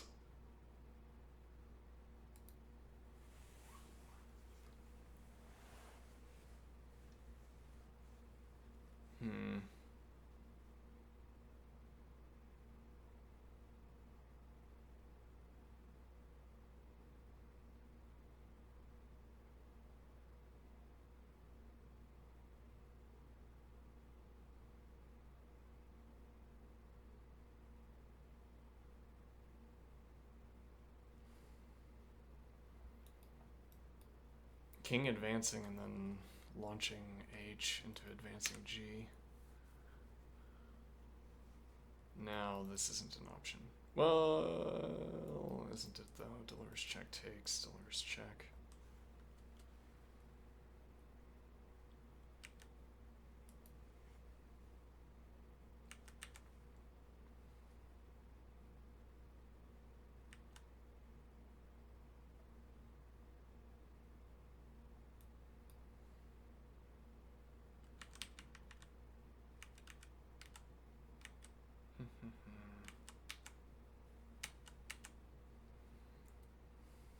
Might as well go for the repeat. Why though?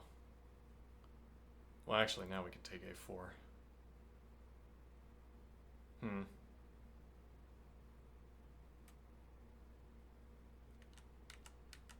Okay.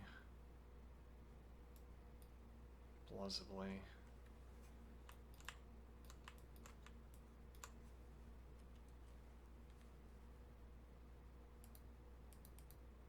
There's also the king drop back, so if you deliver check on light squares, we step back to h6, and we also have drop back to g7.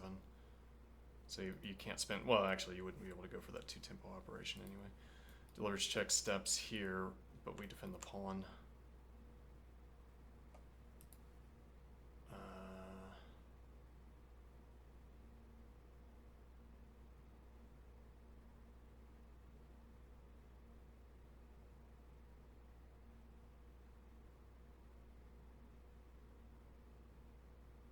Okay.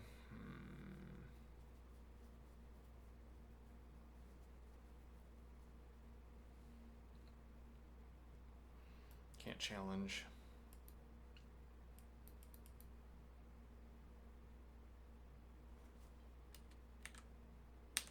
So I supposed.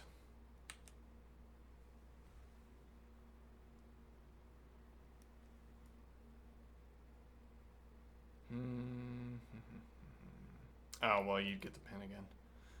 Yeah. There is a downside to this king structure.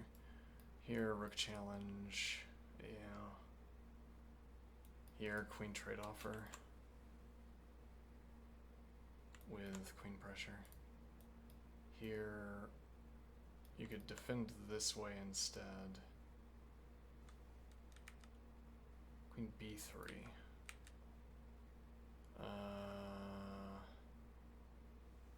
There's also maybe c3 with this threat. Keeps eyes on h3. You still don't have rook g3. We're threatening.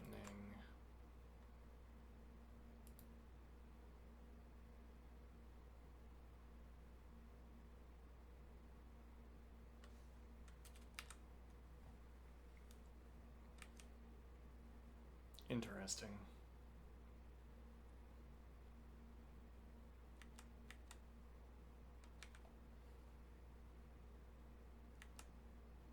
Anchors the pawn. Covered. Though removing your own option to drop back seems scary. You're looking to regain control over or access to light squares. Alright, keeps back rank, makes sense. So now I guess you have to cover this as well, though that also now comes with okay, same idea. Also this pins, and yeah, though that was true in either case.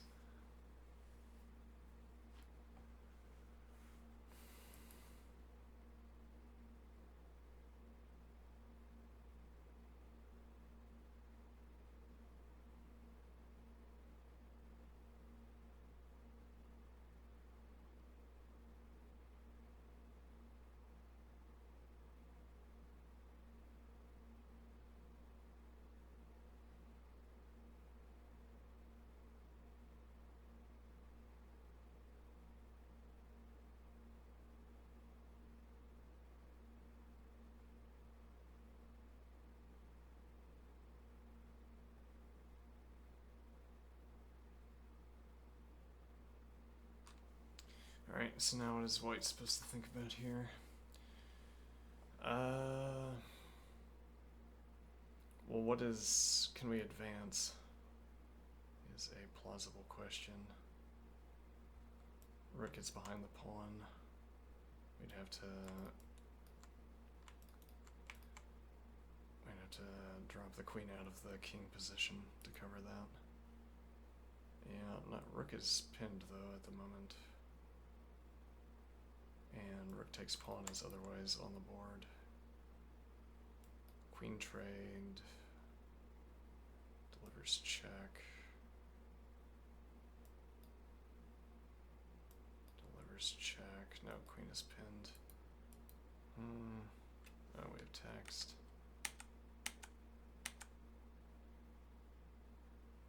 Okay.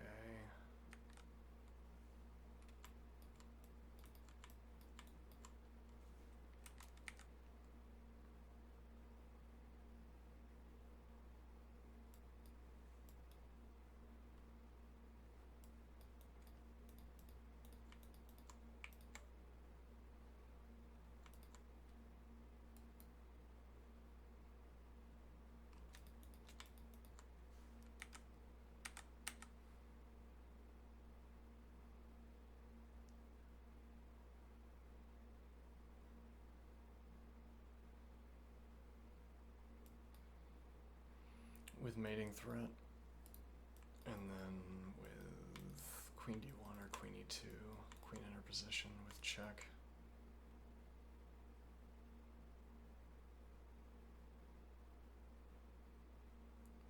And then you take with rook, because if rook check, you interpose the rook. White declines the trade, and then you advance the pawn.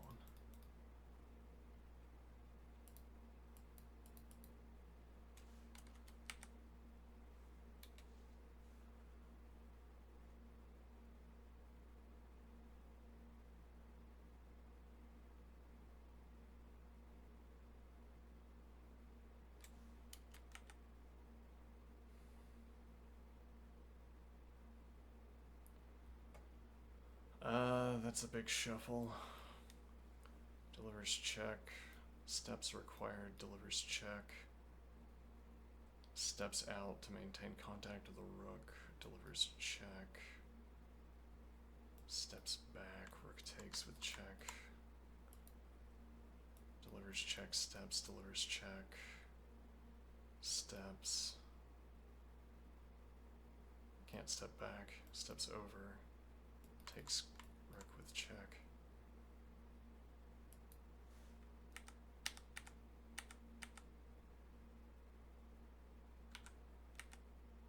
I thought you couldn't step this way. Apparently you can. I see. Can't interpose. Yeah. And then here. Yep. Okay.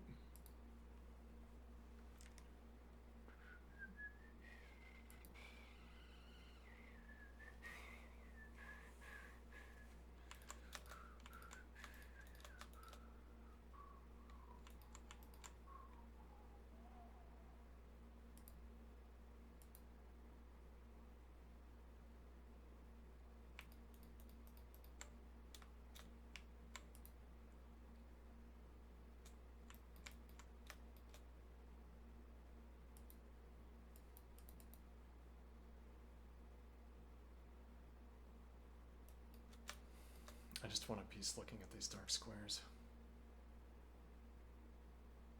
If black is going to look at them this much, I want to be looking at them as well. Well, and you're probably, if you're opening up b3, it's for the knight, I assume, not the bishop.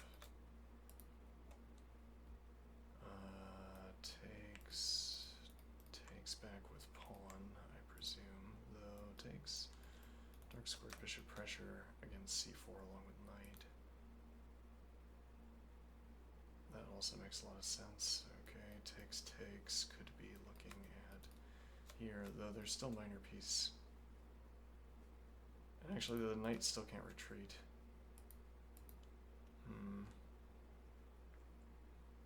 Covers. Okay. Takes. Interesting.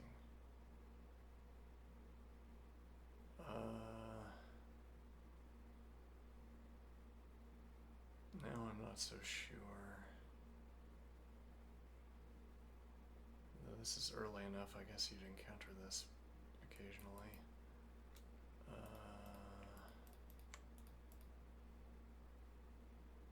Yeah, though this is already covered.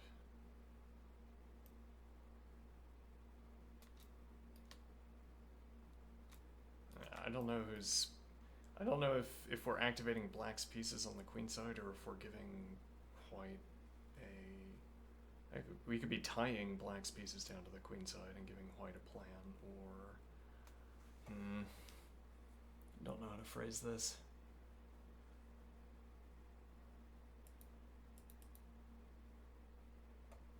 If you take and you bring about this pawn structure,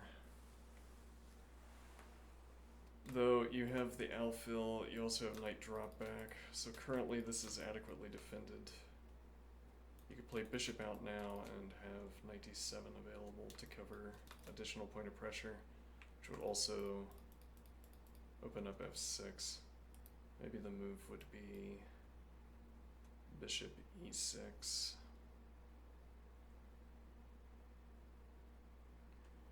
Okay.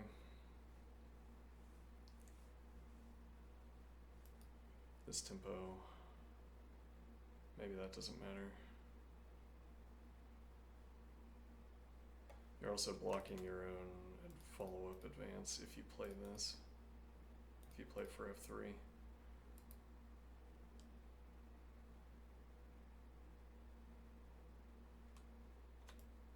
Pressure matters.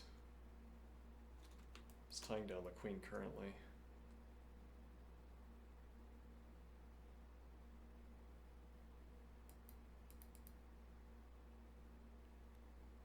So knight d7 is available. That also either looks to jump to c5 or denies, frees up the queen.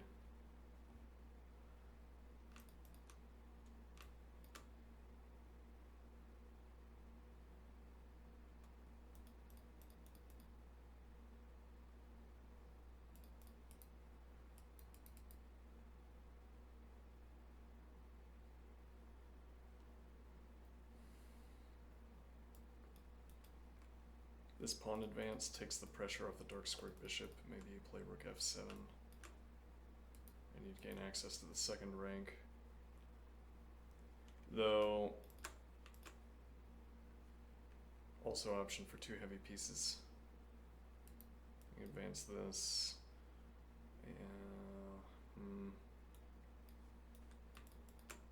Cash this in immediately and get the heavy piece activity out of the deal. Actually, you also have knight going in that direction.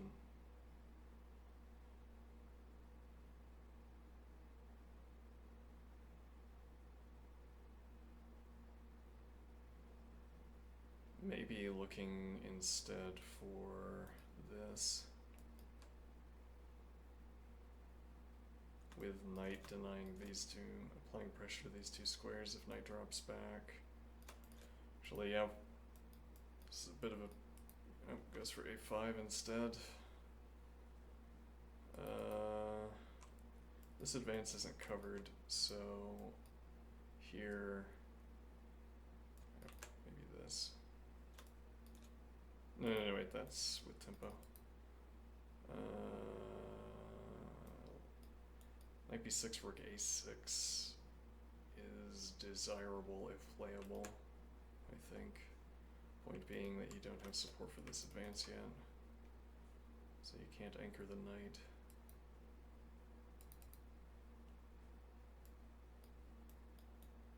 No, yeah, well, I mean, you could make the trade and again try to insist that this is about early activation of the heavy pieces.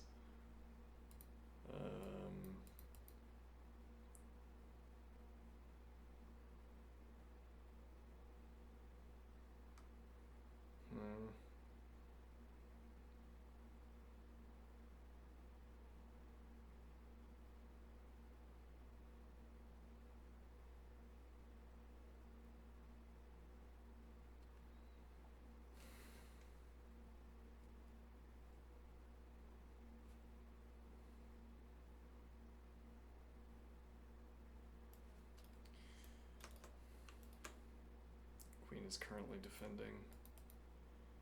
Could make claims about which pawn is more valuable. I suspect it's the d3 pawn with tempo against c4.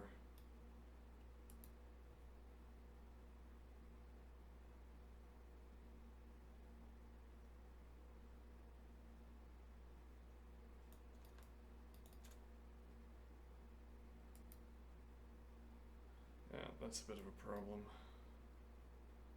Or an opportunity, I don't know. Open up the third rank and you have a pre-built pawn attack.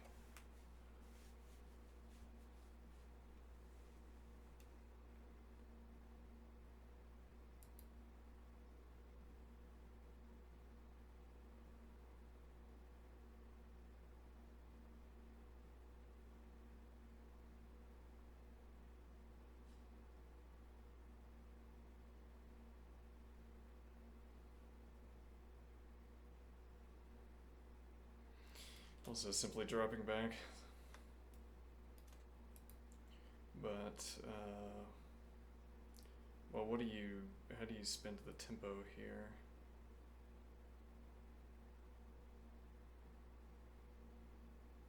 Also, I wonder if that's a problem, though probably not.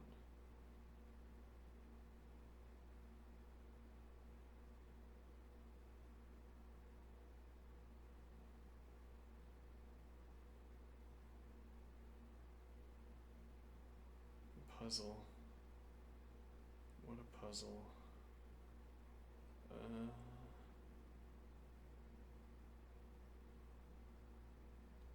Yeah, I mean, I'm tempted to play this, but we can't, obviously.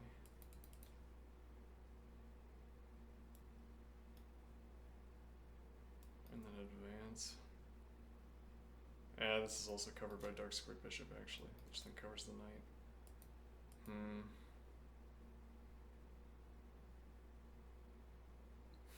The calm h6, because this isn't bad, we would be asserting.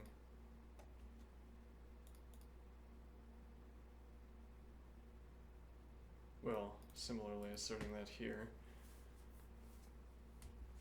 Advance takes, the pawn would be pinned, but we don't have winning pressure against the pawn.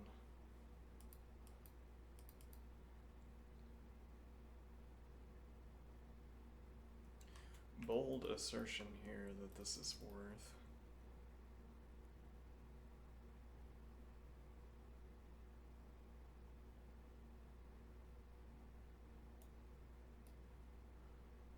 Have the option of switching queen to the other side of the board.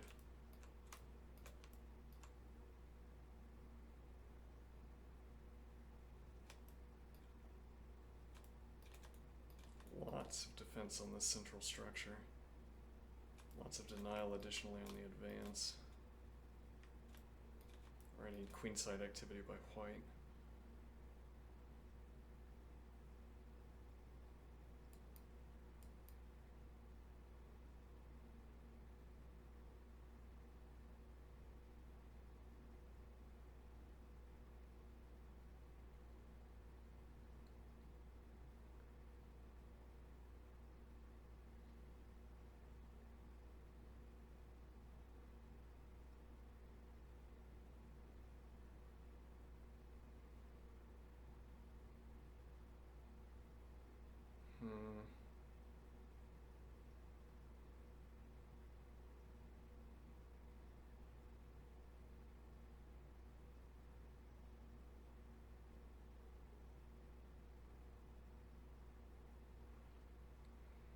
I don't think I can see enough benefit in going for f3 here.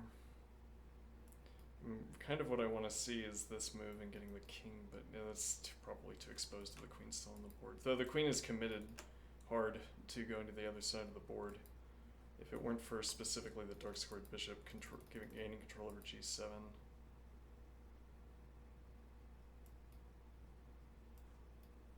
Well, then, yeah, you have to commit a rook move.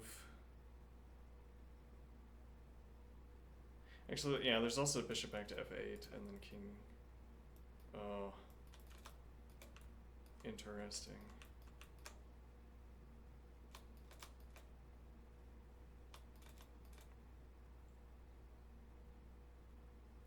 This would be a problem.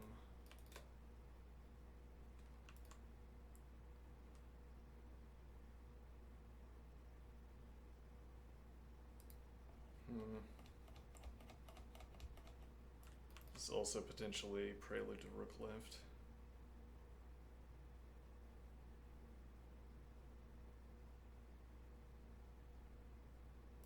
Have rook, queen, rook from behind, and knight looking at this pawn advance. If you can move this knight, though you don't have to move the knight in order to make the advance because you have rook and minor piece. Black, or rather white, can't apply another point of pressure to this. Well, this tactical problem. Yeah.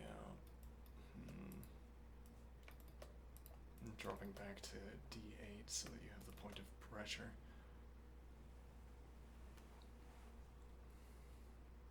Could potentially be looking to transit through, or you play f advance and you have f7 instead, which then controls h3. Not for nothing.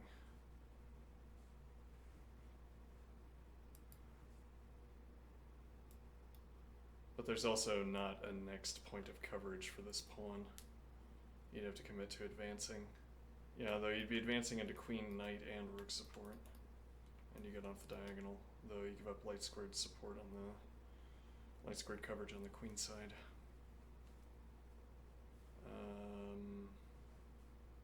I haven't considered that.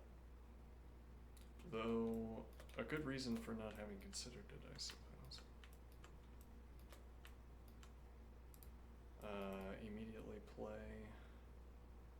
f6. f6 always good, surprisingly. Oh no, well actually in this case we would need this knight drop back. Yeah, because bishop in. Yeah.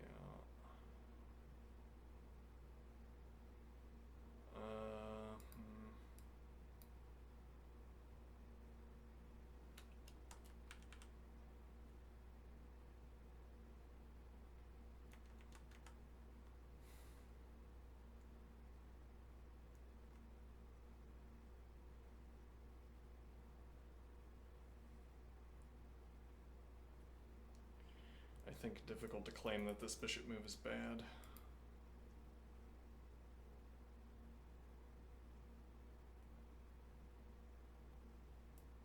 Takes with check, or else takes, but no, bishop takes, connects rooks. Advance takes, bishop takes, I presume. Yeah, and we haven't gained anything. The bishop recapture or a minor piece recapture, so what would you do in the meantime? Interesting. So lots of pressure against the square. Redeploys the queen, targeting g3.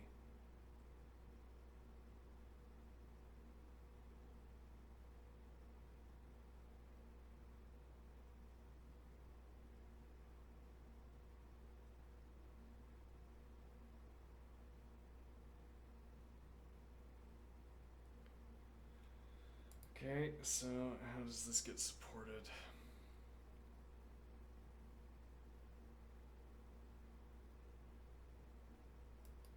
King h2 plausible?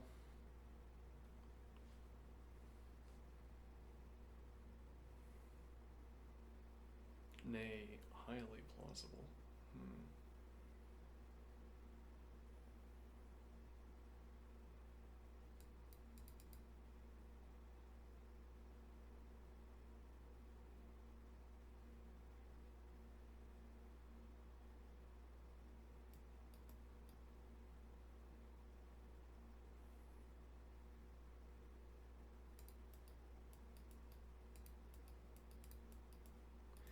Actually, that would be relevant. Get the bishop off the back rank. If takes and then captures, that's fine. The bishop on this square I think is too good. Well, I mean, okay, you could immediately offer a trade, I guess.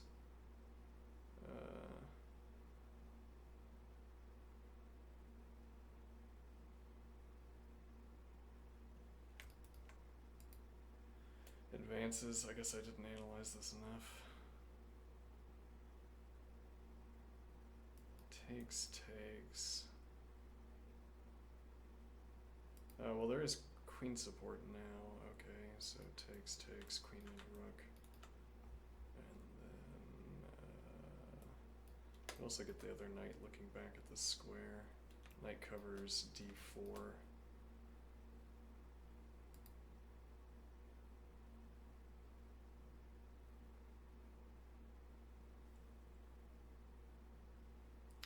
Yeah, you get your two advanced pawns. Bishop potentially rerouting back because the knight isn't going to move.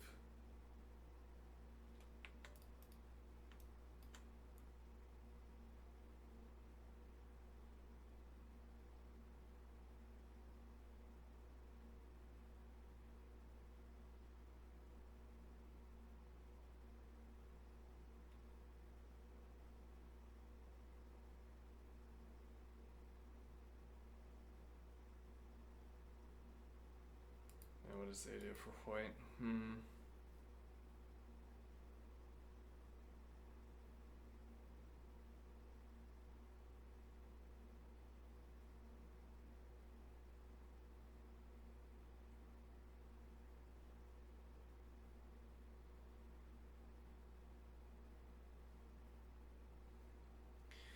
The advance, we haven't given much thought to this.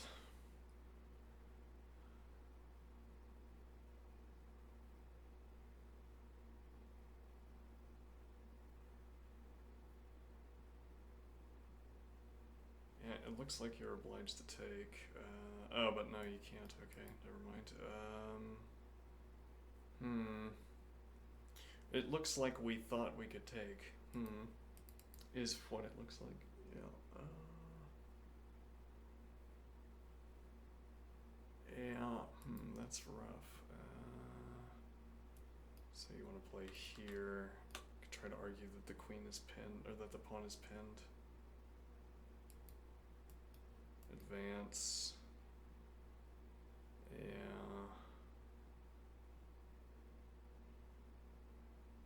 More importantly, this is on pre afterward. Yeah.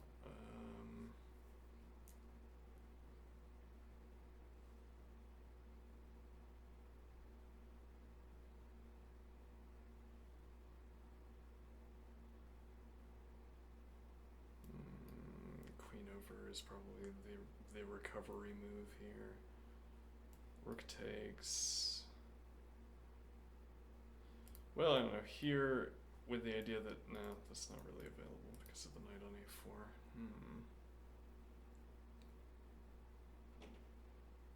Maybe the knight on a4 is more playable than people thought. It seems playable. It seems to be doing work here at any rate, even though it's been denied. Well, and part of the reason it would be denied return is precisely that you moved the knight off of this square. If it's going to be denied by the d-pawn, you have already given up denial on the denial, as it were.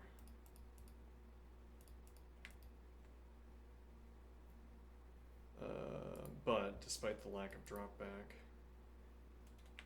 well, yeah, and having this pawn available to deny.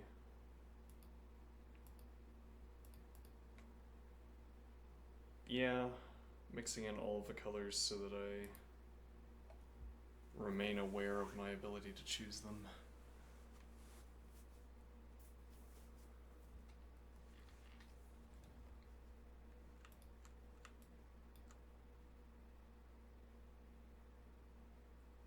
Okay.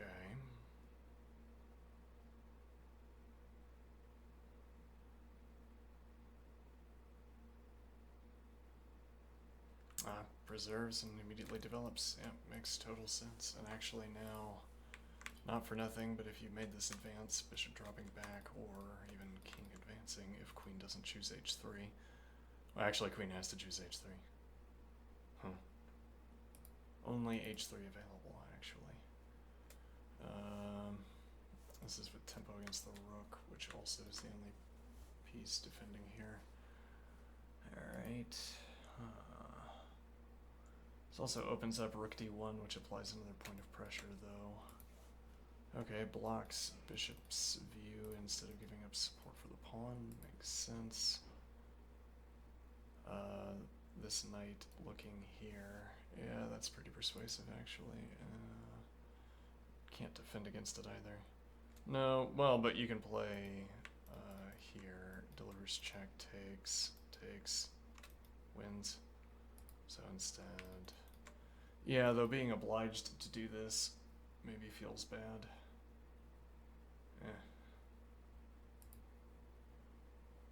Wait, why aren't we taking here?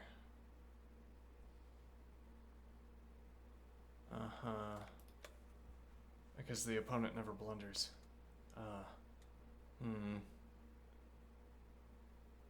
Well, one wonders, would it be a blunder? Black's in a tight position. You could still play knight in.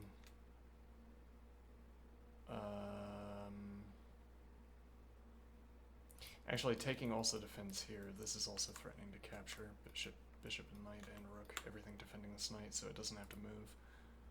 So here to defend, then knight check. I suppose bishop takes, queen takes, though then... Yeah, well, you've given up your light squared bishop for this operation. That's true. Takes with rook instead, though. Well, now, so you could move the king. And I guess you're asserting this knight's offsides, tempi-wise, which seems like a plausible assertion.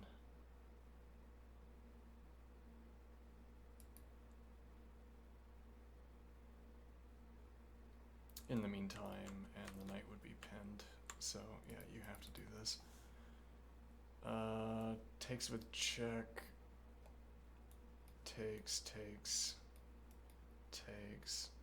Well, yeah, you can't succumb to perpetual. Alright, we already said you could drop back. Yeah, this is fine. Knight's offsides, arguably. Though, proving that. Wait, but the problem with this was... but you... no. Yeah, the problem with this was taking here, right? But this is on pre at the end. Okay, and then... I don't know. Okay, let's see what happens, I guess.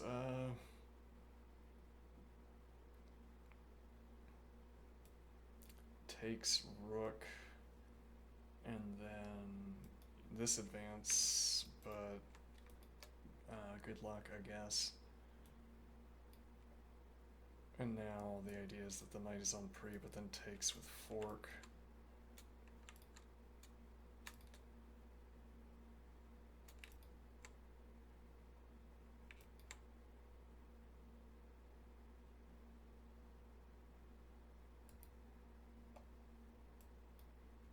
But actually, nope, that's covered. Though, I mean, that might matter.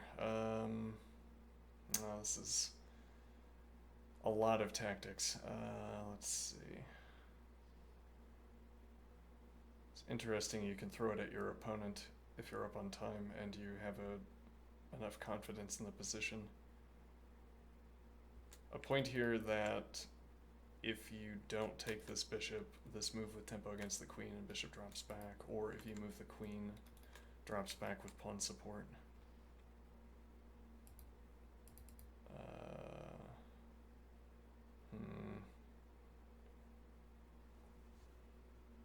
No, black is up material at the moment.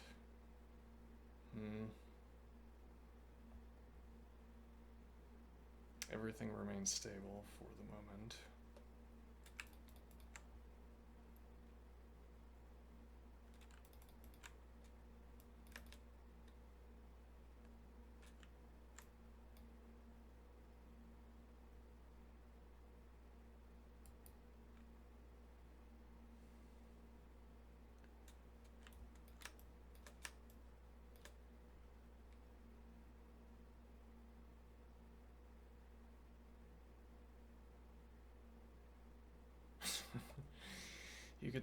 You could think about chess a little bit like a deck building activity game where your deck is your preparation.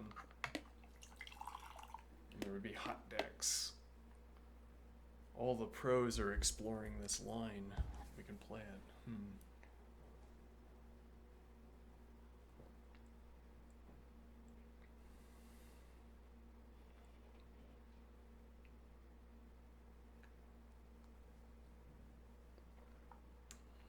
Blocks the dark squared bishop, but what else does it do?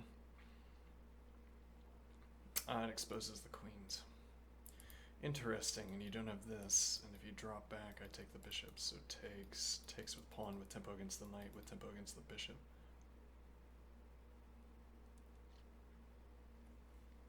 I see.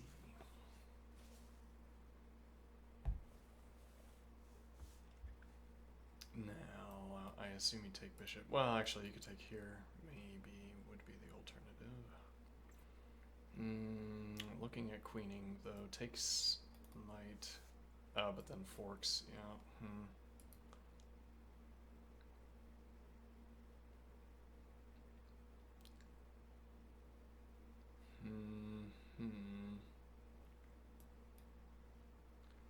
Knight drops back, bishop's view is blocked. Actually, this also stops the queening directly.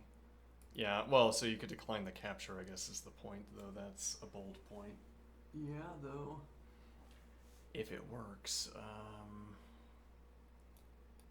So rook takes. Okay, but then... okay, that's gonna be difficult. Well, knight drops back and you still have these 2 points of tempo. Yeah, but then takes. Yeah, though, at the end, the knight on b8 is dominated.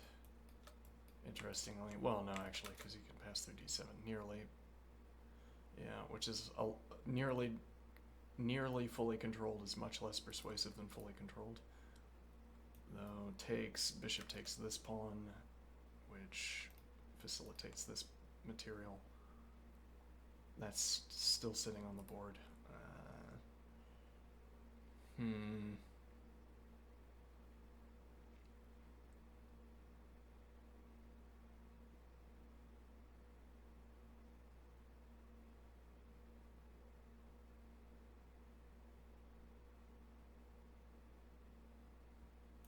Takes. Is there anything else hiding here?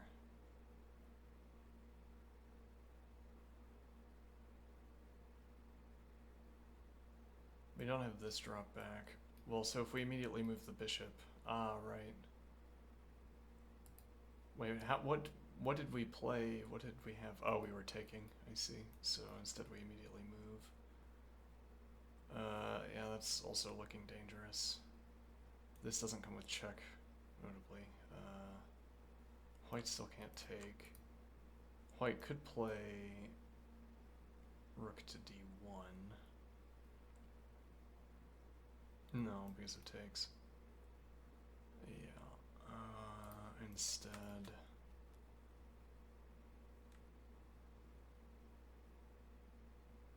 Blockade. This also covers the knight, which maybe is relevant. It means that rook dropping back isn't going to come with tempo against the knight on a4, I guess.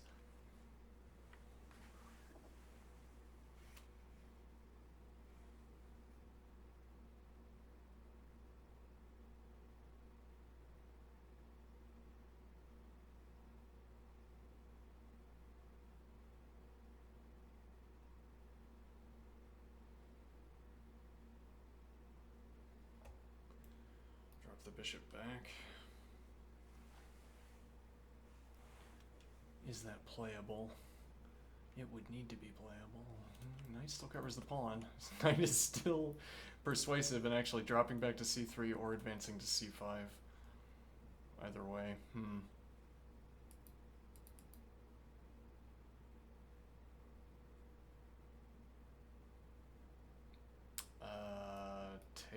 Takes, and takes. And takes is still covered.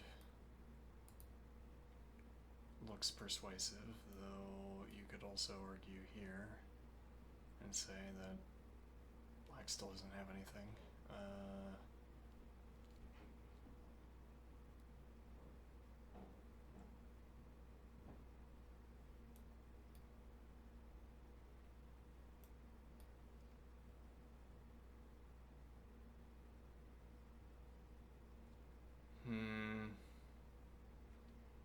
Well, you always have this as a bailout.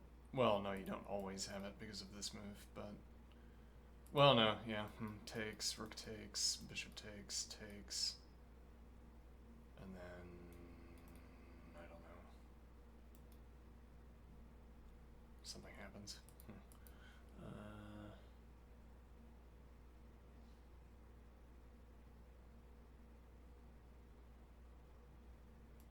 Also now, threatening takes.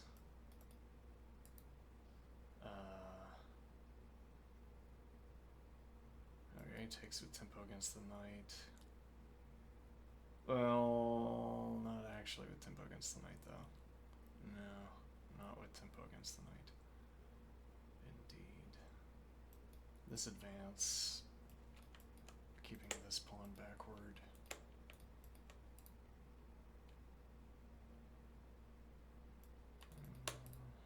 Also anchors.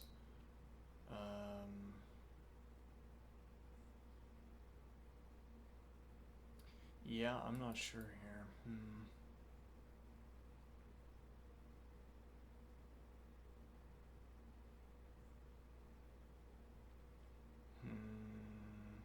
Do you have to have this pressure?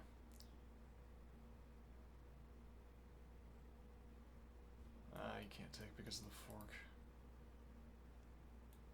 Advance. And takes. You can't deny the follow-up advance. And then here. So you're going to have to do something else after takes. There's also the argument for advancing. Knight drops back, but it's covered by rook.